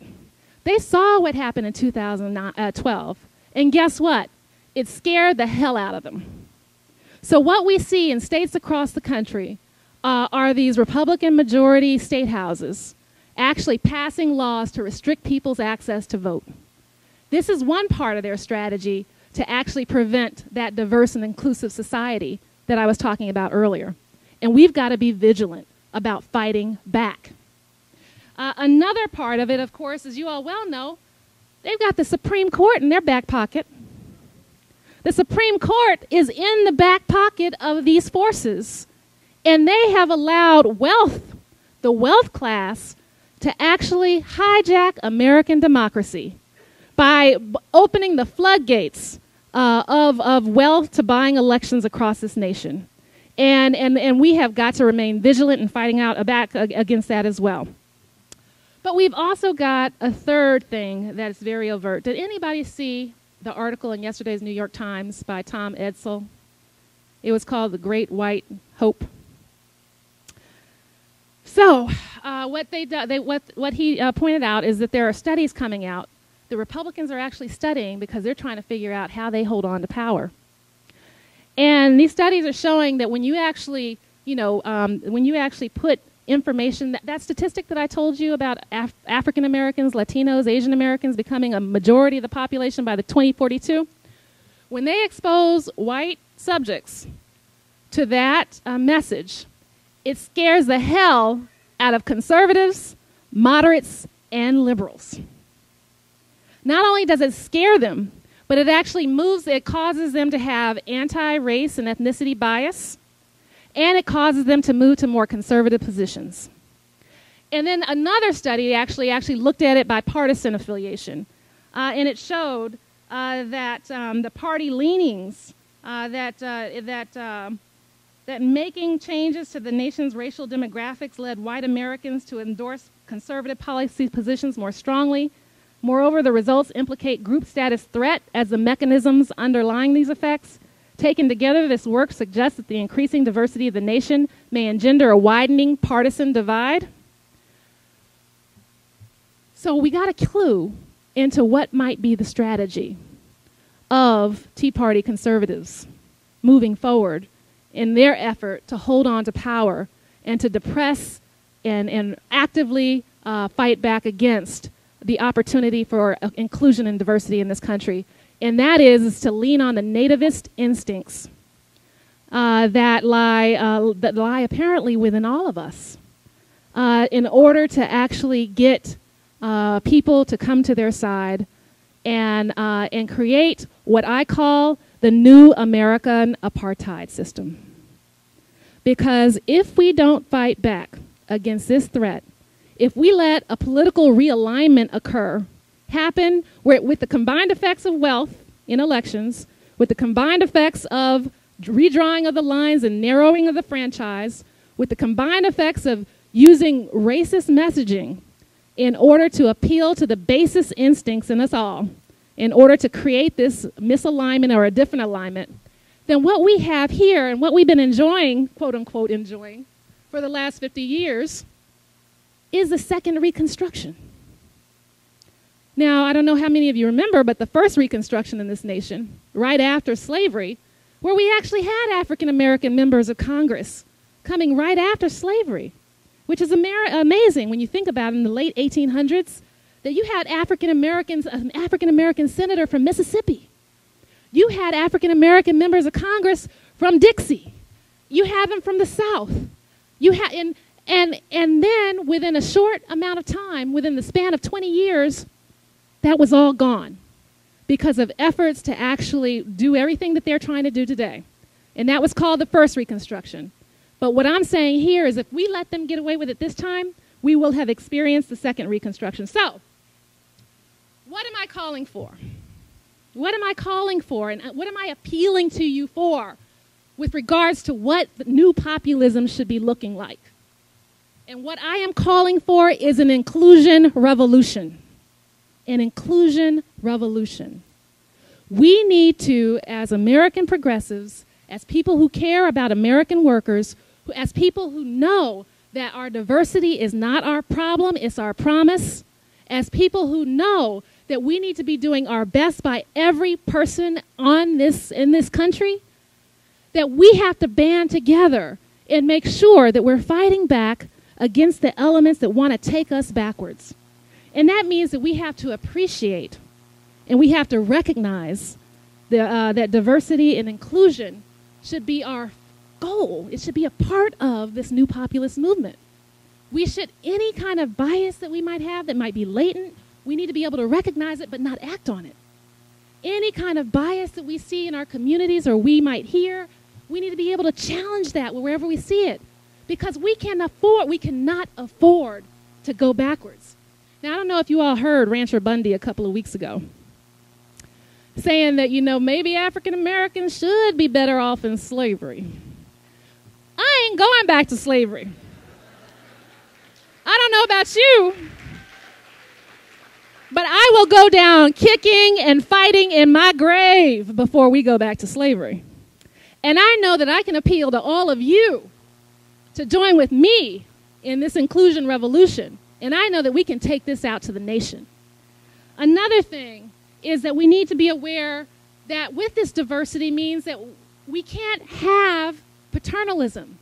We need to be talking about partnership. It should not be about paternalism. It should be about partnership. What do I mean by that?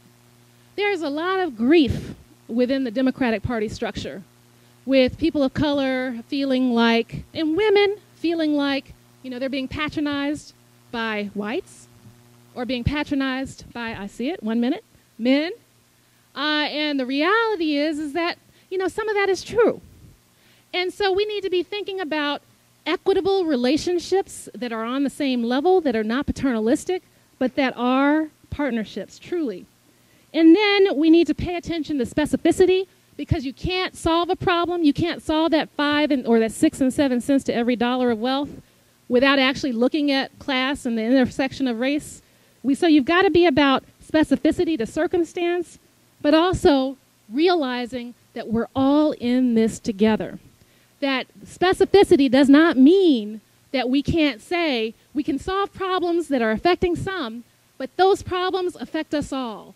And so with that, I just want to conclude by saying thank you and just reminding you that diversity is our promise, not our problem.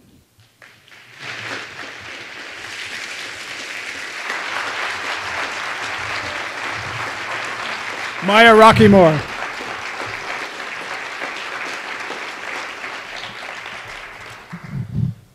So the big new factor, of course, in our electorate is Latinos. Not just the Latinos because they are increasing in numbers, but because they have organized and demanded basic justice for their people. And the center of that demand is an economic demand to bring millions of people out of the shadows where they can be exploited and into the real economy where they can have rights. It's an extraordinary fact that they have led this fight, and they have transformed American opinions as they've led it, and are on the verge, I hope, of winning it. To talk about where Latinos are, it's a delight to introduce Kika Matos. She is the Director of Immigrant Rights and Racial Justice at the Center for Community Change, and previously worked at the Atlantic Philanthropies as the head of their U.S. Reconciliation and Human Rights Program. She is a lawyer educated at Cornell Law School. Kika Matos.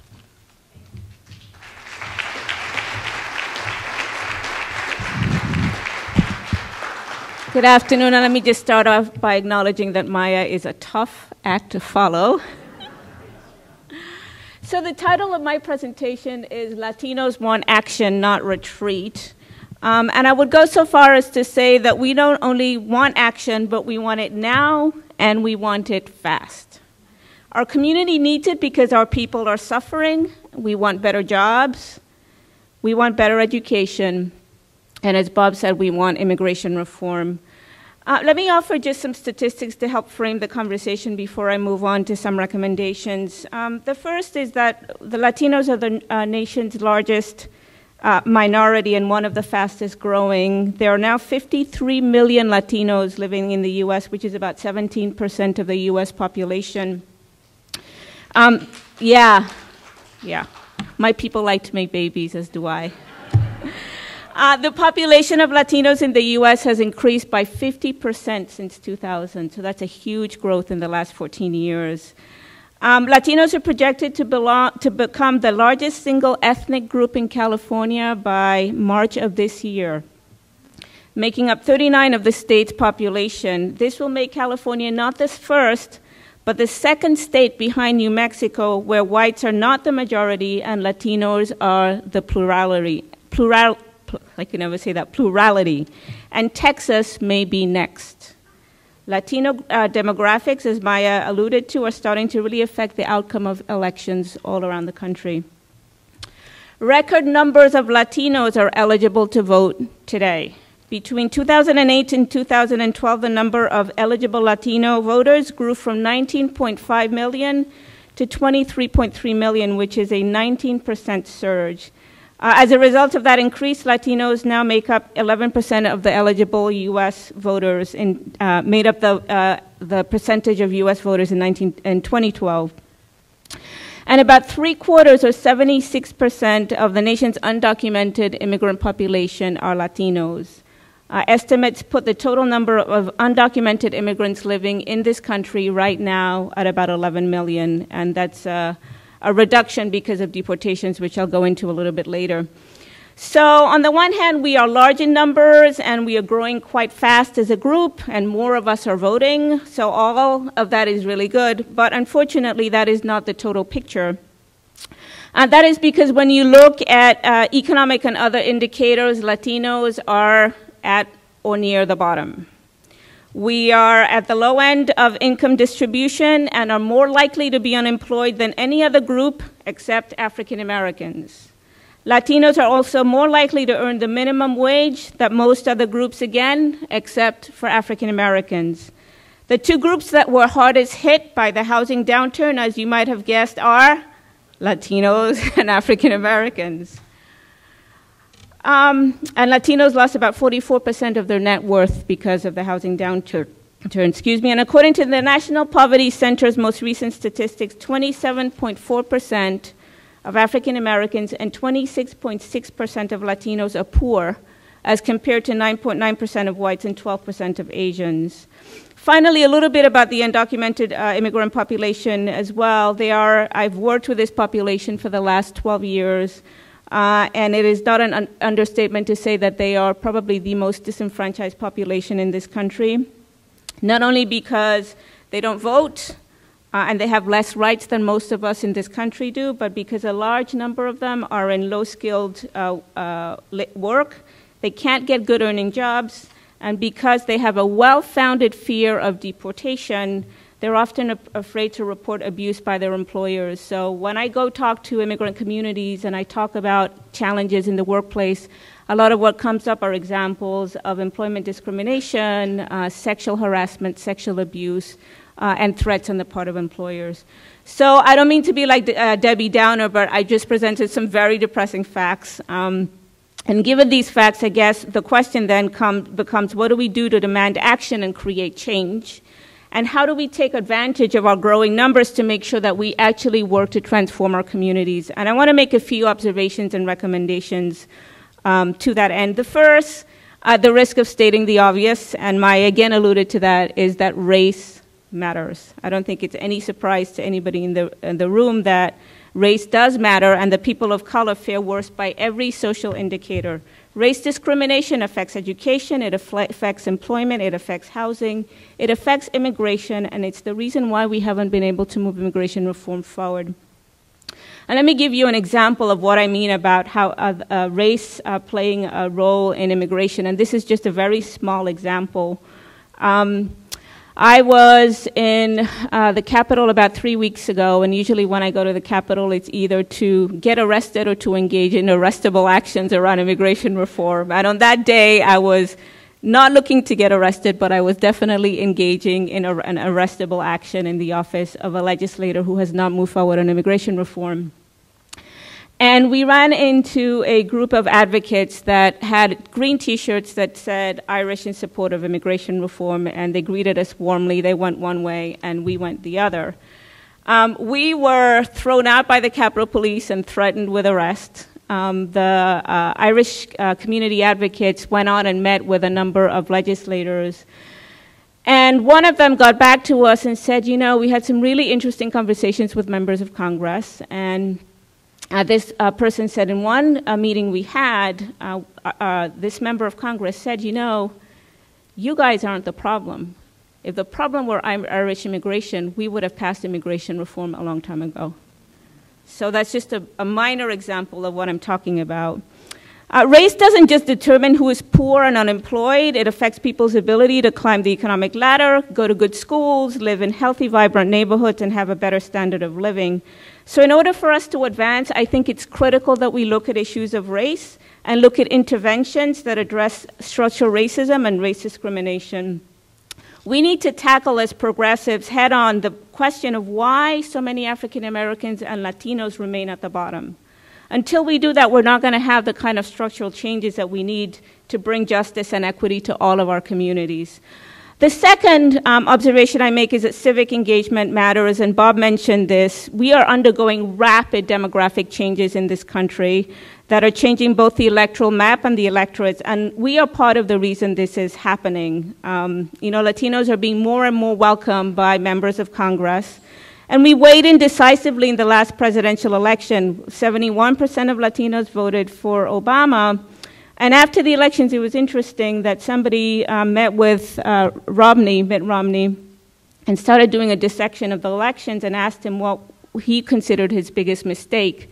And he said his biggest mistake was the way that he dealt with the immigration issue. I don't know if you remember, he had this theory of self-deportation, that we should encourage people to leave the country, and that he felt that he had neglected Latinos. So we are becoming a political force to be reckoned with, and I think it's really critical for Latinos to flex our political muscle in ways that we haven't done before. What does that mean? It means that we have to register all eligible Latinos to vote. There are not enough people in my community voting. It means that we have to make sure that Latinos not only go to vote, but that more progressive Latino candidates run for office. There are just not enough out there. That means organizing our communities at every level so we can put forth our demands in the most powerful way, which in order of priority for Latinos are first, immigration reform, second, a stronger economy, third, good jobs, and fourth, better education. Finally, let me offer this, and Maya again alluded to it, so I'll be brief. We are part of this growing coalition, which includes folks in this room, of multiracial, ethnically, and economically diverse people who want change. They want a strong and vibrant government committed to expanding opportunities for all Americans. And so my plea to people in the Latino community and to the rest of us is that it behooves us to commit ourselves to working on these issues together. The third point that I want to make is that we need to continue to organize and mobilize our communities at the grassroots level to fight for economic and social justice. Some of the best examples of that are the fights being fought by low-wage workers and immigrant rights advocates who have really taken it to the streets over the last year to demand change and demand reform. I think most of you probably saw the footage yesterday of thousands of people outside of McDonald's during the shareholder meeting. And just 2 weeks ago, again, my reputation will be mud by the time I leave, but I was engaged in a civil disobedience 2 weeks ago in support of immigration reform. There were 20 organizational leaders and 7 young people, the youngest was 11, who got arrested in support of immigration reform. So that is the kind of tenacity and commitment and edge that we really need to bring about changes in this country. Finally, immigration. We need action on immigration reform, and we need it now. And the reason we need it now is because so many people are suffering. And that is the issue that is of most concern to Latinos. There are 11 million people in this country living in the shadows, and 76% of them, as I said earlier, are Latinos. To date, this administration, this so-called progressive administration, has deported a record-breaking 2 million people, and there is no end in sight. Let me break it down for you. That means that the rate of deportation is such that every single day for the last 6 years, 1,100 people have been wrenched from their communities, put in a bus or a plane, and sent home. And despite the fact that the overwhelming number of Americans have expressed support for immigration reforms, we now have Republicans in the House who are refusing to move legislation forward and, in fact, have done everything they can to stop it. Our nation's immigration system has ripped Latino families apart, criminalized our communities, and kept people disenfranchised.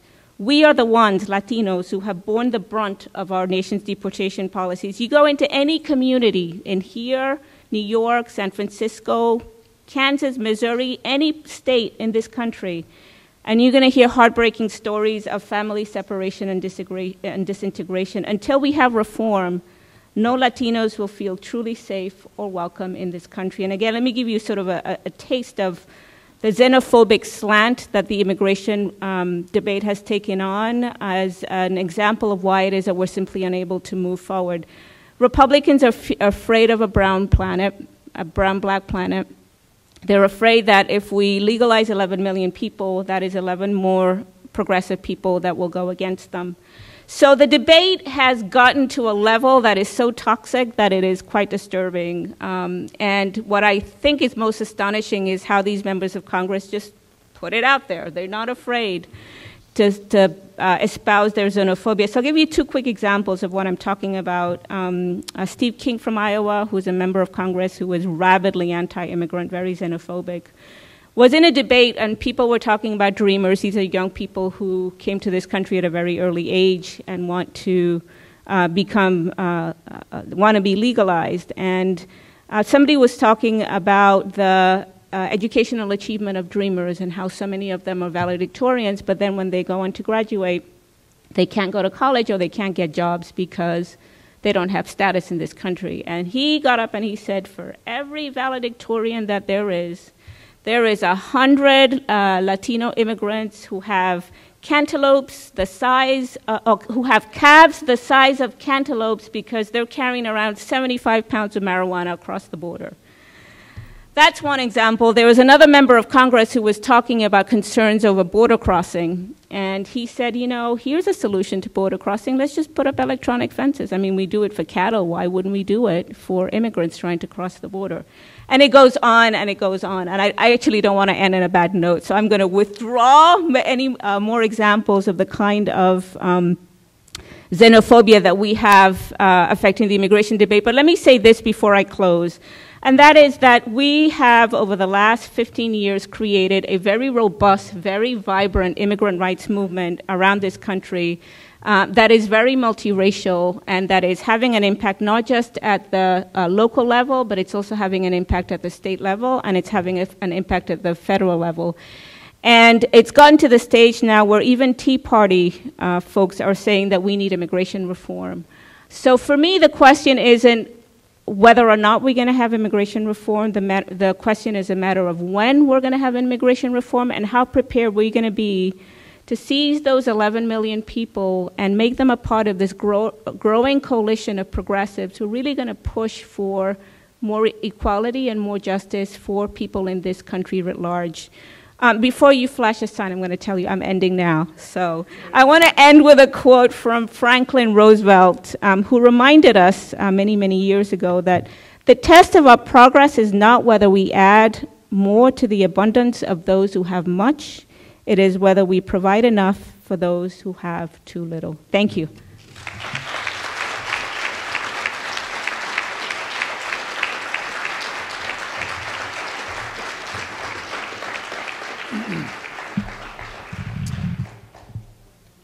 Okay, the largest generation in our society is the millennial generation. Outnumbers the boomers now. They will define the future. And there's a lot of boomers in this audience. You know, when I was a kid, I remember just when I was close to beginning high school, when John Kennedy was elected. And he gave an inaugural address which said, the torch of freedom has been passed to a new generation. And I thought for sure, I was in the Midwest, I thought for sure he's talking about me. And I was inspired by him. I was caught up in the excitement of Camelot and the stylishness of the Kennedys. And I remember later on, 2 or 3 years later, I did a paper in high school on American history trying to compare the first 100 days of Kennedy with the first 100 days of Roosevelt. And I wanted Kennedy to come out on top, but that was pretty hard. And then the disillusionment came, and as we learned more, that speech about the torch of freedom turned out to be really quite a Cold War speech in retrospect. And a lot of our politics went beyond the excitement of that moment, but he was the one who brought this kid in the Midwest and got him excited about politics. And our politics went a lot further than, at least in my case, than his did with the civil rights movement and the anti-war movement and the freeze and the environmental movement and the women's movement. And boomers can be proud that we transformed America. What was interesting about those movements for a middle-class kid coming out of the Midwest is it was all based on economic security. I didn't have the slightest doubt that I had to worry about getting a job. I always had work. I could always find work. I knew I was going to go to college. I knew when I came out of college I could do good things. I didn't come out of college with a lot of debt. So I could take a low-wage public interest job and keep organizing. I came out of law school without a lot of debt, so I could hang up my shingle and represent poor people organizing landlord-tenant strikes. And there was a kind of economic freedom that came from that broad middle class, if you were part of it, that allowed us to make those social revolutions. This generation got the shaft. They come out of college, or they go into, come out of high school, and they face the worst job situation of any generation since probably the Great Depression. They come out of college with the greatest student debt in the history of recorded history. They're finding it, you know, 1/4, 1/3 of this generation is living at home after graduating from college. That's for economic reasons. So their politics, you know, they elected Obama. A lot of this generation believes and was excited, and they were the energy. They voted in overwhelming numbers. They surprised pollsters in the numbers to which they came out to the polls, and they voted overwhelmingly for Obama. He's their guy for many of them. He brought them into politics in the same way that Kennedy brought some of the boomers into politics. And now they've dealt with this non-recovery for several years. And so where their politics goes, the conclusions they draw from that, how they move beyond that original excitement, is going to define a lot of what happens to us over the next years. So it's a delight to introduce, to talk about that, Sophia Zaman. She is the president of the United States Student Association. USSA is the nation's oldest, largest student association. She is a recent graduate of the University of Massachusetts in Amherst, where she cut her teeth, as USA presidents tend to, organizing on campus around a hate crime policy for students of color, a tuition freeze in the university, and unionization of student jobs for low-wage students that had low-wage jobs on campus. I'll be really interested in seeing how she thinks about this generation going forward. Sophia Zaman.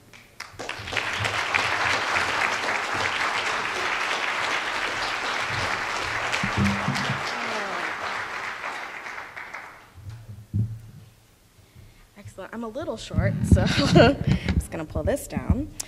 Thank you so much, Bob, and thank you to the Campaign for America's Future for the opportunity to come speak about the most pressing issues of my generation and the ways in which we're fighting back. So when I was asked to come speak about millennials, I was sort of uncertain of where to begin. I mean, sure, as someone who was born in 1989 and came up when Y2K was a thing, I guess people could say I'm a millennial. But to be honest, us millennials don't really think of ourselves as millennials, right? We think of ourselves as young people. Non-millennials tend to have more to say about what defines us than we do. Some people call us the me generation, and they say that we're painfully narcissistic and too material, that we don't get involved in politics because we're lazy, we're apathetic, and we're uninformed. But the reality is that people born between the years 1980 and 2000 aren't the god-awful, tech-addled, hipstered people everyone says we are. The thing is, we're not a monolith, right? Our generation is the most diverse generation ever, so of course we're not all the same. One thing is for certain, though, is that we are poorer than past generations. And that poverty really looks different in the 21st century.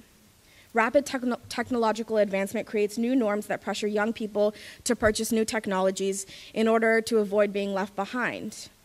The poverty of young people today is one where lots of us have technology, but we still struggle with paying for food, for housing, and for heat. There's a bitter irony in a young person who has access to the internet, but still lacks these basic necessities.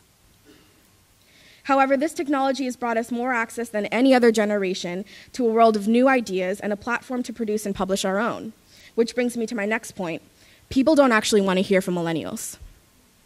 At least not decision makers. As some of the first and primary users of social media, it's not like we keep our opinions to ourselves. All you have to do is look on Facebook, look on Twitter, or look on any online forum to see the discontent of young people today. It's all over the internet. So if the folks in power actually wanted to see what young people thought about issues, it'd be pretty easy to figure out, easier than public opinion polling. A lot of people feel very unheard because of this reason. Which brings me to my last point on being a millennial. Young people are being exploited and oppressed by policies that were put in place before we reached puberty. And it seems really unfair to blame us for the conditions we've been handed. Millennials came of age in the wake of NAFTA, 9/11, two disastrous wars and an economic collapse. We grew up with our parents losing jobs. We grew up with tax cuts to the rich and immense increases in funding for war, while funding for our schools, roads, and government jobs slowly slipped away. And we grew up scared for our safety in the wake of 9/11, as the nationalistic fervor made many fear terrorist attacks, while my friends and families in our own communities became fearful of violence because of the color of our skin and the way that our last name sounded. In short, our generation watched as the wealthiest Americans siphoned off money from vital government services to fund a global military operation and used the fear of terrorism to distract and divide Americans at home. And that was just middle school.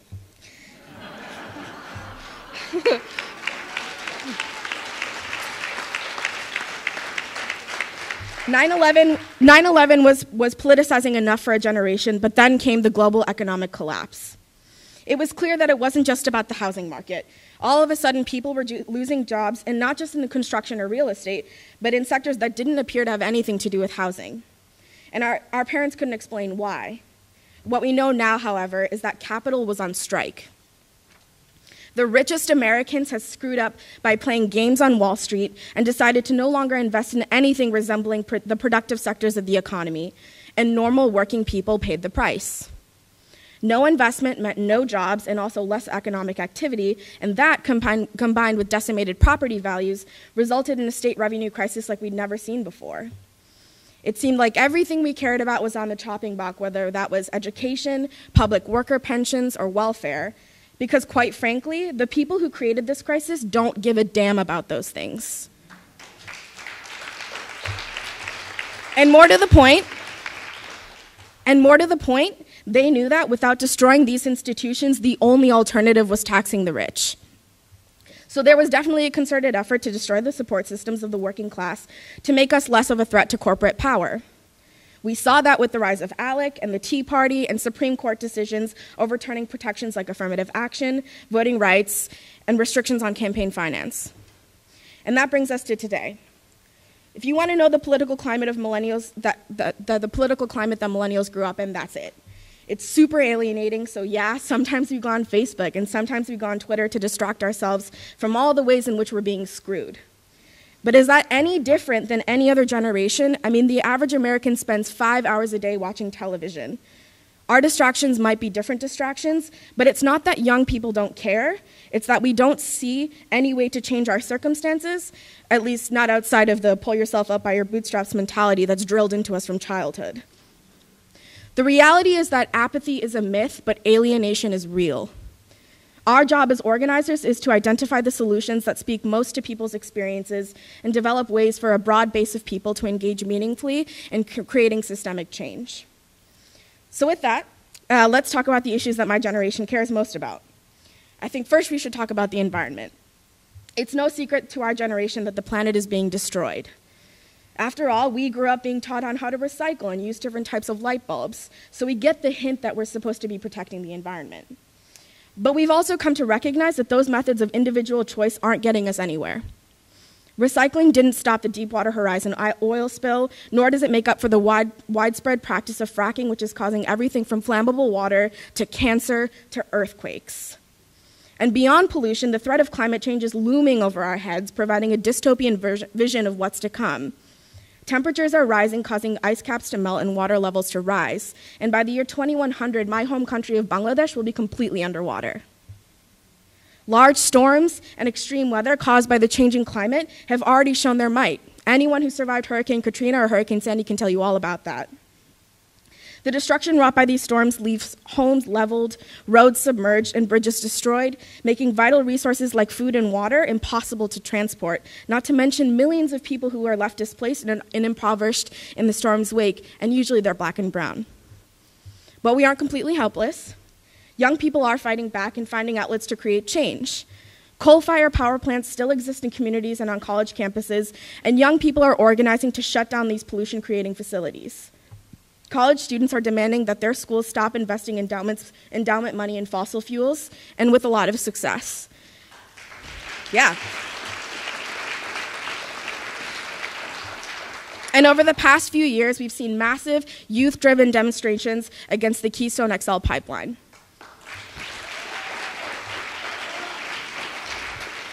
It's clear that students and young people have the will to take on climate change as an issue. We're watching our planet get polluted and sucked dry, and we have no idea how to stop it.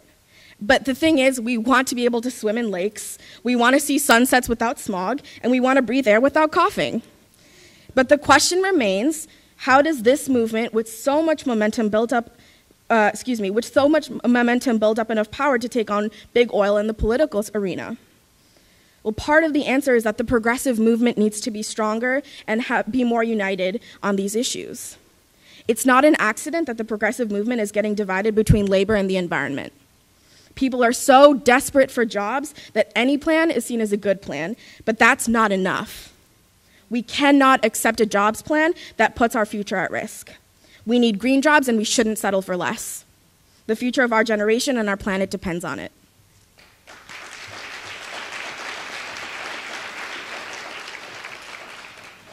And if we're speaking about our future, we should talk about the other big worry on people's minds, which is student debt. Nationally, student debt has hit $1.2 trillion, surpassing credit card debt as one of the largest sources of consumer debt in this country. On average, students are graduating each year with $26,000 in student debt. And it's not just young people. There are 40 million Americans with student debt, which means 1 in 8 Americans are paying off their loans. People ask us how it got so bad.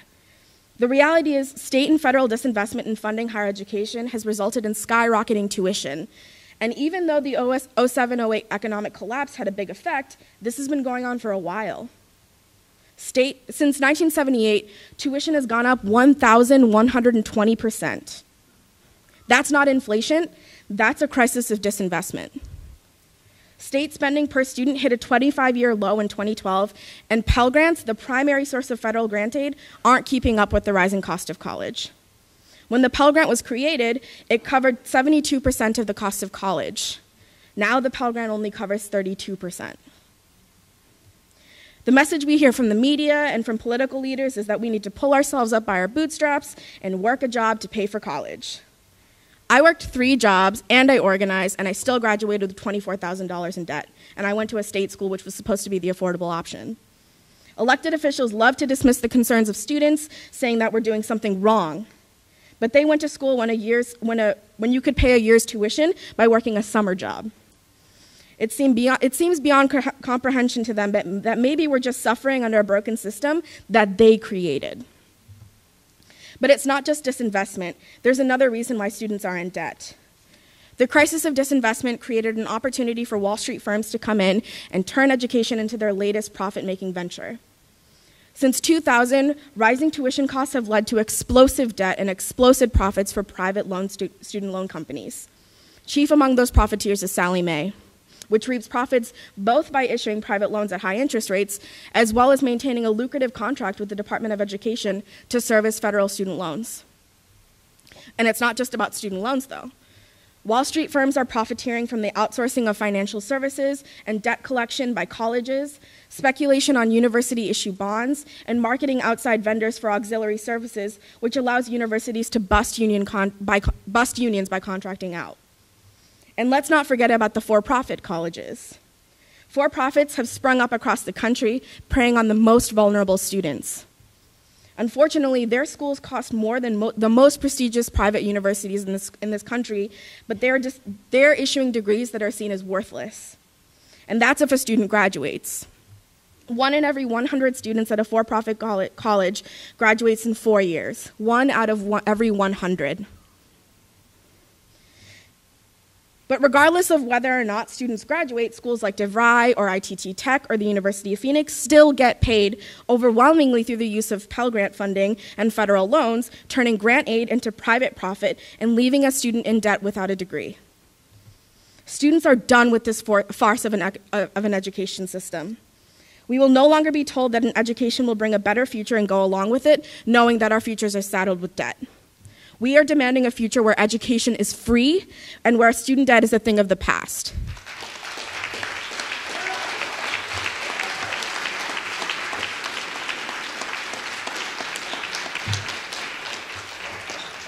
USSA's Debt-Free Future campaign, in partnership with Jobs with Justice, seeks to address the student debt crisis from every single angle, addressing state and national disinvestment and corporate actors in higher education, and organizing students and workers and debtors to do it. You might have seen Sallie Mae recently in the news, now being forced to pay $96.6 million in fines and restitutions for violating multiple federal laws governing student loans. And you might have also seen Ed Secretary Arne Duncan in the news recently for being in some hot water for his refusal to cut the contract between the Department of Education and Sallie Mae. As USSA's president, I'm proud to say that USSA has played a major role in putting pressure on the Department of Education and Sallie Mae and fighting to make education a right.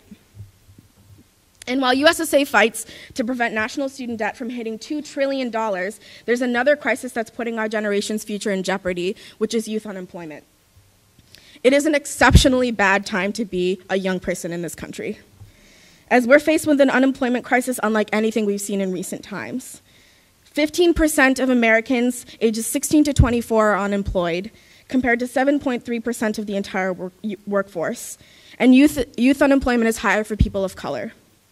Recent data shows youth unemployment is at 20.7% for Black youth and 14.4% for Latino youth, compared to only 10.8% for white youth. The racialized nature of these statistics show that youth unemployment isn't just a barrier to economic justice, but also to racial justice. When such a large part of our generation is out of work, it's going to create a lot of problems. We hear on the news that consumer spending is going to drive economic recovery, but if young people don't have any money to spend, that consumer activity isn't going to come from us. And in terms of revitalization, the American tax base persists. And in terms of revitalizing the American tax base, persistent high unemployment among young people is adding up to $25 billion a year in uncollected taxes. And the lucky ones, the ones with jobs, for them things aren't great either. High school graduates, if they can find work, are normally in low-quality service sector jobs flipping burgers or working at Walmart. More often than not, us young people are underemployed, working 2 jobs part-time because hiring us full-time would mean giving us health care. And college graduates are often working those same jobs, or worse, we're working unpaid internships because we're so often told that that leads to a career. If we're supposed to be the innovators, the entrepreneurs, and the leaders of the future, society is going to have to give us some real opportunity. Young people need quality union jobs. Young people need quality union jobs, and it's clear that corporations aren't providing them. We need a new deal.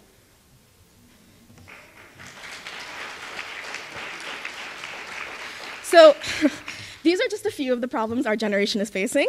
Luckily, the face of America is changing, and the solutions to these problems are within our grasp.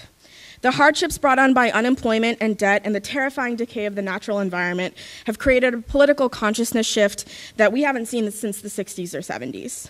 We know we've been cheated. We know we're being robbed. And it's not just us folks of color, who quite frankly have known that for a long time.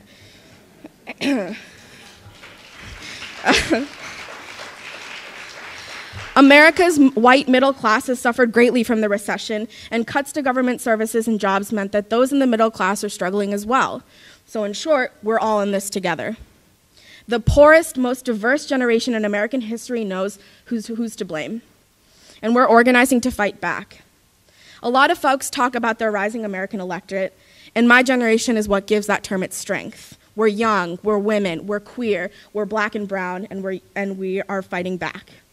But we are also a generation that knows we can't just elect ourselves out of our problems.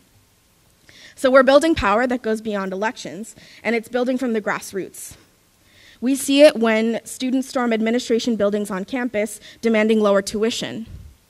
We see when high school students like those at the New York Student Union occupy their Board of Education to oppose plans to privatize their schools and turn them into charters.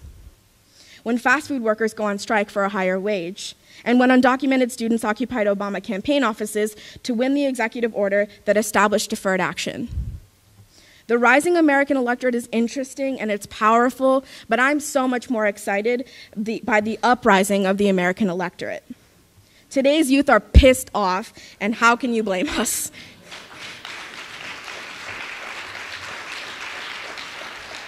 We're being pushed into a narrative of success and opportunity that just doesn't hold true anymore, and we're mortgaging our futures in the process. Meanwhile, the air we breathe and the water we drink is getting poisoned, but the youth of today will not sit idly by. If you want youth to vote, they will. But don't be surprised as more and more young people start to organize outside of the electoral system, because we're ready for so much more than electoral politics, because we're ready to take what's ours. The question is, will you join us?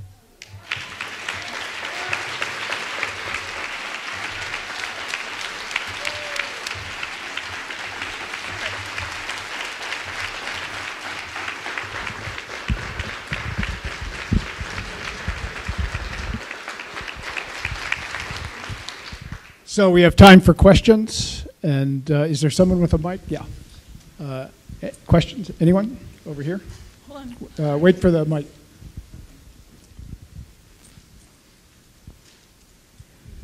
Thank you. And tell us who you want to address it. It's kind of a general question in a way, I guess for all of us. I'm wondering, well, a couple of things. Why we don't take the vocabulary back, like not feeling ashamed of thinking, for example, that government is actually a good thing. And every time we hear somebody say, we should have smaller government, we've got to defund government, I think we need to be talking back and saying, that's really stupid. That's how we lost a lot of jobs. We've lost regulation, which was another word that Celinda had said, you know, the feared word regulation. I think that all of those terms like liberal and progressive and class warfare that we, you know, progressives kind of say, no, no, no, we're not talking about class warfare. But actually we should say, yeah, we are, because we're all in it and we're all suffering. And I'm also wondering, I mean, I know there's a lot of Democrats who really, they are not doing right by all of us, but, you know, we're hoping that they will. But it's really clear to me that our real enemy are the conservatives, and that I think we need to have some really great slogans. And I think a slogan like, rid us of Republicans, should be a banner. So my question is, so why aren't we doing that? So you're absolutely right. Rhetorical warfare matters. And Republicans have actually been masterful at painting Democrats into a corner. And I think that's because Democrats and progressives, I think we tend to be sensitive to criticism, too sensitive to criticism. And when we make arguments, we want to be exactly right to the truth. We're not willing to use slogans that won't tell, you know, the exact statistic down to the last decimal point, and all that kind of thing. And that kind of instinct within us has served to, I think, to undermine our ability to fight back. And so I absolutely agree with you that it's about actually challenging the rhetoric from the other side. I got my master's and PhD from Purdue University, and so I've established a relationship because my experience on that campus was so racially alienating. And yes, we did take over the administration building when I was there, and got some things in the process. But it was so alienating that I wanted to make sure that as an alumnus that I remain engaged with those students, particularly the majority students. So that they have access to diversity beyond, you know, what they experience on their campus. So anyway, I hosted a group of them this week in my office. And they were given the assignment of reading my website and all of the postings on there, and they came in with questions. And everybody had a question, but there was one gentleman, probably very conservative, who said, I read in your report that, you know, that you think that wealthy people, that the tax caps on Social Security should be lifted for wealthy people, and then they should get a flatter benefit in return. I said, yes, you're absolutely right. That's exactly what I believe. And I said, I believe it because Social Security is a progressive system. And that means that lower income people should get back more, and that higher income people who can afford it should pay more. And I am unapologetic about that. He backed off. And we need to be the same way. They're trying to make it in the society where they're actually trying to put us in a rhetorical corner on race, where it's not legitimate to talk about race. Now, amazingly, gender's fine. They're also trying to make it not smart to talk about class. They don't want to talk about class warfare. Oh, you're doing class warfare. And we need to fight back because wealth inequality is all about class. And we need to fight back on this. You can't let them paint you into a corner. It's about rhetorical boxing, and we need to become better fighters. I want to just add something. I think that we are being bullied, and we've got a whole We're the victims of it. going about how to teach our kids to stand up to bullies. And we have to do the exact same thing. So just to comment on class warfare, Warren Buffett said, class warfare? Well, of course there's class warfare, and my class is winning. I think it's worth remembering that. On government, I'm a dissenter here. I think government is a contested territory. I think it's incredibly important for the people to make government their instrument. But it is often not the instrument of people. It's the instrument of special interests. It's big oil, collecting billions of dollars in subsidies. It's Wall Street controlling with the revolving door Treasury and many of the regulatory agencies. So I think the sort of neutral or the broad defense of government as opposed to is less effective and less convincing than the notion that we've got to take government back and make it our instrument. The man behind you, where's our...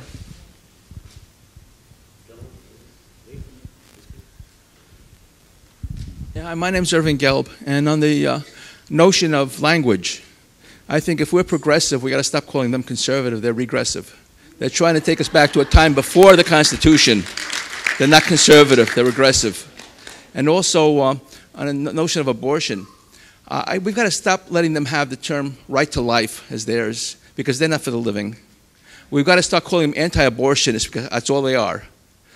We stop calling them right-to-lifers because they don't care about the children once they're born. They don't want to provide health care for people once they're born. I think we ought to revert to proper language. Thank you. It was Barney Frank that said conservatives believe in the right to life from conception to birth. Yes. Hi, my name is Ellen Murphy. I was listening to what the lady in the middle was saying about immigration reform, and I want people to have immigration reform, and I want them to have a path to citizenship, but I'm concerned about the punitive nature of these bills. They expect you to pay thousands of dollars in back taxes. Of course, that assumes these people aren't paying taxes, or all these penalties and everything. Who's going to want to come out of those shadows if they owe thousands of dollars when they've only been making barely minimum wage or less jobs? I don't understand how this could even come to pass. Even if the thing passes, it's going to be crap. Nobody's going to come out of the shadows. I wouldn't. We should go have a drink after this, you and I. I tell you what I really think about the immigration reform bill. Look, there was a bill that passed in the Senate last June, and it was a bill that came about as a result of compromise. So on the one hand, it had a path to citizenship, which is way too long, 13 years. On the other hand, there were investments in the billions of dollars on border security, and then there were onerous hurdles for people to move on a path to citizenship. You had to pay back taxes, you had to pay fines. But the reality is that I will say two things about this. One is the lives of undocumented immigrants in this country is so miserable that something is better than nothing, right? The average length of stay for people in this country who are undocumented is 20 years, right? But the reality is that on any given day, You get out of your house to go to work, and Immigration and Customs Enforcement can pick you up. And what do they do now? Let me just be clear about something. Being undocumented in this country is not a crime. It is a civil violation. But 1,100 people every day go through this. They'll get picked up by Immigration and Customs Enforcement. They'll be handcuffed. They will be taken to a detention center. And then they will be in the detention center until they either give up and sign papers so that they can be deported, or they find a good lawyer who will fight their case. More often than not, people are deported. What that means is that you have broken families, right? Latino families all over this country are suffering from the separation of families. I mentioned earlier that there were 7 young people I got arrested with 3 weeks ago. The youngest was 11. The oldest was 17. The reason these young people put their lives on the line and got arrested is because every one of those children either had parents who had been deported or were in deportation proceedings. And they said to us, we have nothing to lose. We have lost our parents. So I will say it is a very painful, for those of us who are very progressive, it has been very hard and very painful to fight for a change in the laws when you're looking at bills that are quite frankly awful. But it is something, and it puts us on a path towards something. The last thing I will say is I am becoming increasingly cynical about Congress's ability to get its shit together. We're paying them to do something, and they're not doing their job, right? So what it means for us, for those of us who are fighting for immigration advocacy, is that we gave the Republicans a deadline of June 28th. And we said to them, you get it together, and if you don't get it together, we're going to punish you. And we're going to punish you in the polls. And then we said to Obama, you are responsible for 2 million deportations, so you need to change, you need to do everything you can to bring about administrative relief. And what that means is stopping deportations and expanding what Sophia talked about, which is the DACA program, so that you get more relief, administrative relief, for the adults of the young people who have been given some semblance of relief. Sorry, that was a very long answer to a very short question.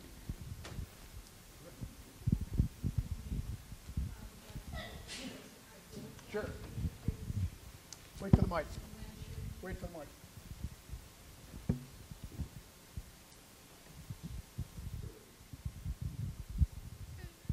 I was quite enthusiastic about everything, except what has been said in the last. We don't have any conflict or fight with people. It is with policies and practices. In the best, or the people can be found at the upper class. Roosevelt was upper class man all through his life. Teddy Roosevelt, who started the progressive movement, in fact, was a Republican. This is not a monopoly of this party or that party. We have to include anybody who agrees with the inclusiveness, the humanity of progressiveness. That's what we are for. So let's not demonize the other party. Just because they demonize us, that is wrong. When they do it to us, it's wrong. We shouldn't take up the wrong thing. If somebody is demon, that's the person demon. Don't demonize those who haven't earned that. Our fight is with policies and practices, not with people. Policies and practice. I mean, I would say as a young person, I mean, my generation we're giving up on parties. Democrats, Republicans, neither of these parties are speaking to our issues. And I think for us, it's about holding politicians accountable, holding our representatives accountable, and actually forcing them to take on our issues. So for us, demonizing one person or one party or another isn't what it's about. It's about accountability politics, and it's about actually uplifting the issues that matter to our communities in a political arena. I would agree with that. The hardest critique I had today was for President Obama's first term. So, I mean, you know, as far as I'm concerned, it is about policy and practice, but we have to be able to call it like we see it. because that is the nature of the framework which we're in. And until you come to terms with that, then you can't even begin to change it. Okay, one last question. Back here. No, the woman in red hair or whatever. Yeah.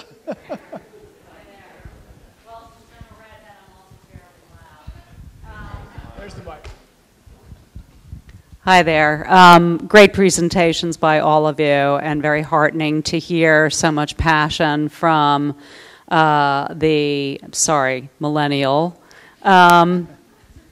As a tail end boomer, however, I can assure you things are no better on my end. And, oh God, I've just dated myself in front of a whole room full of people. Anyway, what I wanted to say, though, is twofold.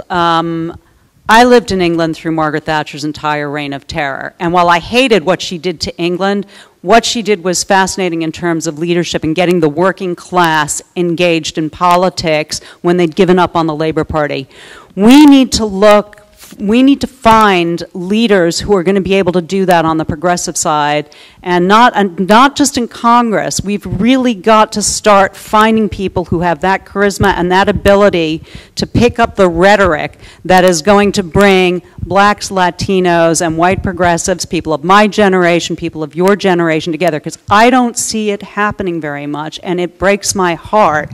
As somebody who was a little girl during the civil rights and women's movements, I want to see that kind of passion again. I saw it in Europe in all the time that I lived there, and I came back to a country where people are just, throwing their hands up.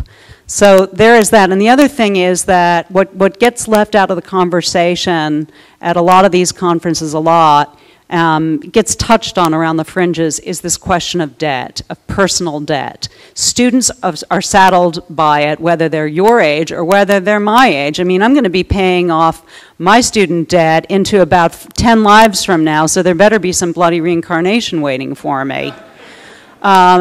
But, the other problem is that debt has enormous repercussions for getting work, and it's not being discussed. I want everybody in this room to start familiarizing yourself with the unemployment practice of companies, including the biggest company of all, our federal government, who insists that you have good credit before you're employable, promotable, or retainable.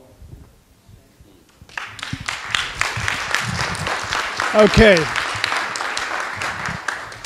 So it's a real delight to introduce our next speaker. Is this thing on? Okay. He's been in the House. He came to the House in 1991. He's been in the Senate since 2006. He's the longest serving independent in congressional history. I once went to a fundraiser for the senator, which in and of itself is a rare thing. And he said to people, they can't attack me as a liberal because I'm not a liberal. I'm a socialist.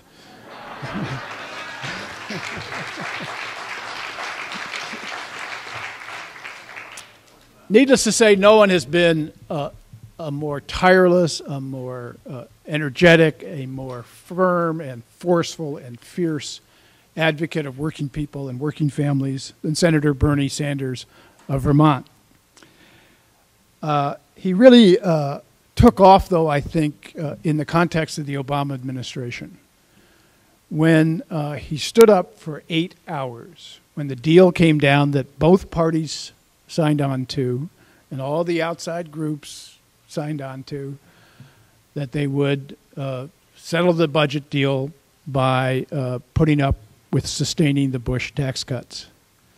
And Senator Sanders stood up, and he did the thing that Keith Ellison talked about this morning. He didn't speak truth to power because the power knew the deal. He was the one who would tell the American people. And across the country, that filibuster, that statement of courage went across the country and electrified people and made a huge difference in starting to get people understanding what was happening in America.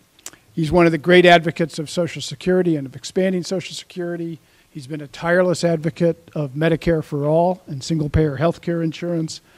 He's been the leader in the drive to increase the minimum wage and to revive the ability for unions to organize.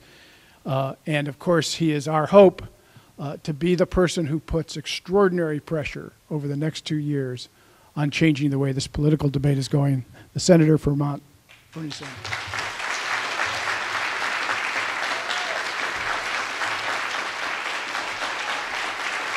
Thank you.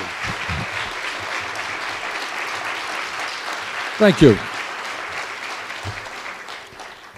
And I feel a little bit guilty coming here at 4 in the afternoon. You've been listening to some great speeches all day long. There are no windows in here. I'll give you the news. It's really nice outside. It's sunny. So I will try not to take too much time.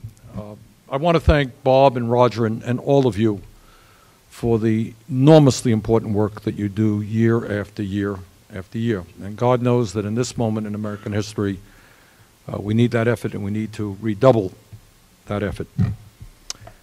I want to start off by just making a few points. Point number one, there's an election coming in November, and what the pundits tell us is that 60% of the American people are not going to participate in that election. About 40% of the people will come out and vote. That's fairly typical for an off-presidential election. If 60% of the American people do not vote, the assumption is that 70 to 80% of low-income people and of young people will not participate in this election. And as I've just heard in the last few moments, and I know you've been discussing all day long, the enormity of the issues facing young people, facing people of color, facing working people, facing low-income people, and the vast majority of those folks are not going to participate in the election. And then there's another reality for November 2014, and that is that as a result of Citizens United and McCutcheon, the billionaire class now has the capability of spending unlimited sums of money. And I cannot impress upon you enough what unlimited means, because many of you just don't know what unlimited means. The Koch brothers, you know, have been really devastated by the oppressive socialistic regime of Barack Obama, who has strangled the economy, made it really hard for people to make a buck. But in the midst of that, just last year, the Koch brothers saw their wealth go from $68 billion to $80 billion under the difficult restrictions of the Obama administration. And I want you just to take a deep thought about this. $12 billion increase in wealth in 1 year. They're now the second wealthiest family in America. And these people are prepared to spend as much as it takes. Obama and Romney in the last election spent a bit over $1 billion, getting money from, you know, every source, a bit over $1 billion.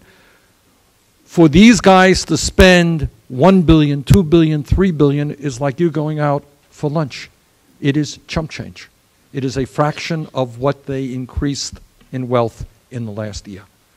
So the dynamics of American democracy today is that the vast majority of the people don't vote. Lower income and working class people in very large numbers don't vote. And the billionaire class is in the process of buying and selling politicians. That's where we are today. Now, I want to tell you something else which is important to know. And that is that the Koch brothers and others, not just them, but I think they've been pretty central to this whole issue, have been enormously successful in the last many, many decades. They've been at this for a long, long time in creating an America or a vision of America which works well for billionaires but is a disaster for the middle class and working families. And it is amazing how little this story is covered in the corporate media. But I want to take a few minutes, if I might, to tell you about a very interesting document that a staffer of mine discovered. In 1980, David Koch ran for Vice President of the United States and helped fund the campaign of the Libertarian Party in that year. And that's fine. Everyone has a right to run for office. And in that year, they developed a platform. The platform that they ran on in 1980 was thought by most people to be really kooky, extreme, way, way out there. And they ended up getting 1% of the vote. The document that I'm going to read to you now, I want you to hear what I'm saying, because their extraordinary success in transforming politics in America is that ideas 34 years ago that were thought to be extreme and crazy, they ran against Ronald Reagan because he was too liberal. All right? The ideas that were 34 years ago thought to be extreme and crazy are now, by and large, mainstream Republican Party ideas. Now, the media often writes about Koch brothers are spending a lot of money, Harry Reid disagrees with the Koch. They write all these articles. You know what they forget to tell us? They forget to tell us, I don't think it's an accident, what do these guys stand for? All right, it is one thing that all of us should be concerned about it, that anybody spends hundreds and hundreds of millions of dollars in an election. I think that's bad no matter what your views are, to tell you the truth. We don't want to see billionaires competing, in elections. What do these guys stand for? I will read you segments, some, word for word, of the 1980 document, and here's the point. I do not believe they have changed their views. So let me read. Give me about 2 minutes here to read some of the segments of this.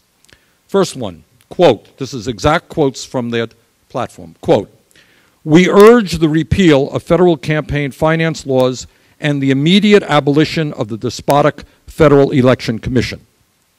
What does that mean in English? What it means is Citizens United. It means McCutcheon, and if you read the last McCutcheon opinion of Clarence Thomas, if you listen to the head of the NRC now, Mr. Priebus, you know what they believe? That Citizens United did not go far enough. That it is really oppressive and a denial of freedom to the Koch brothers and others that they cannot directly give you $50 million for your campaign. Now they have to do it through independent expenditures. So they talked about this 34 years ago, today, mainstream Republican. Quote, "We favor the abolition of Medicare and Medicaid programs." Well, that hasn't happened. But if you look at the Ryan budget, what do you know? Medicare is being transformed, if they had their way, into a voucher program. You're old and you're sick, we're going to give you $8,000 to take care of your cancer problem, and you can go to any private insurance you want. And think about all those private insurance companies are going to want your business, right? Okay. In terms of Medicaid, they haven't abolished it. Look at the Ryan budget. Savage cuts in Medicaid. Quote, "We favor the repeal of the fraudulent, virtually bankrupt, and increasingly oppressive Social Security system." No, they haven't done that. What did Bush try to do a few years ago? That's right.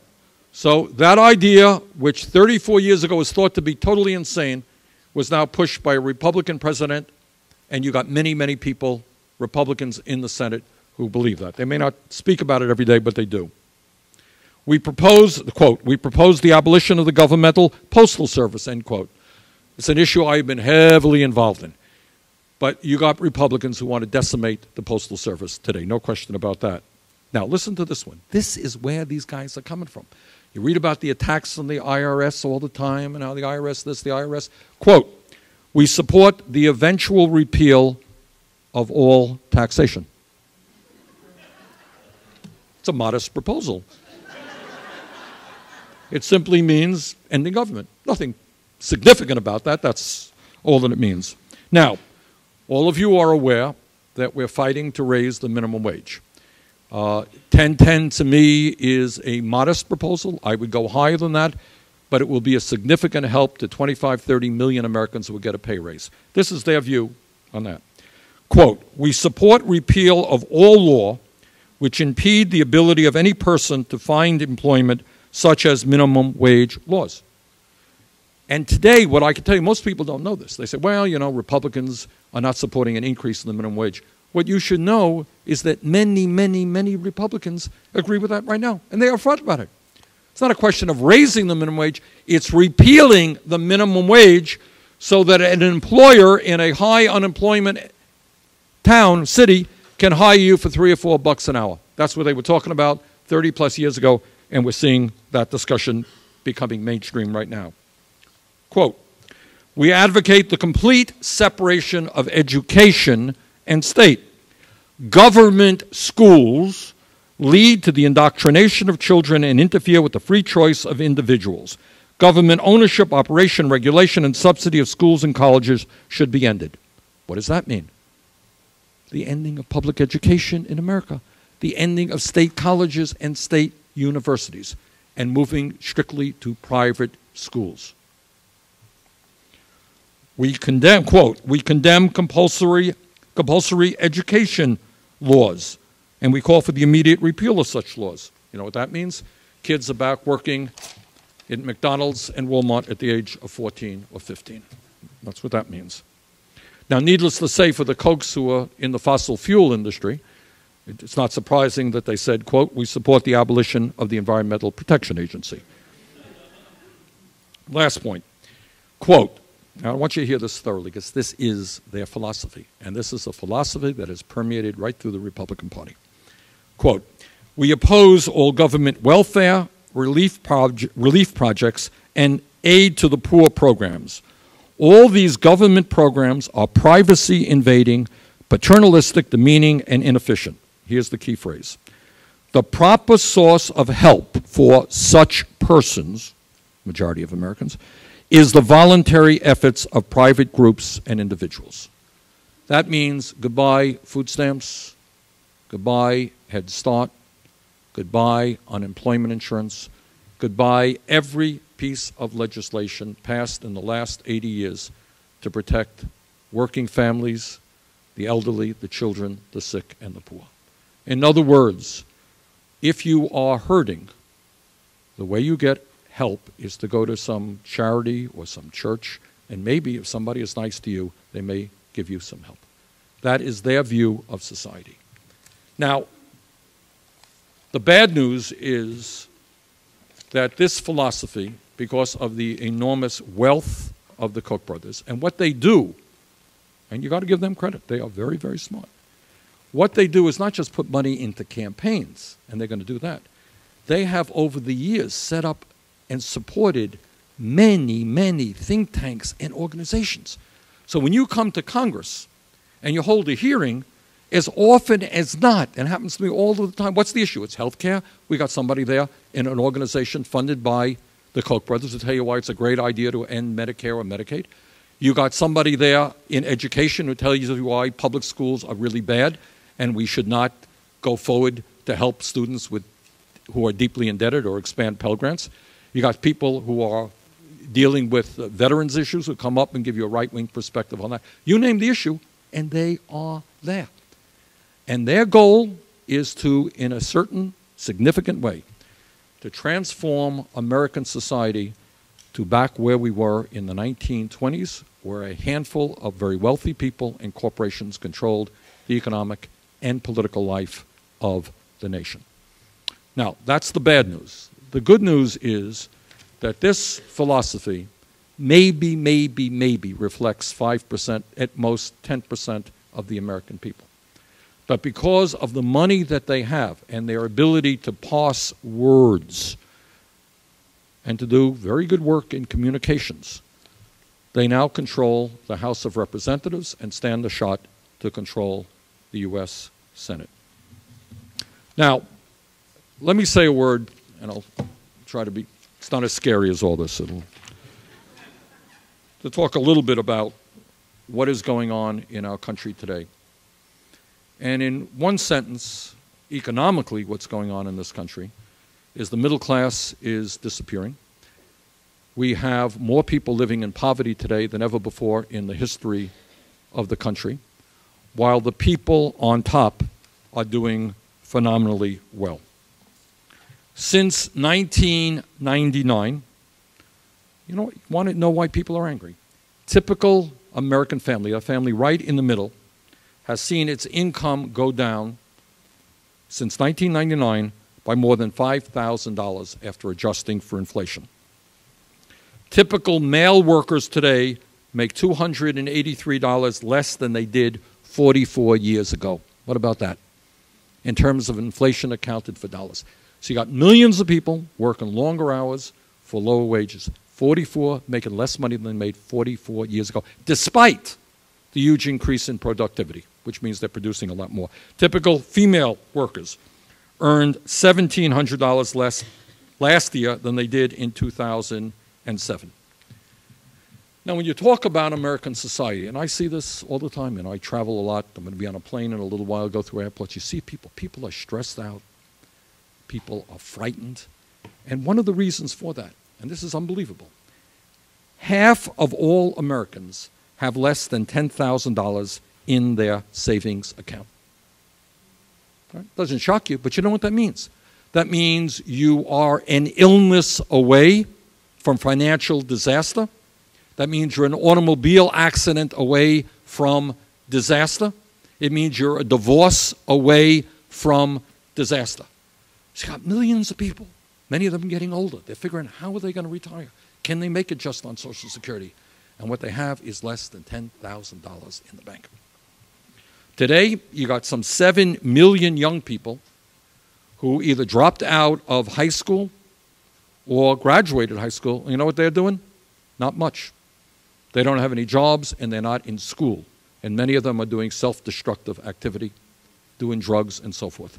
And that is one of the reasons why we in our country have the dubious distinction of having more people in jail than any other country on earth. So instead of investing in our kids and our young people and in jobs, we're investing in jails. That makes no sense to me at all. When you talk about why people are angry and you talk about the decline of the middle class, understand that as a result of disastrous trade policies, NAFTA, CAFTA, unfettered free trade with China, in the last 15 years of this country, we have lost over 50,000 factories and millions of good-paying jobs. Young people don't know that there was once a time in American history where you could buy a product that was actually made in the United States and not in China. And what we have got to do is once again make products in the United States of America.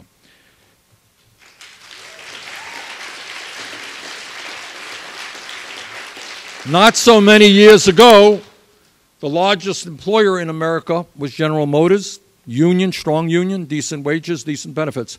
Today, the largest private sector employer is low wages, anti-unionism, anti-union, and minimal benefits.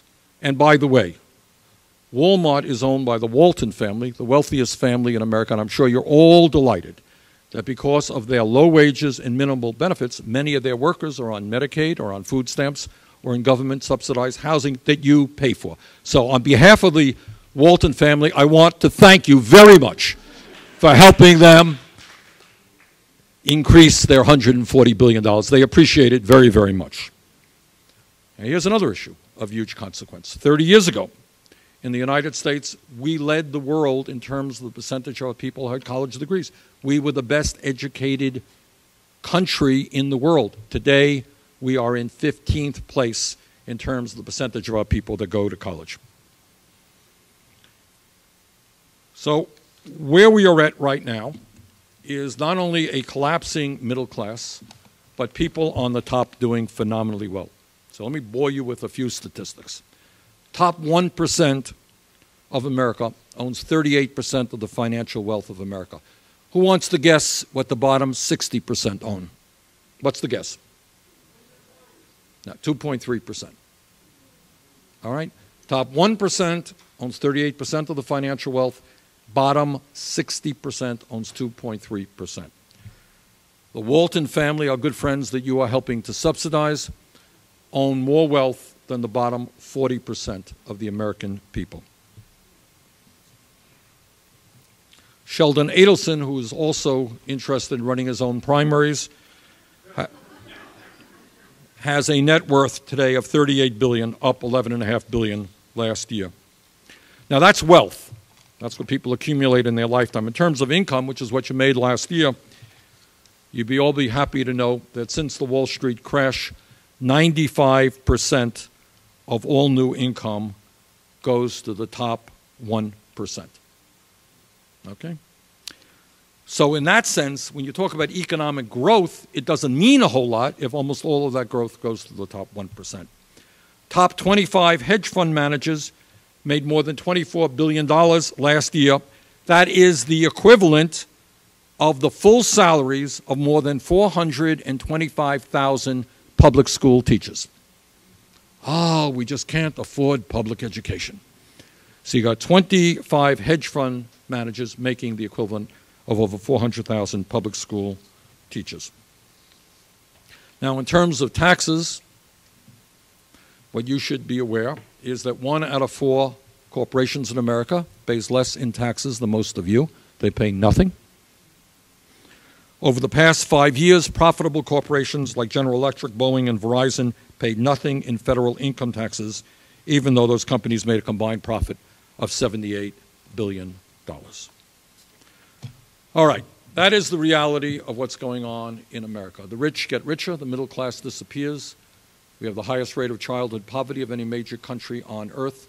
And if we do not get our act together, we are in serious danger of moving from a democratic society to an oligarchic form of society.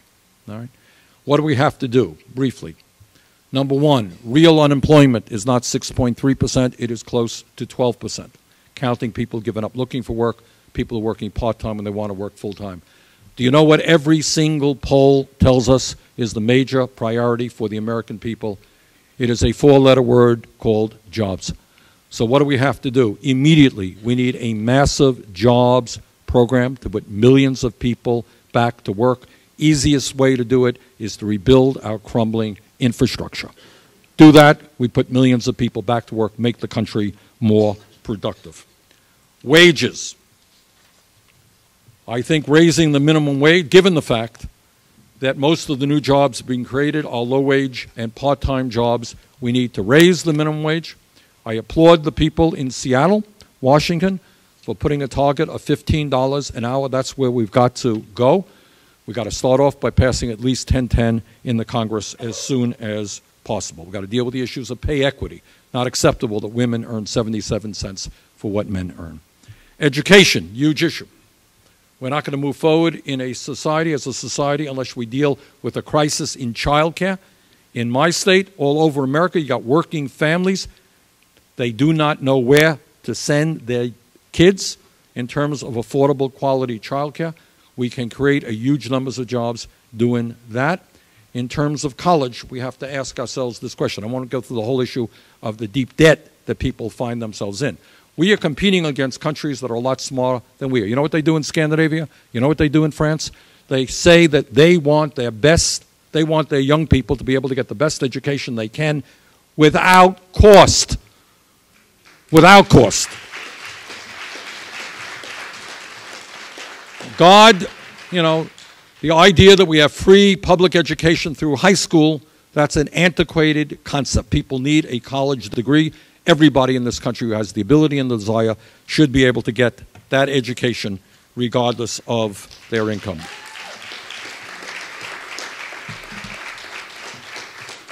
Bob, in his very kind introduction, talked about Social Security. And this is an issue, God, that we work on that. We work with Bob. We work with the senior groups. We work with the unions.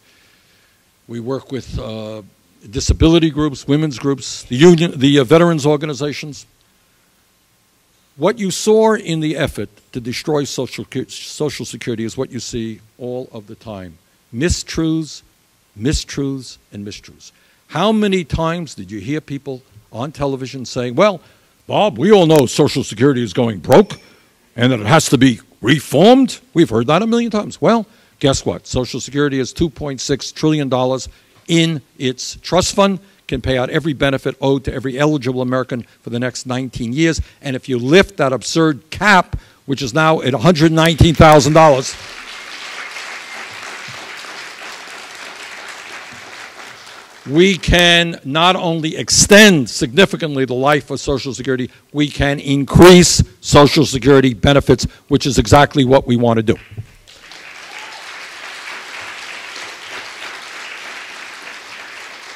Now, here is, in a difficult political time, here is a piece of very good news. 2.5 years ago, we had virtually every Republican talking about entitlement reform, which, as you know, means cuts in Social Security. We had a number of Democrats saying the same thing. And guess what? we had the President of the United States. We had Bold Simpson. We had everybody on the media talking about how you had to cut Social Security. All these millionaire guys talking about it. And you know what happened? Some of us came together in the Senate, and some of us came together in the House, and we worked with organizations all over America who began to stand up in large numbers. And you know what happened? Today there is nobody on Capitol Hill talking about cutting Social Security.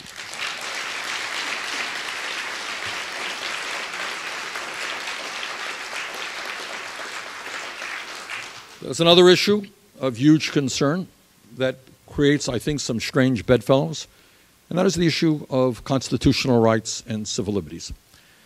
Back after 9/11, I was in the House, and I was one of the relatively few to vote against the USA Patriot Act.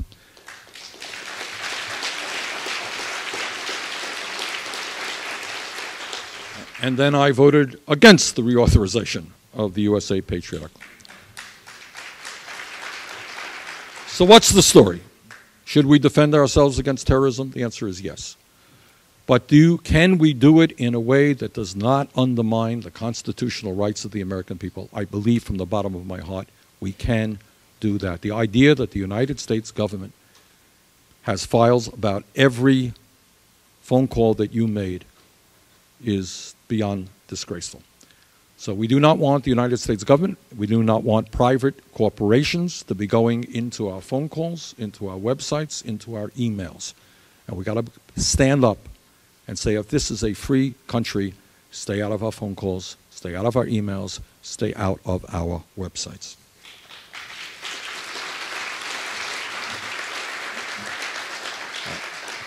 Let me conclude on this note. My wife always tells me that after I speak, we have to hand out Prozac at the door, because I've thoroughly, my wife is right here, and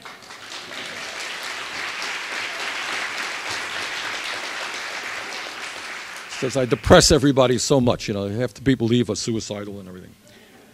But let me end on this note. This country has had a long and wild ride since its inception, all right?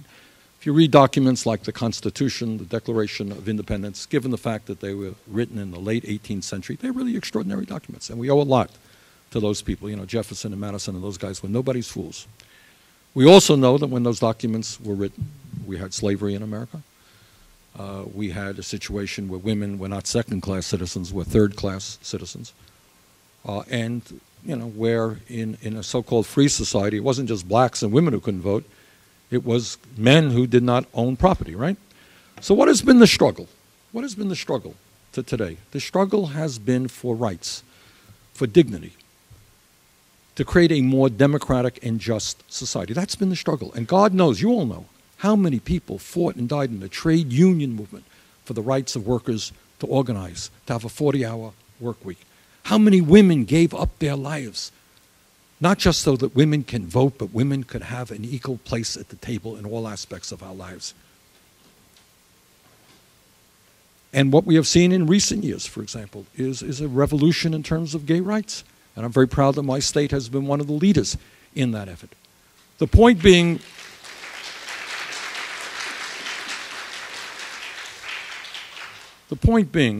is that we have our ups and we have our downs. And I think in many ways, we should be proud. If Bob and I were chatting 20 years ago when we knew each other 20 years ago, and we were saying, you know, I think in 2008, this country will elect an African American as president of the United States, we would not have said that, and re-elect him.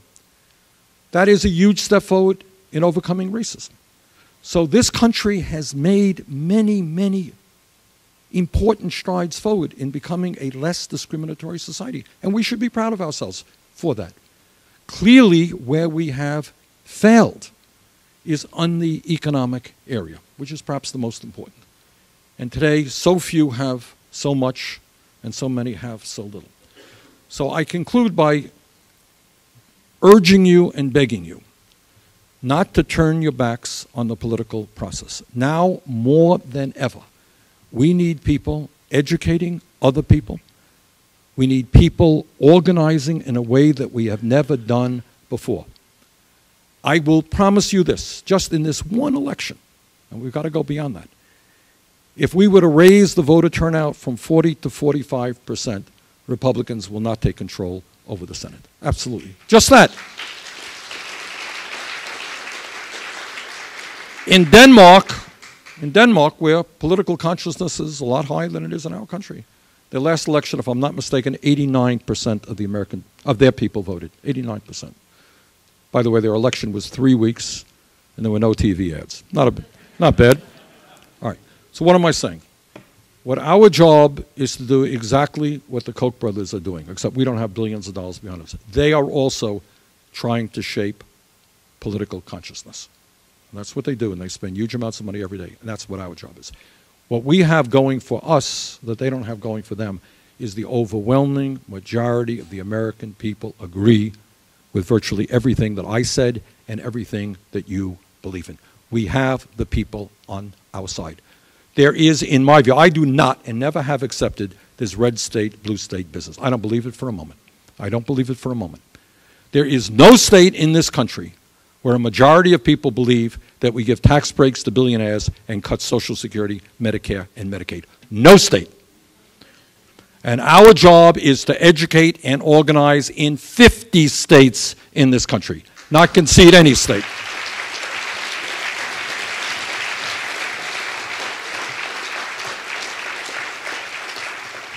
So the stakes are enormously high.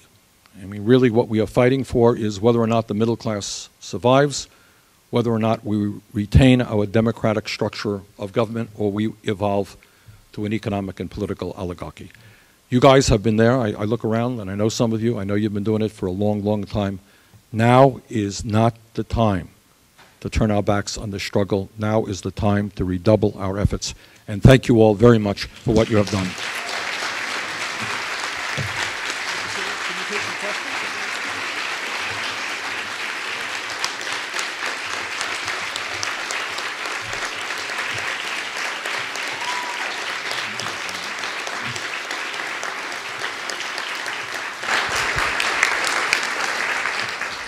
I've got a plane to catch, but Bob has requested that I take a few questions, and I'd be happy to do that. Ma'am? Yes, I was a bit disappointed that you didn't talk about corporations are not people and money is not speech. It's a constitutional amendment that millions of people have already signed and passed referendums in 16, 17 That's states right. so far. We are demanding that Congress pass that. I apologize. You're right. In fact, you know, I wanted to give you guys a break and shorten the speech a little bit. Look, there's no issue when I talked about the Koch brothers and their friends being able to buy elections. What we have got to do, and I am working with people like Tom Udall from New Mexico, and here's the good news on that one. I have a constitutional amendment on this issue. There are others. We're going to bring forth a united constitutional amendment. It's going to get to the floor of the United States Senate within a couple of months. You are right. We got about 16 states, including Vermont, on record, is wanting a constitutional amendment. We have hundreds and hundreds of communities all over America. I beg of you, organize and educate around this issue, because you know what? Even honest conservatives understand that billionaires buying elections is not what American democracy is supposed to be about. So I consider that to be an enormously important issue. We're going to be working really hard on that constitutional amendment.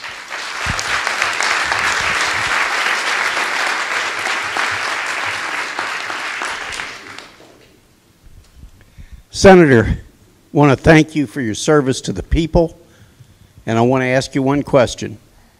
When will we see an indictment against people like Hank Greenberg, Melvin Blankfein, and Jamie Dimon? Good question.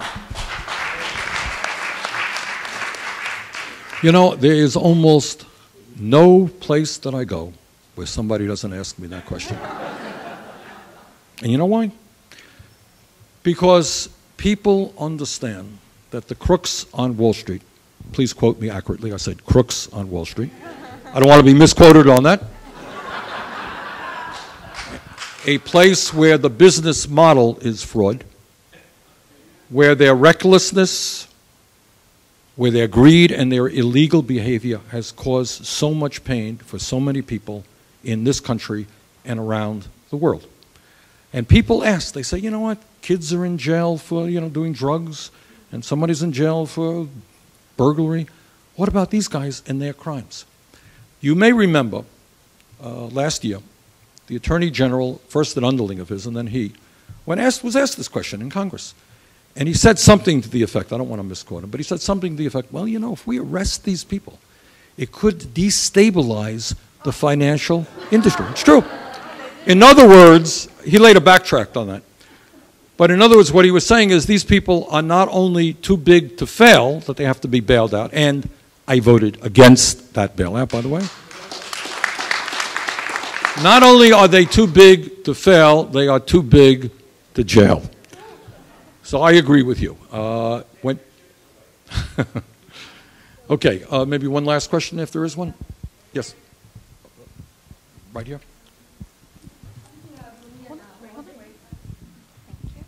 Yeah, I have been here the whole day, but what I'm hearing is people talking about the value of dollars is in terms of monetary value. There's very little talk about principles and justice. And I think we have to begin from the changing the system. We have to have educational program to teach children from the beginning how to respect the moral value and true principles, and how to measure the cost effectiveness rather than listen to the propaganda of Koch brothers or somebody, maybe even Democrat. Right. So can we do something of this sort of this effort? Well, you know, you're right. And again, like everything else, these things are not so easy. One of the things, let me start off, before we even talk about justice, you know, when I was growing up in school, you know, we had courses in civics. We learned about what democracy, what government did.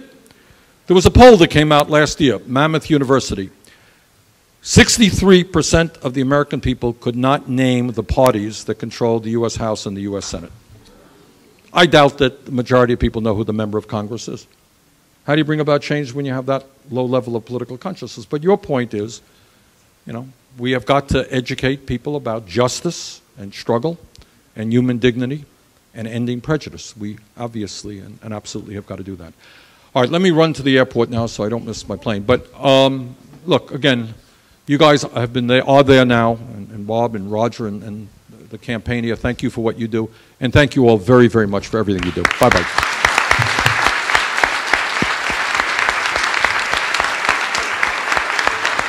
Thank you for coming, too.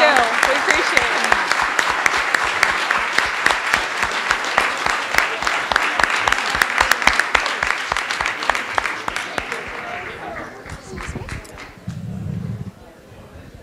Thank you, Senator. We are going to take a break. We'll be back in about 5 minutes. Stand up, relax, take a break.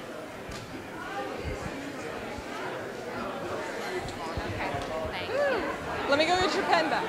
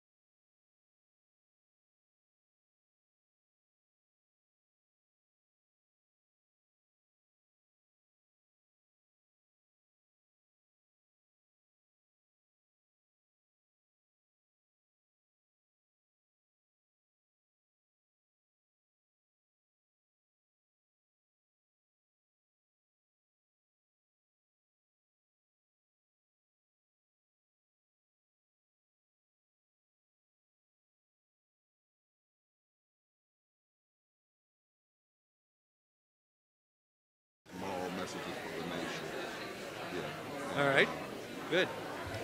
And they can find me on Twitter. I don't know how to tweet, but somebody. Moral messages for the nation. For the nation. Yeah, a moral message for the nation. Yeah. Coming out when? August. Okay. I'm just going to check to see if the video.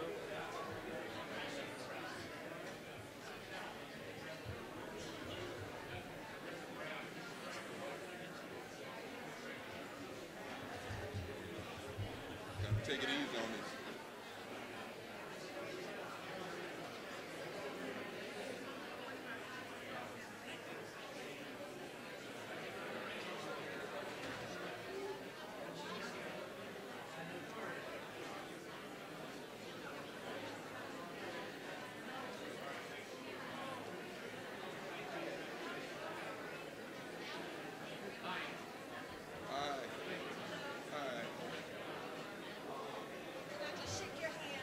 Yes, ma'am. Do you have a pen on you? Yes. Now you get it right here? No. Oh. It's right there. No, I get it from Roger. Roger probably has one. Good to see you. I just wanted to say that if I live in North Carolina, yes, ma'am. I've been hanging out with you. Oh, we love it. And you can still come down. We're going to have a big mass city, and I'll talk to you about it. We're inviting everybody. Okay. Yeah. Okay. Thank Roger, you. you have your pen? Yes. Let me see that. Thank you so much. Please get seated. Our final speech is about to begin, and you don't want to miss this. Brothers and sisters, please be seated.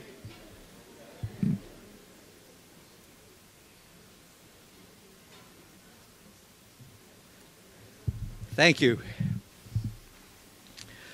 I have the honor of introducing a truly historic figure to send us forward this afternoon. As they say in North Carolina, forward together, not one step back. Let's say that again. Forward together, not one step back. Reverend William Barber II is a North Carolina country preacher with a divinity degree from Duke and a doctorate from Drew University. He pastors a very old church in Goldsboro, North Carolina, and he is the president of the statewide NAACP. Most importantly, Reverend Dr. Barber is a student of history. And when years ago he saw the resurgence of the politics of racism fused with right-wing money reaching into North Carolina, he began organizing, seeking out hundreds of other groups and building what he calls an independent fusion politics on the principle of all for one and one for all.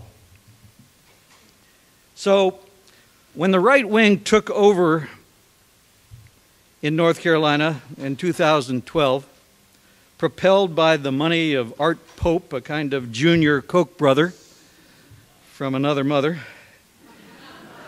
they installed Tom Tillis as House Speaker and Pat McGrory in the governor's office, and their momentum allowed them to do terrible things. They redistricted to weaken the power of African Americans and Hispanics and young voters. They imposed vicious and far-reaching voter suppression laws. They put crippling restrictions on the women's right to health care and abortion. They attacked unions. They rejected the Affordable Care Act's expansion of Medicaid. They created an open door for unregulated fracking. They cut unemployment insurance.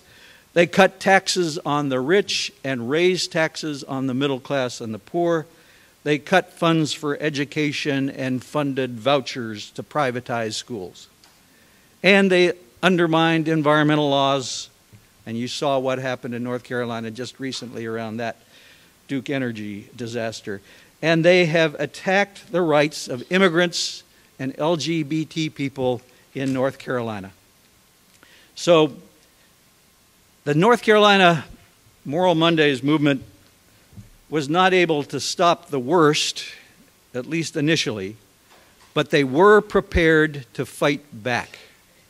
Dr. Barber put together and led the historic Thousands on Jones Street People's Assembly, a coalition of over 104 progressive organizations with a membership of over 2 million North Carolinians.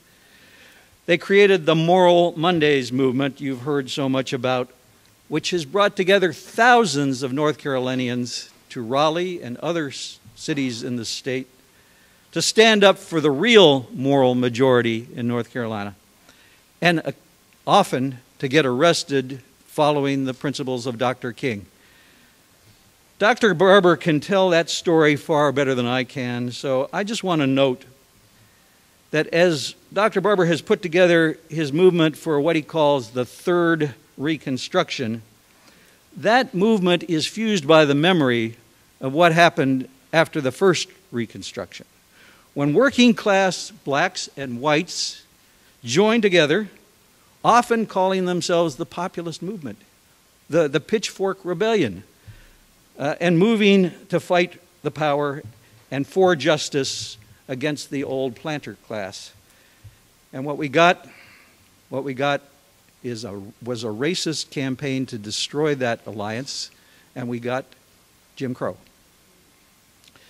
fostered by the Tom Tillises of the day. So as Reverend Barber, let me just say something. Tom Tillis is a candidate for the U.S. Senate right now. We ought to do something about that. So as Reverend Barber is not only giving the rest of us a model for how to unite and win, he's also teaching us lessons about how to keep that fusion politics together. And when those who stand to lose power fight against us, how to unite the working families across the state, across the nation, as we begin to literally take back America state by state by state. Brothers and sisters, I'm proud to introduce to you the leader of the North Carolina Moral Mondays movement, Reverend Dr. William Barber II.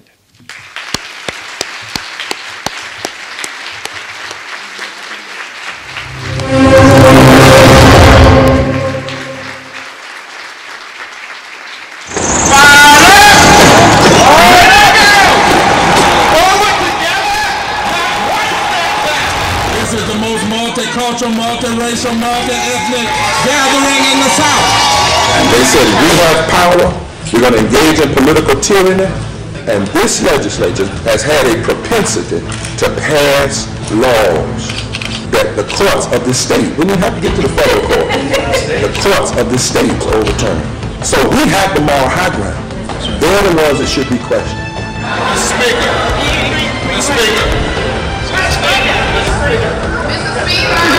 Mr. Speaker, Dr. Barber will speak to you. I'm afraid Dr. Barber needs to get in my office so we can set up an appointment. All we need to do is just be respectful towards each other.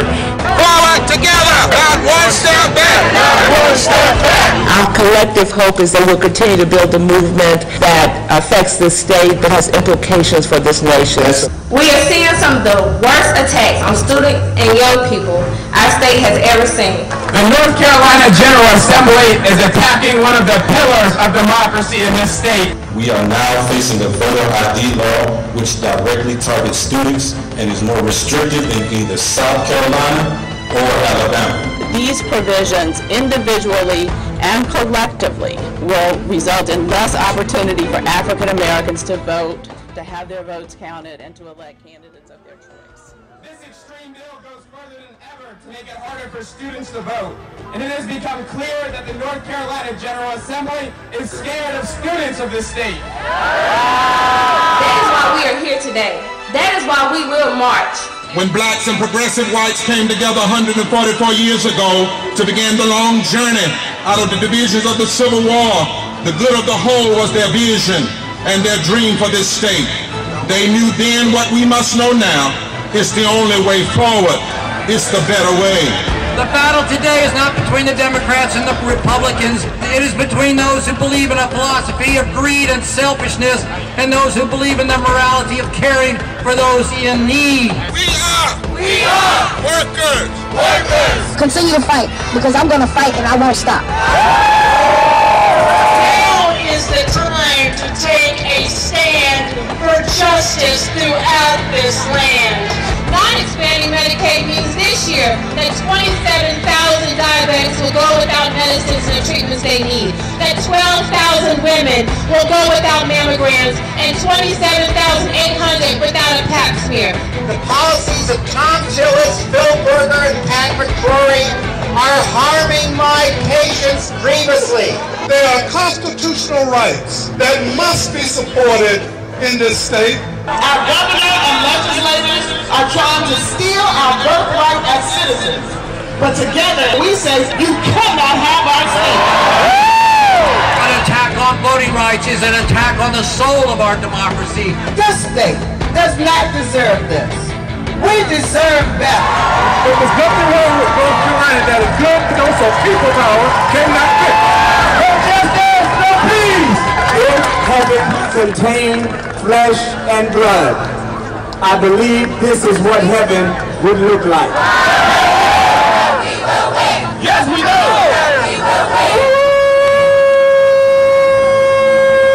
We are God's beloved people, every single one of us. Don't tell me you are pro-life when the Senate's budget kicks low-income pregnant women off of Medicaid and refuses prenatal care.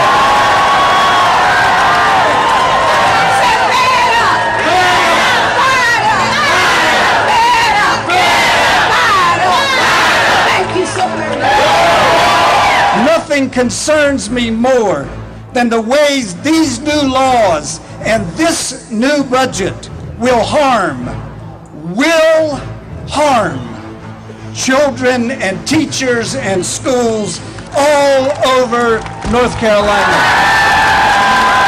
We are here in force because what they are doing to public education is a travesty, and we refuse to sit by and do nothing as they destroy this profession that we love so dearly.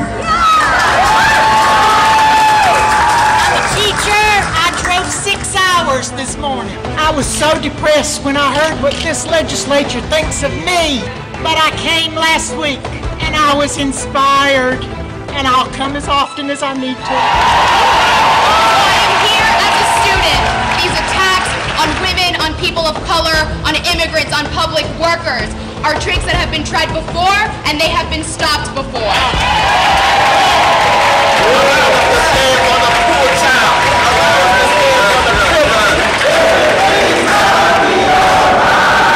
We will stand up again, we will march again, we will preach again, we will organize again. We are black, we are white, we are Latino, we are Native American, we are Democrat, we are Republican, we are independent, we are people of faith, we are people not of faith, we are natives and immigrants, we are business leaders and workers and unemployed, we are doctors and the uninsured, we are gay, we are straight, we are students, we are parents, we are retirees.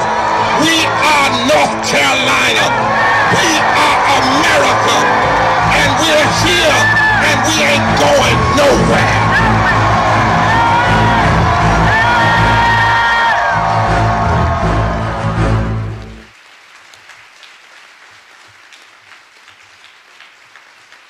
We are here. Somebody say, we are here, and we ain't going nowhere. Forward together, not one step back. Well, everything I do today, I want you to blame Larry Cohen and Roger Hickey and Pender Hare and John. Where's John? He's in here somewhere, but I'm calling all my friends. You blame them. It's good to be here. Would you just mic a little bit? I've been on the road. I'm so grateful, Roger, seriously, to be here in this new Populism Conference. Now, I almost didn't make it, and I want to own we were in McDonald's corporate headquarters yesterday. And they shut down. They asked me to come up and and teach about nonviolence and teach about moral movements and to give some history to the young people, and then to help with Mary Kay Henry leading them onto the campus. Of course, Mary Kay was to get arrested. She knew I had to be back here, but then when she sat down, something kept pulling at me, pulling at me, pulling at me. Finally, my staff had said, "You can't do it. You got to be with Roger. You can't do it." So Roger, I almost missed being here today. And but we ended up getting back about 3:30 this morning. And Miss Yara Allen, who's going to close us out with some of our culture today, is on her way. Actually, it's my fault because I had actually just overslept, so that's why I walked in late. I hope y'all can apologize, and I hope y'all don't mind I'm dressed down a little bit. Is that all right? In this conference, I hope that's all right. So today, I want to speak, but I want to, since this is like a classroom, Dr.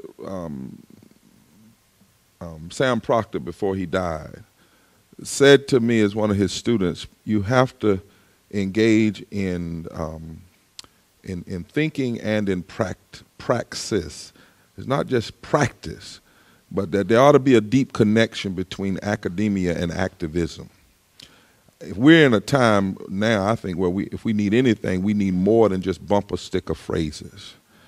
Now, you all know I'm a Southern preacher. I've been a preacher for nearly 30 years. And if I want to, I know just how to throw out some cute phrases in 2 or 3 minutes and rah, rah, rah. But the question is, does that give people an instantaneous flame, or does it build a fire within? And I think that you all are serious about where we are in America. So I've taken you very serious today, and I've come here very seriously. And I want to take a moment to be somewhat professorial and just think together. Now, I want to start from this perspective as we talk about a moral message for the nation in this moment. Walter Brueggemann suggests that prophetic moral vision should not only criticize the social and spiritual shortcomings of a culture, but also energize people with hope that alternatives are possible. That alternatives are possible. So the first goal of prophetic moral vision is to say to people, even when the odds are against you, you can do something other than just languish around in depression. Prophetic moral vision seeks to penetrate despair so that new futures can be believed and embraced by us. Brueggemann goes on to say the prophetic moral vision does not ask if the vision can be implemented. So the first role, my role as a moral instrument in public policy, is not to ask, is not to sit around in every meeting and say, how are we going to do this in totality? Because the questions of implementation, says Brueggemann, are of no consequence until the vision can be imagined. You see, the slaves didn't get out of slavery first by figuring out how to get out. They got out by being driven by a vision that said, up above my head I hear music in the air. There must be a God somewhere. Before I be a slave, I'll be buried in my grave and go home with my Lord. They had a vision to get out before they figured out the practical ways to accomplish freedom. Imagination must come before implementation.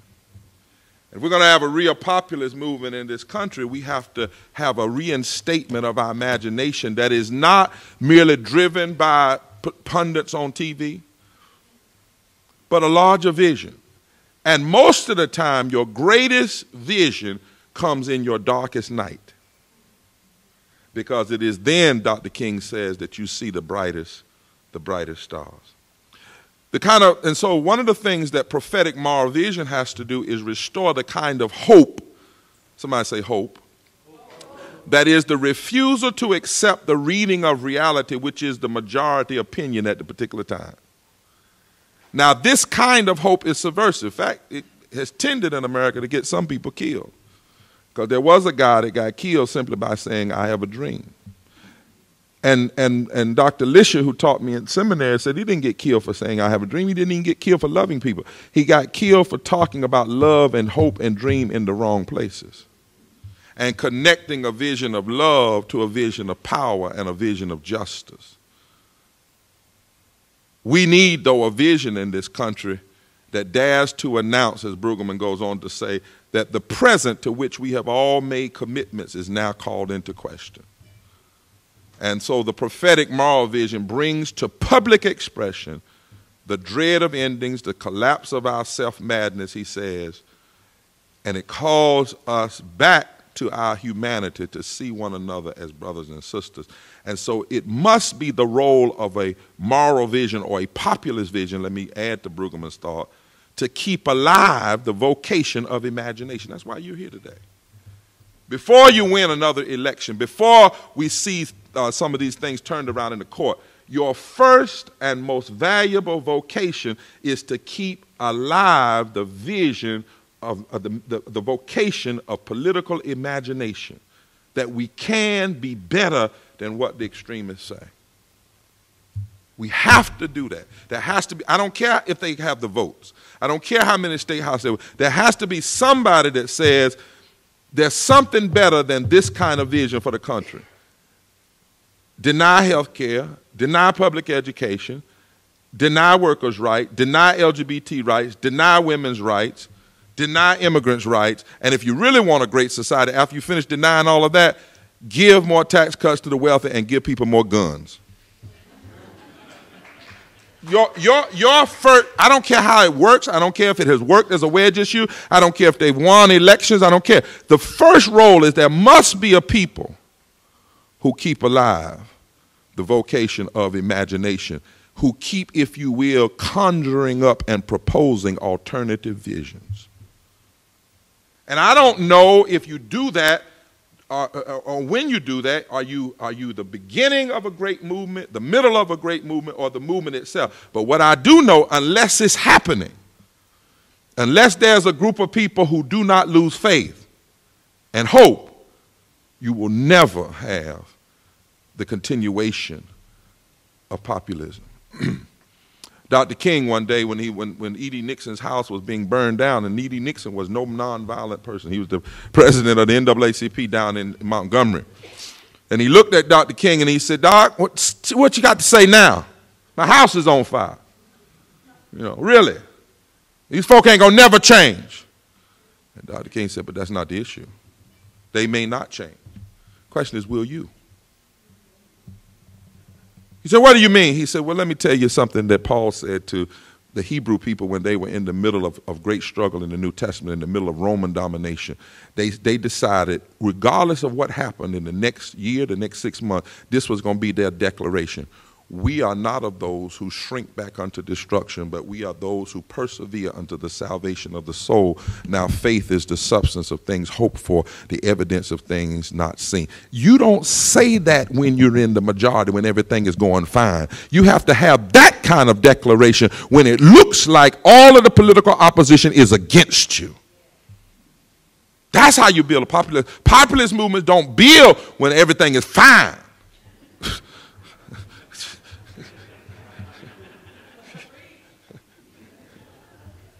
So a populist moral vision is a form of dissent that says there's a better way, there's another way. It's kind of like Henry Thoreau. You know, somebody asked Henry Thoreau one day, was he going to apologize? And he was, you know, up against the forces of slavery and everything, and they had all the votes. They had the Congress, they had every state house and all that. And he started talking about civil disobedience. Somebody said, would he repent for his action? He says, "The only thing I'm going to repent of is my good behavior. That's all I'm going to repent of." And then he said, "And then I'm going to try to figure out what demons possess me to be so good-natured in the face of such injustice." You see, that says to me a populist movement may come in here, you come in here to get tutored, but we got to go to the streets to make change happen.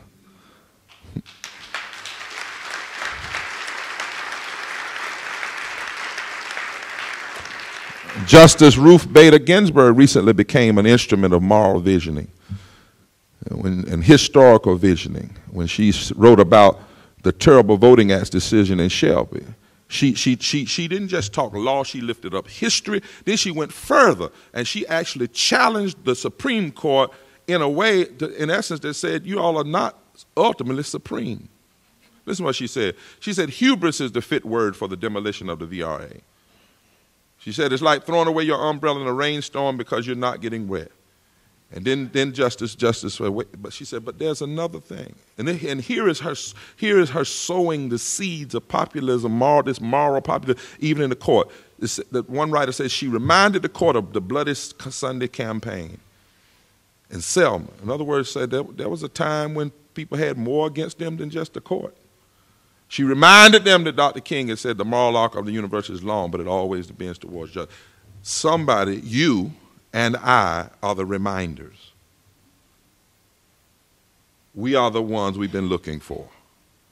Now, I believe, Brother Hickey, that we are in a moment where moral critique and a moral historical critique is necessary to evaluate where we have come from and where we are and the danger of not pushing through this movement and having a powerful moral, historical, populist movement. Transformative coalition is what we call it. Because I believe that right now we're in the middle of a third reconstruction. And I come to this conclusion with others by looking at the successes and struggles of the first two reconstructions. And I know Brother Cohen, he's like the warm-up preacher in Pentecostalism, so let me push it a little bit. He pushed it, now let me push it from the black side. How about that? And that's what fusion is, everybody coming at it from their own perspective. See, remember that more blacks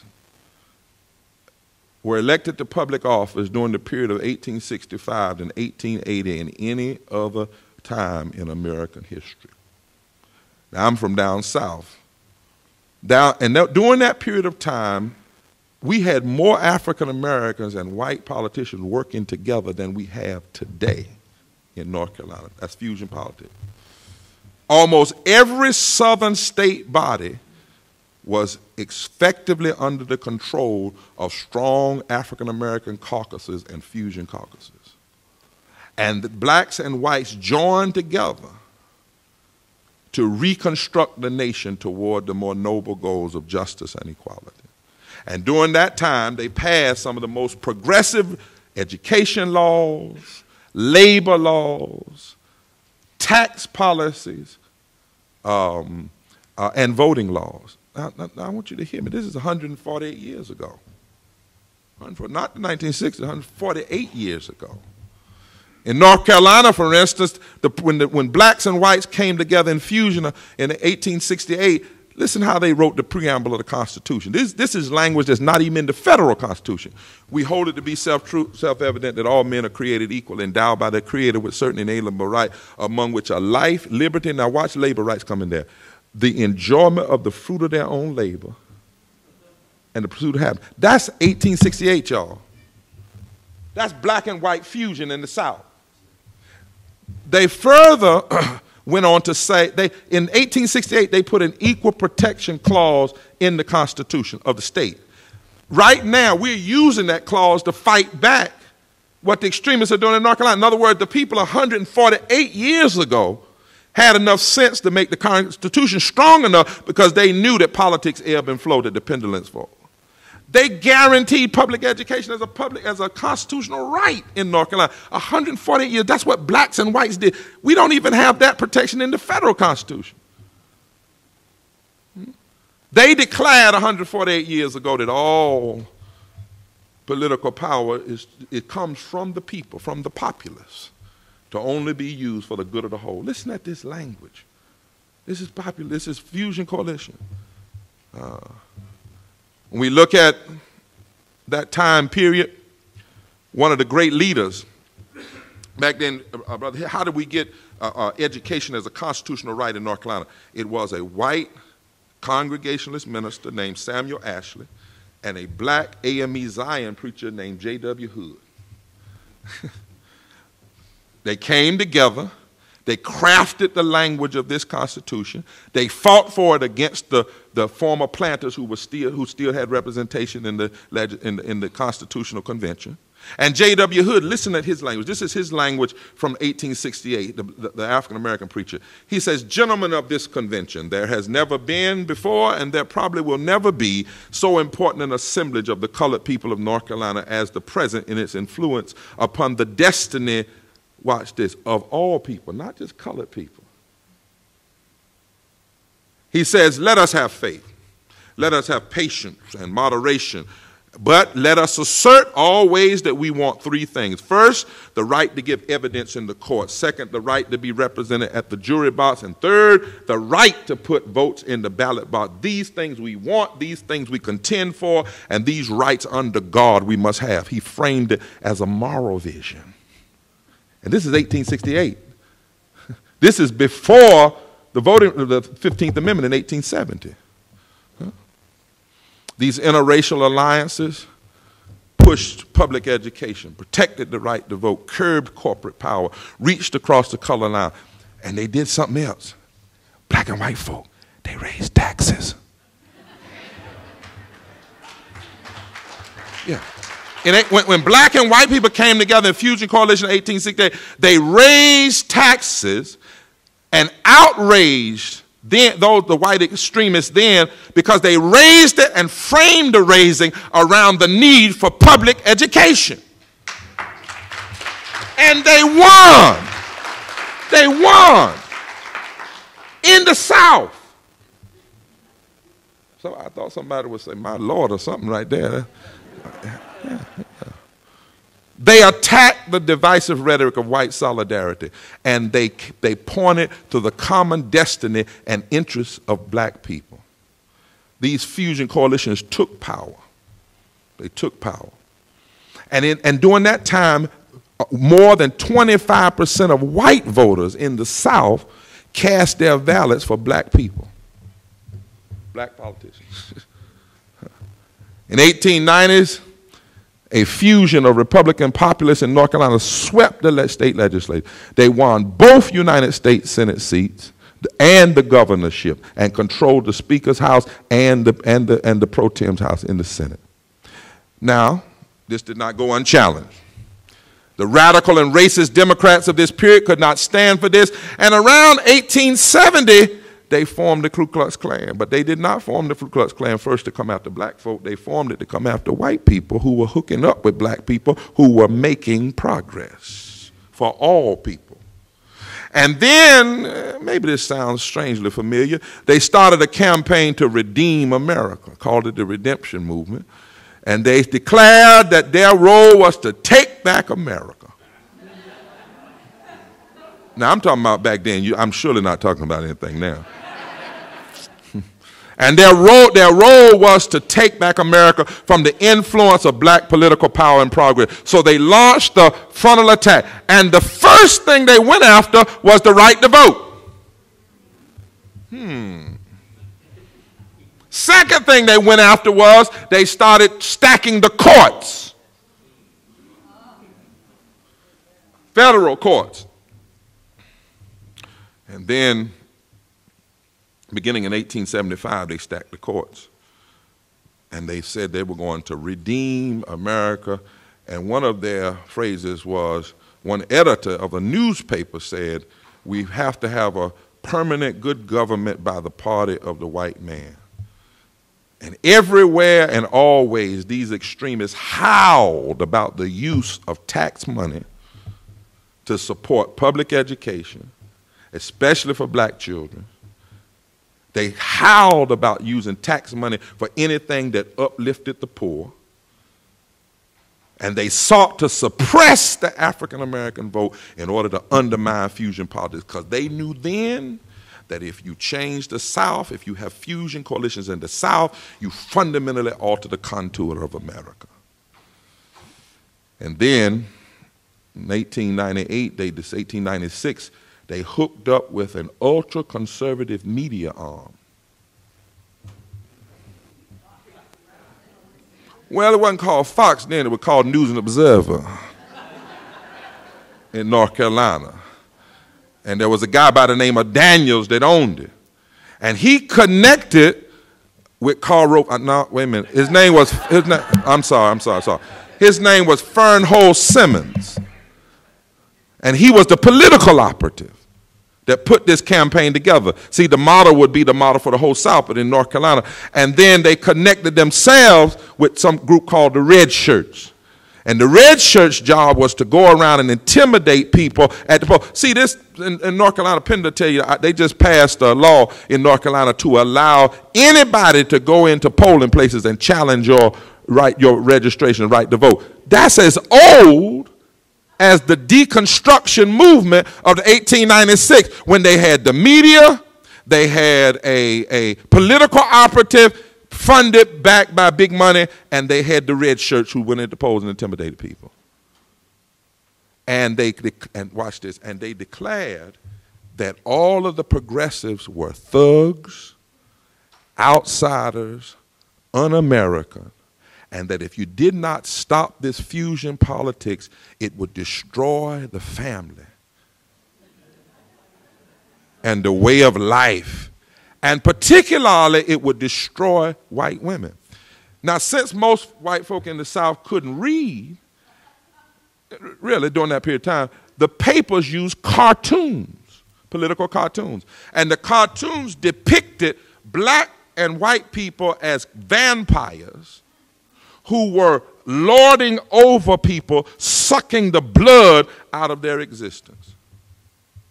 And they use fear, because you do know that your level of racial fear is directly connected to your level of racial prejudice. So if you want to fuel racial prejudice for political advantage, you have to first fuel fear. And in 1898, they had a riot in Wilmington. 3% of the city was killed, more people per capita than on 9/11. Duly elected white and black people were run out of office. And from there, the first Reconstruction was over. 1896, you had the passage of Plessy versus Ferguson. 1898, you have the riots. 1901, the last African American in the Congress, George White, was thrown out. And you have the end of the first Reconstruction. But you learn something from there. That whenever this nation is reconstructing itself, there's always a deconstruction effort, and that deconstruction effort always includes these attacks. The attack on voting rights, the attack on tax revenue used to uplift communities, the attack on public education policy, the attack on labor rights, and the attack on or othering or assassinating of white and black progressive leaders. Then you get the second Reconstruction. I don't have time to do all the intermeeting stuff because the first Reconstruction then set up the kind of racialized application of public policy, even in the New Deal, as good as Franklin Roosevelt was, because there was no Reconstruction movement. Everything he passed that was good, like Social Security, had to have a racialized implementation. So Social Security was passed in such a way that that it didn't apply to domestic workers and farm workers because most of them are African American. The GI Bill didn't really apply to Africa. Later on, the FHA redlining, you couldn't even get FHA loans in certain communities. But all of that was being stifled because the Reconstruction movement had been ended. Then in 1954, you get the Brown decision. And the Brown decision is something was called the case of the century. And even though the courts didn't do everything they should have done, which is order an immediate injunction against segregation, and said they came up with this conflicting, confusing, I'm not a lawyer, but it's confusing to me, statement about all deliberate speed. And one of the lawyers from North Carolina who later would sit on the Supreme Court was one of the lawyers who argued in Brown 2 and got that language put into the first Brown decision, with all deliberate speed. But in 1954, you get that change. You get white and black and Jewish lawyers going in. That's fusion. Brown represents fusion. You get a rising.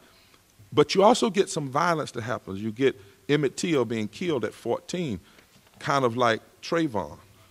And most people don't remember that Rosa Parks sitting down was in direct response to Till's death.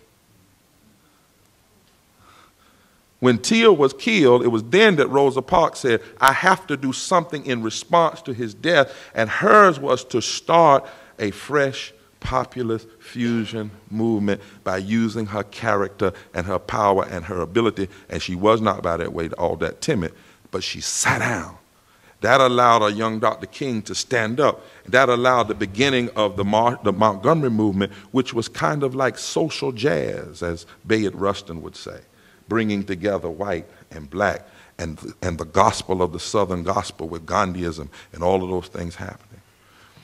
And then in the middle of that, Dr. King talks about, he was asked on a show one time, did groups work together? He said, we have to work together. He says, none of this can be done alone if we're going to move the nation forward. In fact, I think it was in 1961 when he spoke in front of one of the major labor unions. He said, the only coalition that can change America is for blacks and poor whites and workers and Latinos and Native Americans to all find a way to coalesce together. Fusion coalition. Second Reconstruction. Say Second Reconstruction.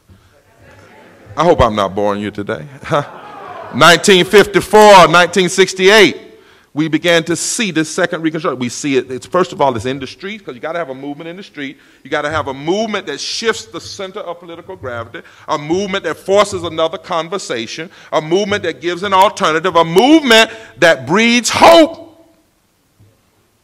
1954, Eisenhower's in office. 1954, you don't have the votes. You don't have. You may have one or two African Americans in Congress. You don't have. You don't have a guarantee if you raise these issues you're going to win. But they have hope. They have this determination. They create an alternative vision.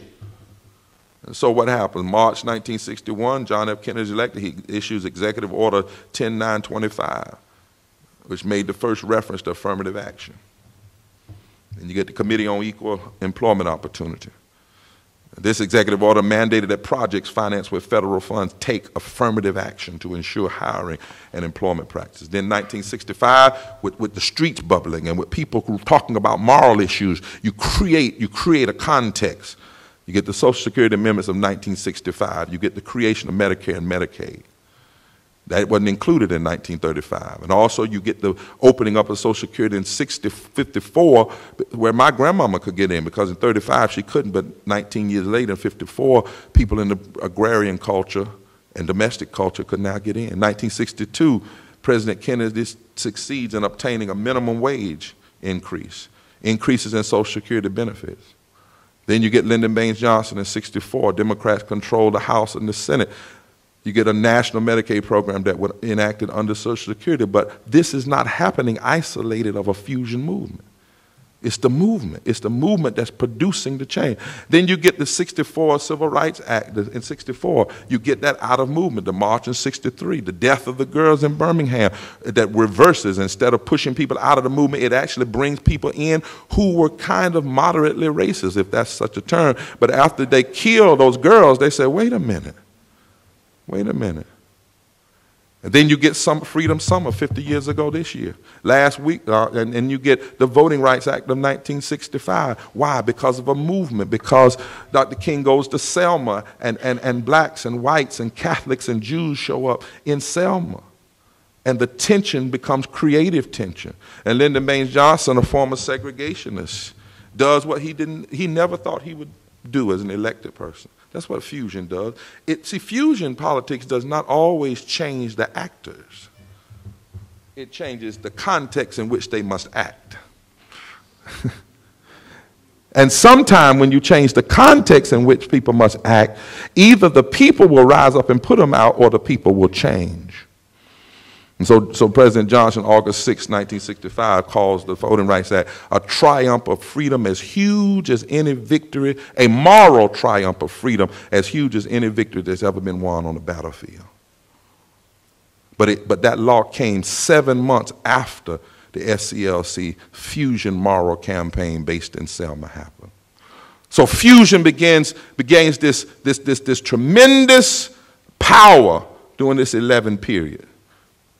2 years after the March on Washington, in the midst of blood and sacrifice and death, we're right in the middle of a fusion movement. And then, in the midst of that, when the Voting Rights Act was passed, it gets introduced by a Republican and a Democrat. See what fusion will do?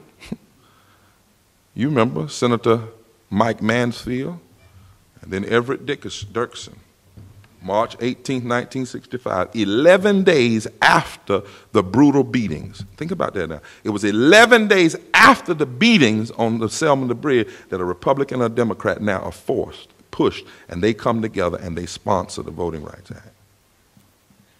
Now, it doesn't do everything, and North Carolina doesn't end up covering but 40 counties. But even with those 40 counties, the passage of that bill increased of African-American voting participation. 1948, after the end of the first Reconstruction, only 15% of black population was even registered to vote, and in some places, 0 voted. By 1962, it had risen to 36%. But right after the Voting Rights Act, black voting went up, or registration went up to 51%. And that scared the bejesus out of folk in the South that still remembered what happened or had been taught what happened in that first Reconstruction. And at that moment, the transformative power of Fusion Coalition comes under attack. And the attacks were defined and developed by Kevin Phillips, a Nixon Republican strategist. And it came to be known as the White Southern Strategy. And basically the argument is this: we don't have to change all of America. If we can just hold the South, we can keep America from rising. But then you remember Lee Atwater told on them. 1981, he slipped up and told on them. He said, you know, I hate to use the word, but he said you start out in 1954 by saying nigger, nigger, nigger, but by 1968 you can't say nigger because that hurts you, so you say stuff like forced busing. Or you say stuff like cutting taxes. And these become code words to sow fear, particularly in the hearts of Southern and Northern whites. I'll talk about that in a minute. He said it sounds totally economic. It doesn't sound racist at all. But the byproduct is that blacks get worse than whites, and whites are moved by fear to vote against their own best interests. The target of the Southern strategy was 13 states, that's all. So we can just control these 13 states. We can hold up labor rights. We can beat back, we can hold up public education. That's 13 states. A solid South. President Johnson saw it coming. When he signed the Civil Rights Act of 1964, he's quoted as telling his staff, I think we just gave the South to the Republicans for your lifetime and mine. Nixon's Southern strategy had a number of authors. One of them was Pat Buchanan. Another one, Harry Dent, an aide to Strom Thurmond. But I said the real one was Kevin Phillips. His book, The Emerging Republican Majority, was published after the election, but in the manuscript had become virtually the Bible of Nixon's 1968 campaign. Listen to what he said. Phillips called America the melting pot that never melted and explained that all you've got to do with American politics, this is something I wrote in a chapter of a book, that all you've got to do in American politics is work out who hates whom, and you've got it. See, that immoral form of deconstruction coming again, attacking the second Reconstruction. Phillips advised Nixon that the Republican Party could win without Negro votes. That's what he said in his book.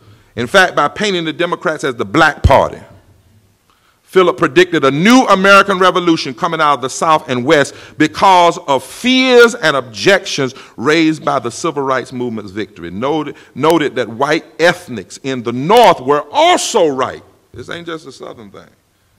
The white ethnics in the North were also right for the picking, correctly predicting, for example, that Irish Democrats in New York would turn Republican because they don't like Jews and Negroes who run the New York Democratic Party. Now this is in his book.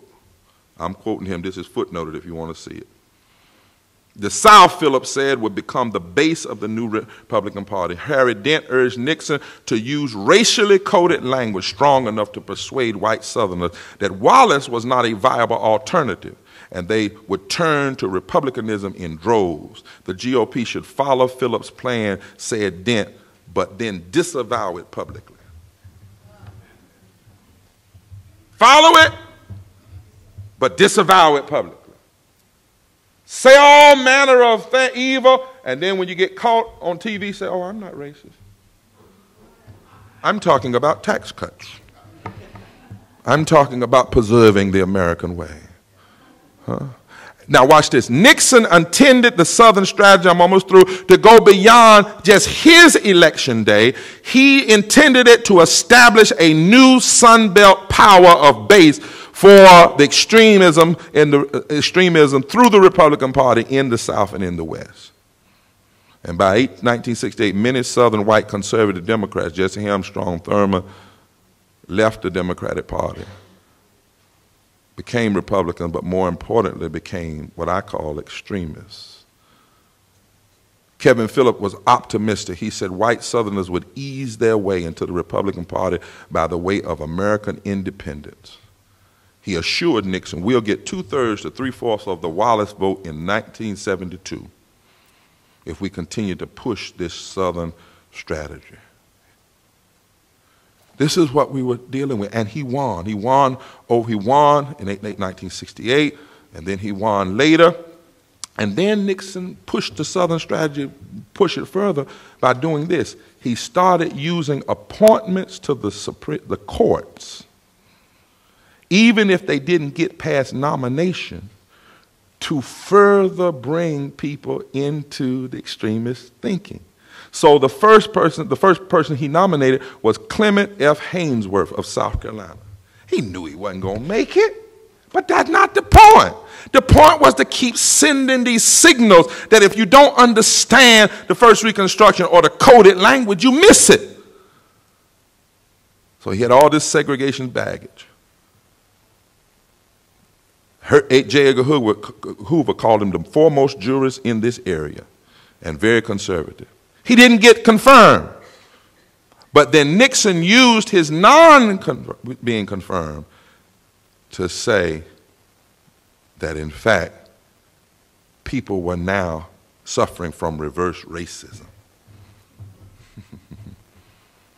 And that whites ought to be deeply offended of the way in which they are being judged, being treated prejudiciously, even in the court system. And his numbers in the poll went north in the South.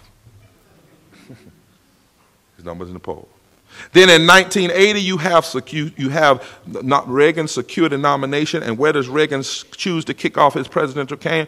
Philadelphia, Mississippi, which had been made famous because of the 1964 murders of 3 civil rights workers. And there, in that speech, we didn't have CNN then. We didn't have all these other things. Reagan called the Civil Rights Act of 1964 bad legislation. He called the Voting Rights Act a humiliation to the South. He talked about undeserving criminals who drove fleets of Cadillac that somehow purchased with food with food stamps. And he won a landslide using this language, using this anti-Reconstruction language. And his was a triumph of the Southern strategy. And we'd suffered under it. And then you have something happen. This is where I want to get. You have this guy named President Obama, Barack Obama, run for the presidency. And I'm not even going to talk about President agreeing with all his policies. I want to talk about what happened. The campaign used some elements of fusion politics, like you saw in the 1800s and 1960s. And guess what? He wins in North Carolina.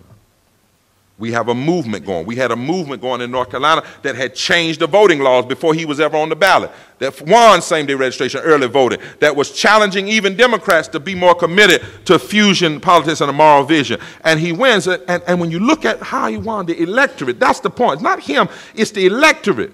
It was young, it was old, it was black, it was white, it was LGBT, it was straight, it was Republican, it was Democrat, it was independent, it was Hispanic, it was Asian. It was a new electorate. It was the electorate that represented a new demographic in the South, like North Carolina, 23% of the voting population being black, Mississippi, 33%. It represented something new, and I believe, and many of us believe, that the electorate, not him as a person, but the electorate represented the possibility of a third Reconstruction, because the electorate is the direct challenge to the right Southern strategy in the solid South. And that electorate that elected him shows that there are holes in the solid South. It can be pushed through. And it might just work this time. Because the demographics are changing. America is changing. More black and brown and younger folk are not as bound as much as they used to. But this new electorate scares the daylights out of those who have a homogeneous political view. And it does not fit their worldview. And that's why, unlike in the first Reconstruction, where it took them 30 years to get themselves together, to deconstruct it, and the second Reconstruction, where it took them 11 years or 14 years to get themselves together, deconstruction, they said, oh, hell no. And even before the man was inaugurated. Now, here's the point I want to make, though. I'm trying to get progressives and people who believe in a fusion and a populist and a more to understand you and I and this vision it's not being attacked because we're weak. You're not being attacked because you're weak. You're being attacked because the enemy of reconstruction and fusion politics sees more clearer sometimes than we see what our power is if we will organize ourselves and build a movement.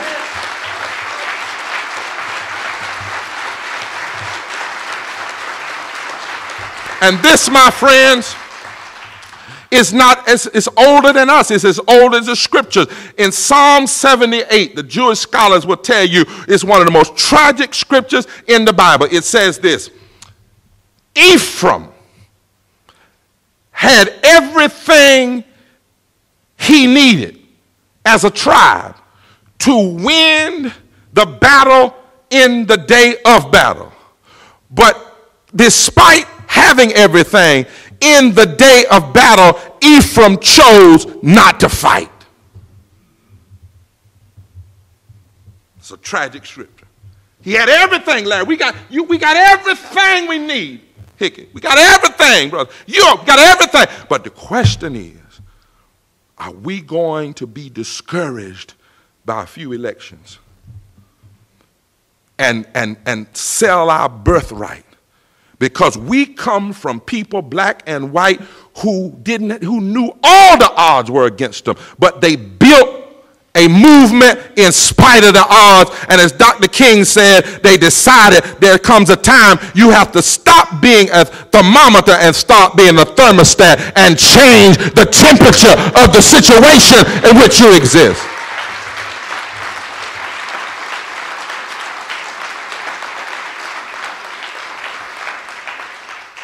The forces of extremism are doing everything they can to prevent this full-out third Reconstruction because they know it's real. They see the handwriting on the wall. They see the browning of America. They see young people coming together. They see LGBT and straight people finding a way to come together. They see the demographics. But what would be the tragic commentary is for us not to see it. To forget who we are, to forget what we have. This is no time, tell your neighbor, this is no time to be like Ephraim. Yeah, it's time for us to organize and to come here and get some learning, but then to go out and build a movement. Now, does it work? Well, in North Carolina, we've come together building on 7 years. I don't want any of y'all to think Moral Monday just happened last year.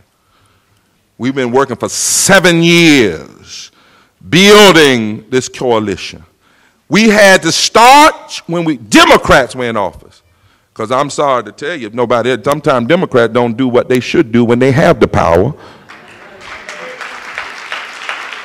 And then Republicans do what they shouldn't do when they have the power.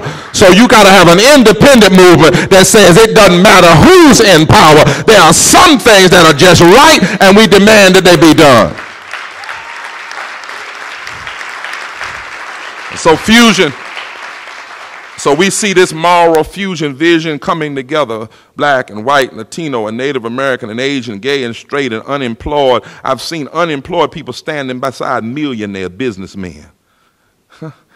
I've seen doctors standing beside the uninsured. I've seen insured wealthy people come go to jail on behalf of uninsured people. I've seen teachers and students and women and men and blacks and whites come together. I've seen people like that lady on the tape say she drove 6 hours. She drove 6 hours from a county that's straight up extreme. but something got a hold of her when somebody dared to offer an alternative vision and say that we don't have to do this way. What is our vision? Here it is quickly.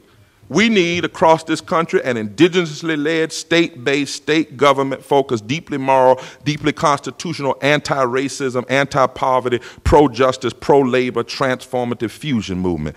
A movement that understands the intersectionality and the connectivity between the issues that all of us face. And we embrace on those issues and build long-term, not based on one issue or one campaign relationship. We need a movement that is the greatest, that destroys the greatest myth of our time, and that is that when extreme policies sell America the lie that extremism only hurts a small subset of people, such as people of color or the LGBT community or the poor. The movement in North Carolina is about the moral fabric of our society. We have to have language like J.W. Hood had and Samuel Ashley had, that's not bound by partisanism, but language, deeper language that reaches people's soul, gets inside of them, pulls them to another place. Ask them, don't you still want to be human? Language that's not so small. Language that says, look, this is what you're doing is not just bad policy. It's not just right wing or left wing. We need language that helps people go deeper. I stopped by to tell you that I believe labor rights is not a left or right issue. Women's right is not left or right. Education is not left or right. Helping people when they're down is not left or right. Making sure they're unemployed is not left or right. Those issues are the moral center of who we claim to be as a people. I don't want people to go left or right. I want them to go deeper into who we're called to be. Deeper. And we must have a coalition that takes seriously the issue of race. People keep telling me, let's find some language where we don't have to talk race. You can't do that in America. And people are ready for truth talk. They're tired of all this little bumper sticker stuff, but truth talk that shows how people play on your fears to get elected, and then the very people, kind of like the guys, Brother Hickey I was down one day in a place called near Robeson County, getting some clothes from a guy named Joe Sugar. Don't ask me why his name Joe Sugar, it's just is. Talk about how people can get beyond race. And three guys were standing on the corner over there, and they saw me, and they pointed at me and said, that's that NAACP guy, and they started walking fast to me. I said, I don't care what y'all do today, I'm buying these clothes. And then one of them said, are you that guy? I said, yeah. They said, well, I don't know about all this NAACP. I said, come on here and talk to me. Let's talk. They said, but aren't y'all marching in Raleigh? I said, sure. He said, well, I heard y'all was standing against unemployment. I said, sure. And I said, because unemployment among black people is such and such, but it's also among white people such and such. So when you cut unemployment, you hurt everybody, black and white. He said, you know, that's right. He said, and my brother lost his unemployment, and he's just as white as I am. He said, you mean the NAACP stands up for white folk? I said, if you will help me stand up for black folk. And literally, we had a fusion. Now, you understand that in the town that I just came in, I passed 3 Confederate flags going to Joe Sugar's. But right down that corner, elevating the language, asking them, we didn't talk Republican, Democrat. We didn't talk left or right. We talked deeper. We talked deeper. So what are we fighting for? I believe that here are 5 areas that we ought not have to go in another room and meet. Secure pro-labor, anti-poverty policy, education, equality, health care for all, fairness in the criminal justice system, and protecting and expanding voting rights, women's rights, LGBT rights, and immigrant rights. Those 5 areas, like the hand, provide us a framework for fusion.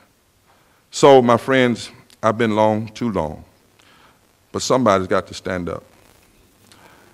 And while I could come here and tickle your fancy with some cute phrases, this is not the time for that. We got to go deeper. Past this prologue. Like the Sankofa bird of Africa, we got to look backwards to fly forward. We are in the middle of a 3rd Reconstruction. We've got to learn the lessons from the first 2 so that we don't make the same mistakes. We've got to say that some things are extreme and immoral. We've got to call people together, not based on party, but based on principle. And I'm here to tell you that it works. I'm glad to be one of the moral dissenters down in North Carolina.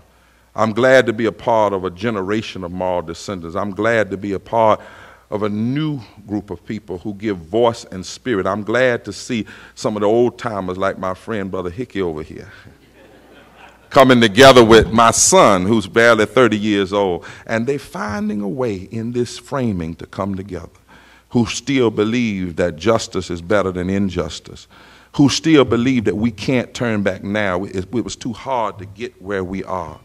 And so recently, in the face of this extremism of Tom Tillis, who you heard about, and Governor McCrory, we decided to fight the low road of deconstruction and push to take North Carolina on the pathway of fusion higher ground. 945 of us have been arrested for lifting up this call. Thousands have come. Since April 29th, we've had 114 different activities around the Forward Together Moral movement. In February, we saw over 80,000 people come, the largest gathering in the South since Selma. 60% white in the South. Saying, wait a minute, we're all connected together. We're all connected together. Saying we got to be against attack on the poor, the sick, and the unemployed. A year ago, we started this piece called Moral Monday, and I tell you, they said, let me tell you what they said about us. They said we were morons. Governor McCrory quoted the exact language of George Wallace in 1963. He said we were outsiders. The same language. You go read what Wallace said. They said we were foolish. They used the Mississippi what they call a Mississippi Sovereign Commission's tactic. They put the names, the homes, the employer of all of the arrestees on the internet, thinking it was going to scare people away, and instead it brought more people together. Huh? They said they were going to vote like they wanted to vote, and they did. But since we started gathering, thousands have come. When we started, the governor was at 50% in the poll. Now he's under 30 and falling. When we started, the legislature was over 40% in the poll, and now they're under 19% and falling. The other day when we went back to the legislature, I had to fight to keep the people from going to jail. I'm talking about black and white and otherwise, because they're just sick and tired of this foolishness, and we are destroying the myth of extremism. Tom Tillis, who's running for Senate, I don't endorse, but let me tell you, the recent poll said he has 63% name recognition because of our movement, but he also has a 23% unfavorable rating because of our movement. Does it work? I'm telling you, Pender, they called me to go up to Mitchell County. Mitchell County is 89% white and 89% Republican, 99% white. I told Larry, they sent for me, said they want you to come to Mitchell County and speak. I said, you must be out of your cotton picking mind. I'm not going up to Mitchell County. Mitchell County ran every black person out of Mitchell County in the 1920s. I used to be human relations director. I know where the hate groups are. I know where white supremacists are. I know North Carolina. I said, I'm not going to Mitchell County. There's one road in and there's one road out. It's way up on the mountains, and there are a lot of cliffs out there, and I tend to fall real quick because of my gravity and because of my size. I'm not going up there. Tim Tyson, a white United Methodist minister, said, you got to go. You got to go and see if you're on to something. It's one thing to talk this populism among the people that already believe in it, but you got to go and test it, because no sermon is a good sermon until it's got some blood on it. So early that Sunday morning, I kissed my wife real good like I might not ever come back. I preached at my church with all the fire that I had, got in the car. I took Yara and her sister because they can sing. I said, maybe if they sing, they'll hold them off for a minute. I took one lawyer, I took Tim Tyson, a historian, one security who's got a gun, but the gun is so rusty it ain't gonna do nothing nowhere. And when we got up there, they met us, 300 people. Now watch this. The guy that came out said, Reverend Barber, we're not here to talk party, we're here to talk principle. He said, come on in. And when he got in, he said, we want to sing a song. Do you know it? I said, what is it? He said, blessed be the tie that binds. That binds. I said, I know that song. Learned it from my granddad. They sung that song. Then he said, said, and he was a Republican, he said, we're going to read a scripture. I said, what scripture are you going to read? He said, we're going to read about Jesus casting the money changers out of the church. I said, oh, you're going to read about the first Monday.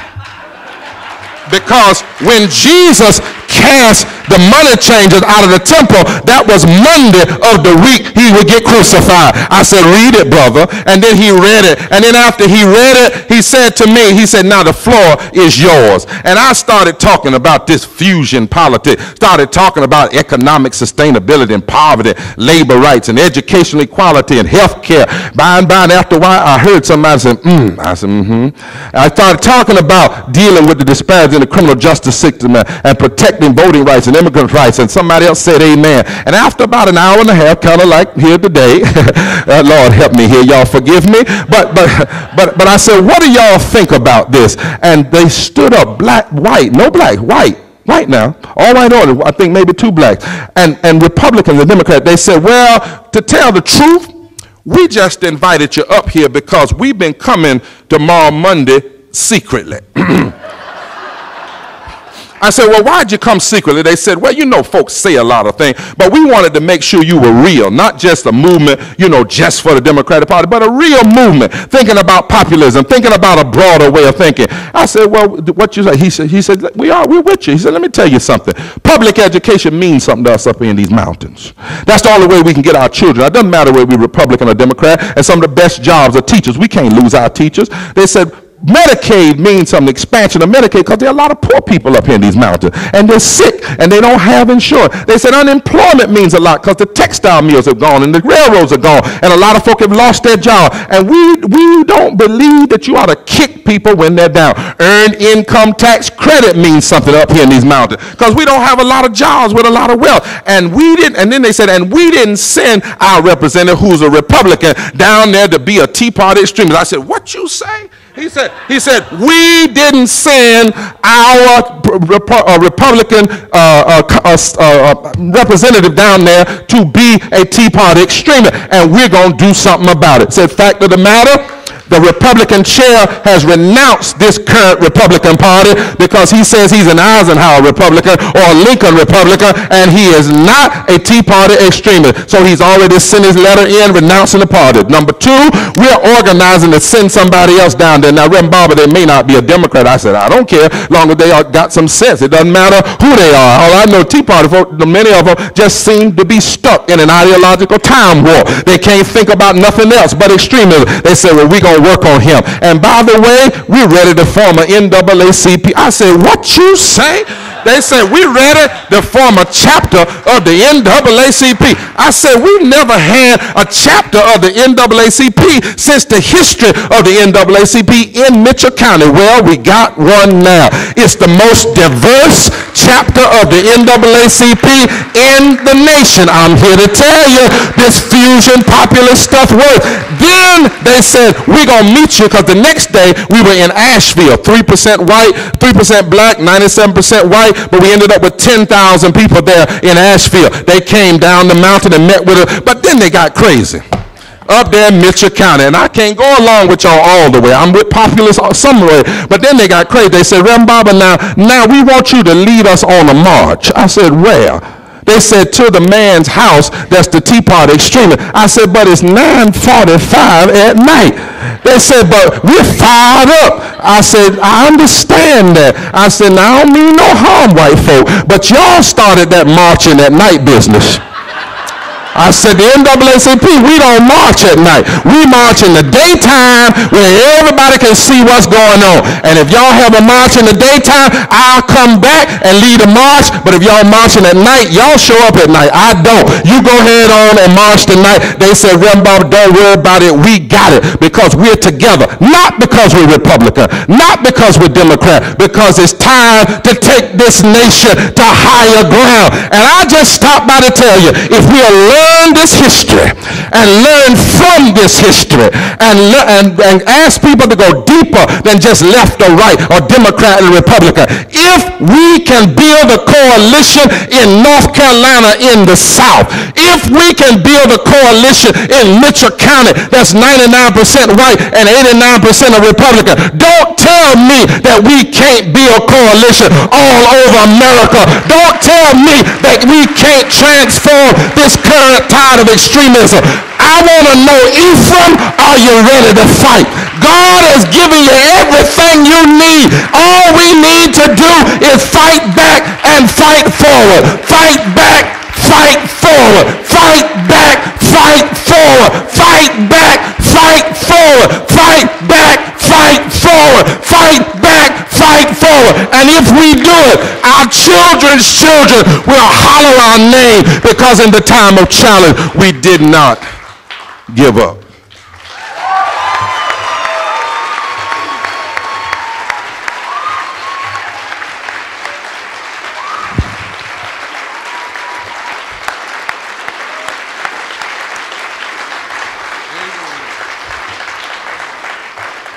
Ain't gonna let nobody turn me around, turn me around, turn me around. Ain't gonna let nobody. I'm gonna keep on walking, keep on talking, marching up the freedom way. Ain't gonna let no jailhouse. No, no, no, no, no, ain't gonna let no jailhouse.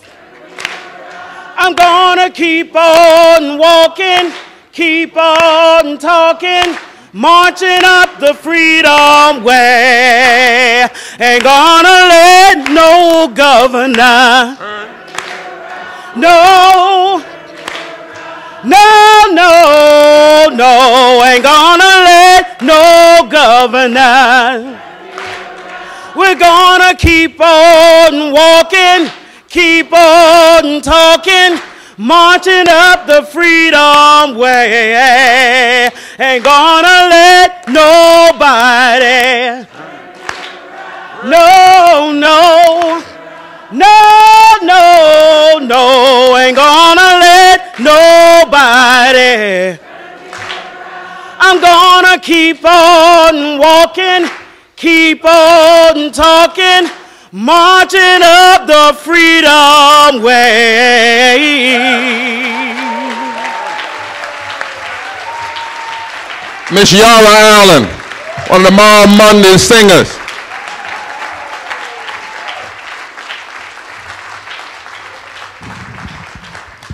Thank you for sending us Forward Together.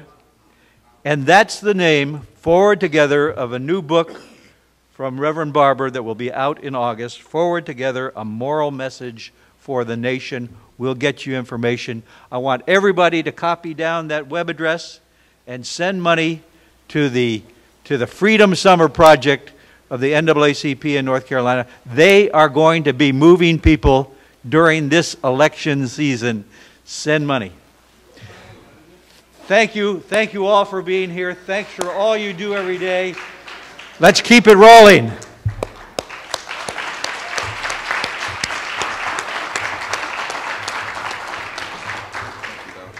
Great. So I'm a little long-winded preacher. That's what we expect. You know, the first time you came up for us, we had to keep you in a small amount of time. We didn't want to do that this time. Okay, all right. Hey, Doc. Amazing. You are amazing. We're going to keep going. They Is are. Chris here today? No, I don't see him here. We got a lot of our folks here, but no Chris. So, I just came back from Germany.